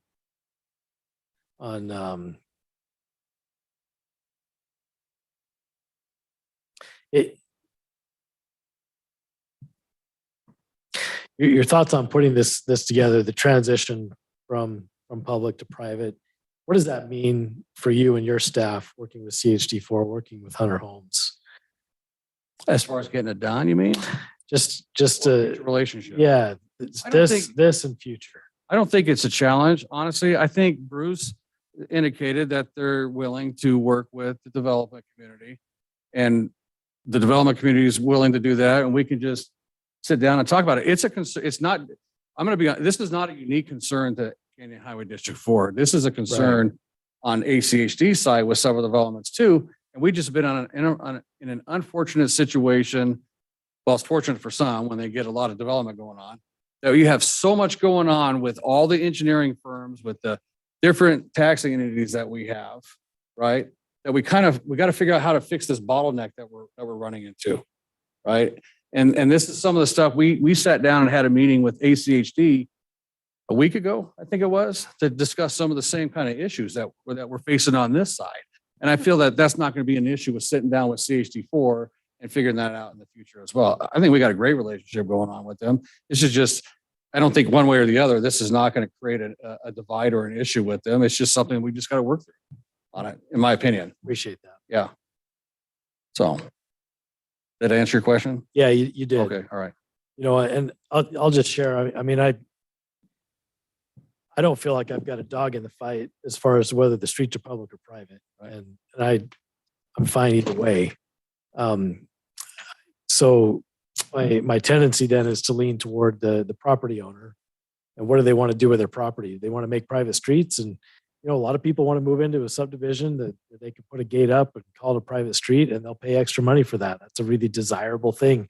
We've seen that over and over again here in this area. Those requests come in, and so this being the type of subdivision that it is, I actually was surprised that it didn't come to us with a private street request to begin with.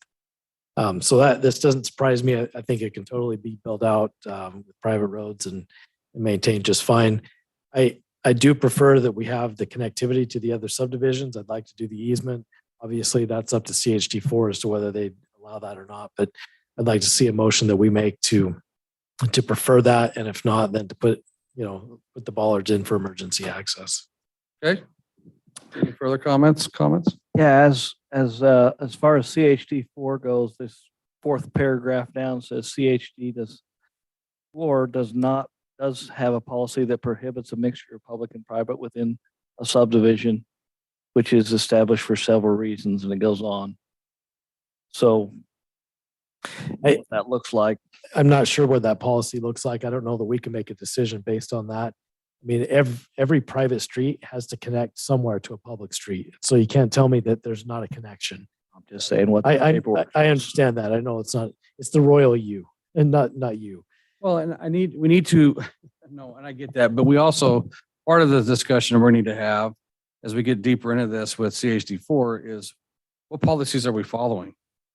Are we following the policies that my understanding is the ACHD policies that CHD4 is doing for us on Kenyon Highway District 4, or are we following a separate policy for Kenyon Highway District 4? That's a future discussion for us to have. I don't think that should go into this decision on there. Yeah, Anyway, the paragraph before says it's just the opposite. Either one, you could pick. it. I know, but we need to have more information on that. Yeah. Yeah, But with that said, we do on ACHD side, like Councilman Nielsen said, we have plenty of projects that have private roads that tie into public roads all over the city in this county. So it's just interesting. It's a different dynamic that we're just gonna have to work out. So before us, we have this on whether or not you're willing to do private roads. And so we can discuss this more. I can make a And motion. Mr. Mayor, and I believe what Kenyon Highway District's concern was, and their comment is that you can't go back and forth from public to private to public to private. You can have like a collector road that's public, have private roads come off of it, but you can't have then another public road come off of that. I believe that's what they were referring to. Right, and in my opinion, this is not happening that way. Right. And ACHD wouldn't allow that either. Right. It's kind of happening that way though, because if we consider the through street. the Landreth Street, right? That's the public. We enter the subdivision. And then you hop out on Bigwood, which is public. Is that creating the scenario you just described? Or if Landreth is. Yeah, I continued. think that's what they're looking. I think that's what their concern is. But you can also approve this with working with staff and Kenyon Highway District 4 about the public land just being public too. With right? it, with the through easement. Right. Yeah. Yeah, I think the through easement is a must, if that can be allowed. Okay. So, Any further discussion? I'm really on the fence on this one, and I am leaning towards saying no, just because, we're not in the road, we're not the road experts. We say that time and time again, and we leave it up to Canyon County and ACHD, to make these decisions for us. And here we are, we have a neighborhood that's going to connect into other ones and saying, it's going to be private. So I'm leaning, I hear you. I'm, it sucks that it's taking this long. I guess. I don't know if you're unique, if other developers in Canyon County are having the same problem, that what you're having or not, but. So my concern is we do have a code that allows private streets. You take Canyon County out of the mix, and let's say there was a development that came before you anyway. Would you Right, approve it? and no, I would feel the same way. If it And how was did we in- approve the last ones that with the private Well, streets? we Because had we the, approved hers with a private street. You're talking about one that was approved and now it's approved. No, It's I coming get back that, for a but- change. That's You're the right. holdup she's having. But we do have a code that allows private streets in there. I mean, Right. you have a right to your opinion. I'm just trying to Yep. argue the other Yep. side of it. I hear you, and I have approved other Mhm. private streets. So how big is the one that's next door, the quarry? Yeah, The- it's 100, or I can't remember, 200 homes, 204 or something. Yeah. And it was all public or all private? We did private. Yeah. We approved it with private. And this is a continuation, or actually, this was the mother of the continuation of that one to connect together, I guess. I don't know how you would say that, but So, I mean, it's up to you guys. So Okay, so it's also hard to look at it because we don't know what's around it. You know, we're just looking at this one parcel and, we're talking transportation, moving people around and, connectivity. And so if we were, maybe it'd make me feel better if I could see what's the quarry, the other one that's around it, if we could bring that one up. they have it Can't recall off the top of my head. right there. You see it? I'm sorry. Yep. Oh, yeah, your screen doesn't work, so it's not in front of her. But that one, yeah. And it becomes, it's not through, circles around ends, yeah. But you're right, I mean, it is private. And regarding going public to private to public, to me, that, as I've thought about it, it makes sense that you don't want to have to cross over a private road in order to get to a public road to maintain it. I don't think this is creating that scenario. So we've got three entrances or three different locations here. All of them are accessible from the public road to maintain those public roads. You don't have to cross through any private area. So I'm not sure that it's the traffic moving from public to public that's a question here, because traffic's got to flow regardless. You have to connect a private road to a public street at some point, or you can't get to the private road, right? So for maintenance purposes and for construction purposes, subdivision's entirely contained, all private roads inside. There shouldn't be a challenge with those standards from the way I'm looking at it. Yeah, and then as long as that Landriff one has that public easement. Right. Yep. And then the easement for travel through. I mean, gosh, we saw this just down the road here in Star, people over their path. No, this is our private path and our private subdivision. You can't walk on it. And that just can't be allowed. Okay, do we have a motion? And so connection off to the east side. So, I mean, there's a big open field there that will someday be developed but no road that's going to connect in over there. So the one is only connecting to Bigwood. Yeah, it's just Landriff Yeah. up here. And then what is all that to the east? What's that neighborhood? Star River Ranch. Star River Ranch. Oh, Star River Ranch, yes. Okay. All right. Mayor Chadwick. Councilman Nielsen.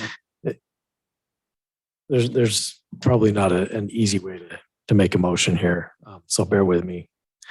I'm going to move that we approve the request for private streets with the conditions that the applicant works with CHD4 to construct Landriff Lane and have it inspected such that when the time comes to deed that over as a public road, it is readily accepted. That an easement for the public to drive through the subdivision on the private streets without restriction is granted.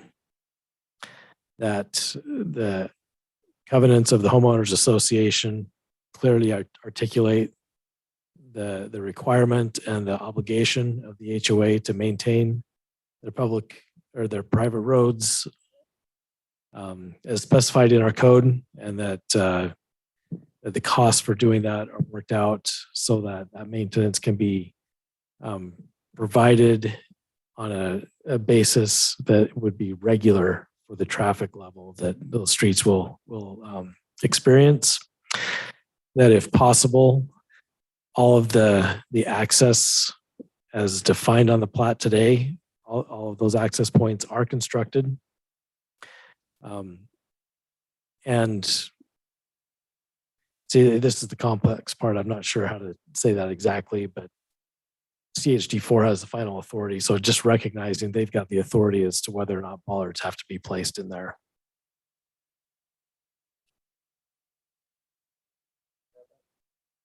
You got that, Sean? Did I miss anything? Could we say in there that we recommend that they don't be placed in there? We do, If we yes. had our say, we would prefer them not to be. Yes, we recommend that. But if we that those- understand it's, it's Their their decision, yeah. And If they're looking for input, we would prefer them to be open. Yep. Okay. Is that it? That's it. Okay, we got a motion. Do we have a second? Second. We have a motion, a second. Any further discussion? Just real quick, the way I see this is with all the conditions, Councilman Nielsen said, the roads are not changing one iota from how it was proposed initially. So that's where I stand with all story and emotion removed. Okay. Any further discussion? Hearing none, roll call. Hershey. Aye. Wheelock. Aye. Salmonson. No. Nielsen. Aye. Okay, that motion carries 3-1. Good heavens. All right. I'm gonna make a suggestion. I like to move items A, B, C, and D to the next meeting, but we have to do, I'm sorry, A, B, C, D, the next meeting. We have to do E tonight, though. Okay? Oh, yes, we have to do A also, guys, because we have to get that out based on the time frame. We can do it fast. Okay, we'll start with the, Sean, will you pull that up real quick for me? I can change that around a little bit, can I? Okay. So we're going to start with item E, the property purchase agreement. As soon as Sean, Mr. Mayor, there's a back page. What are you going to do with F?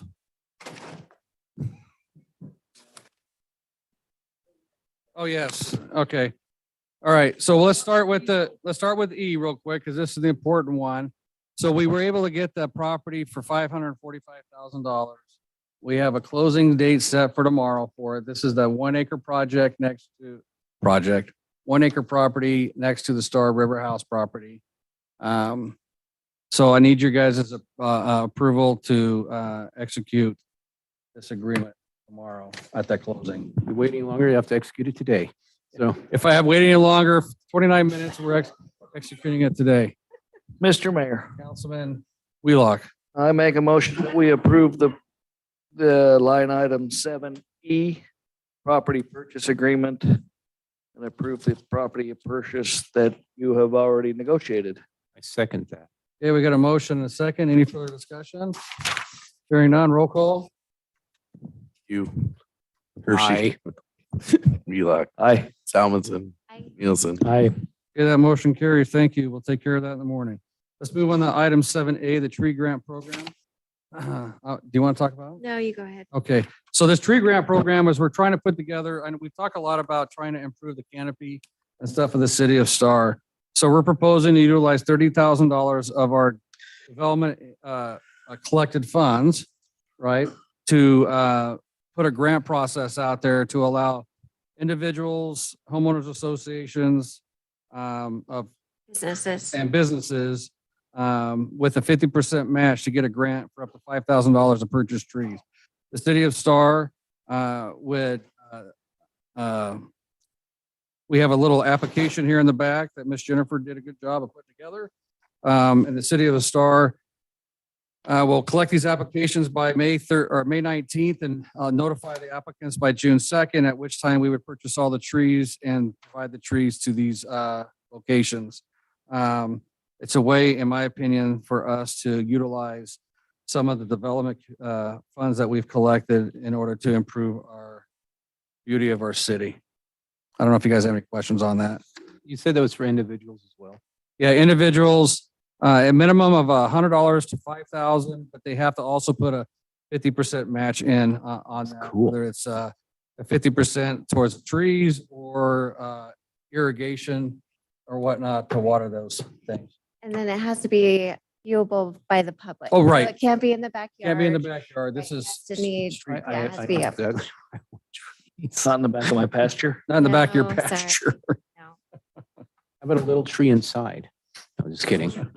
Well, No. if you're not gonna make a motion, I will, 'cause I like this. No, I'm gonna, you go ahead. Any question? Or Kevin, anything? No question. Okay.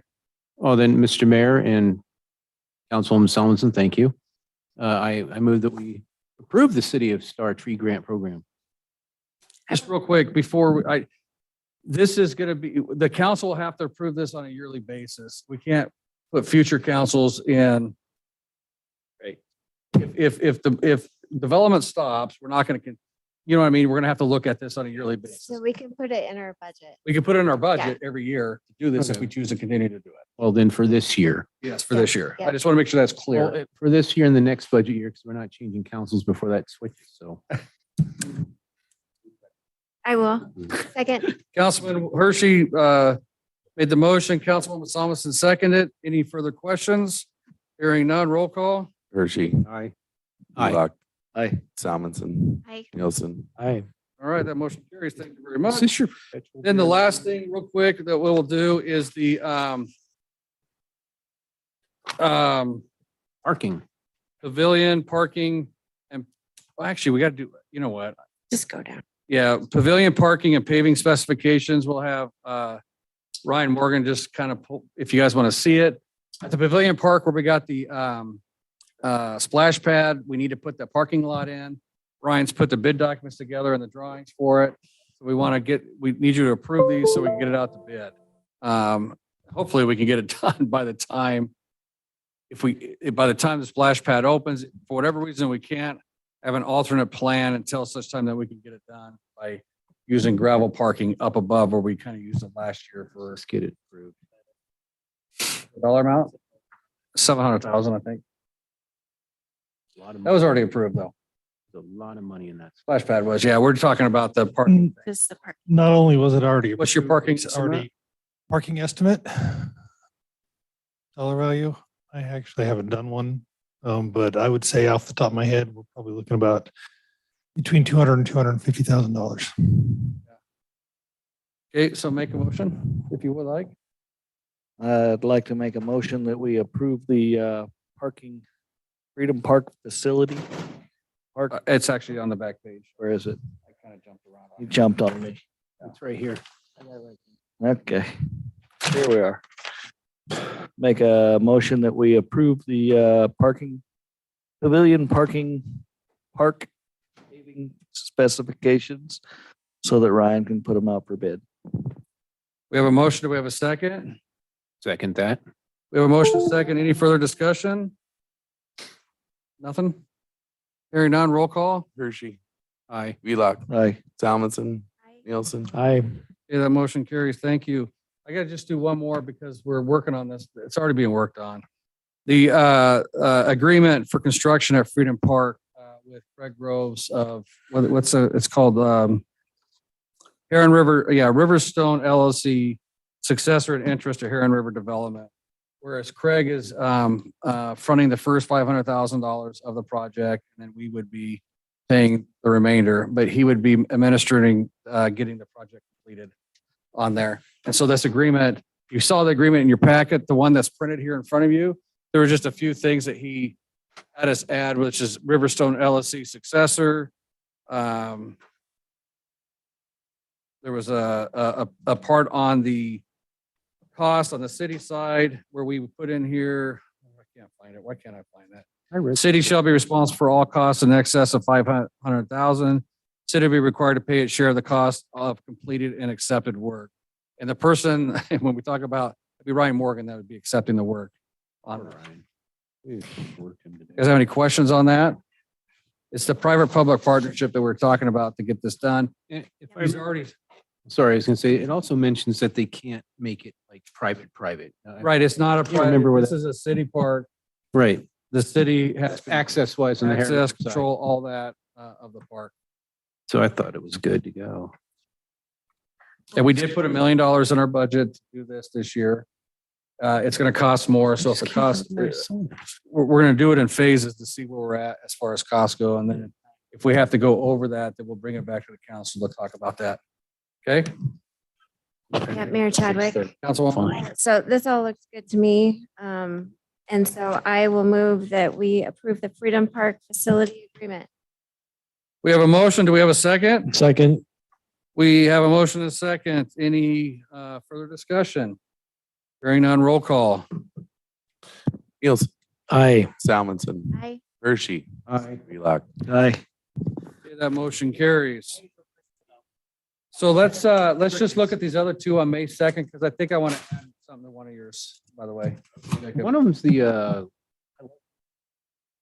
Well, the liquor license one and the resolution, because we have some questions on that, on the resolution on the asset disposal. So we're going to table those until, well, you don't have to table. I'm going to move them until May 2nd's meeting, and it's 11:29 and we're going to adjourn.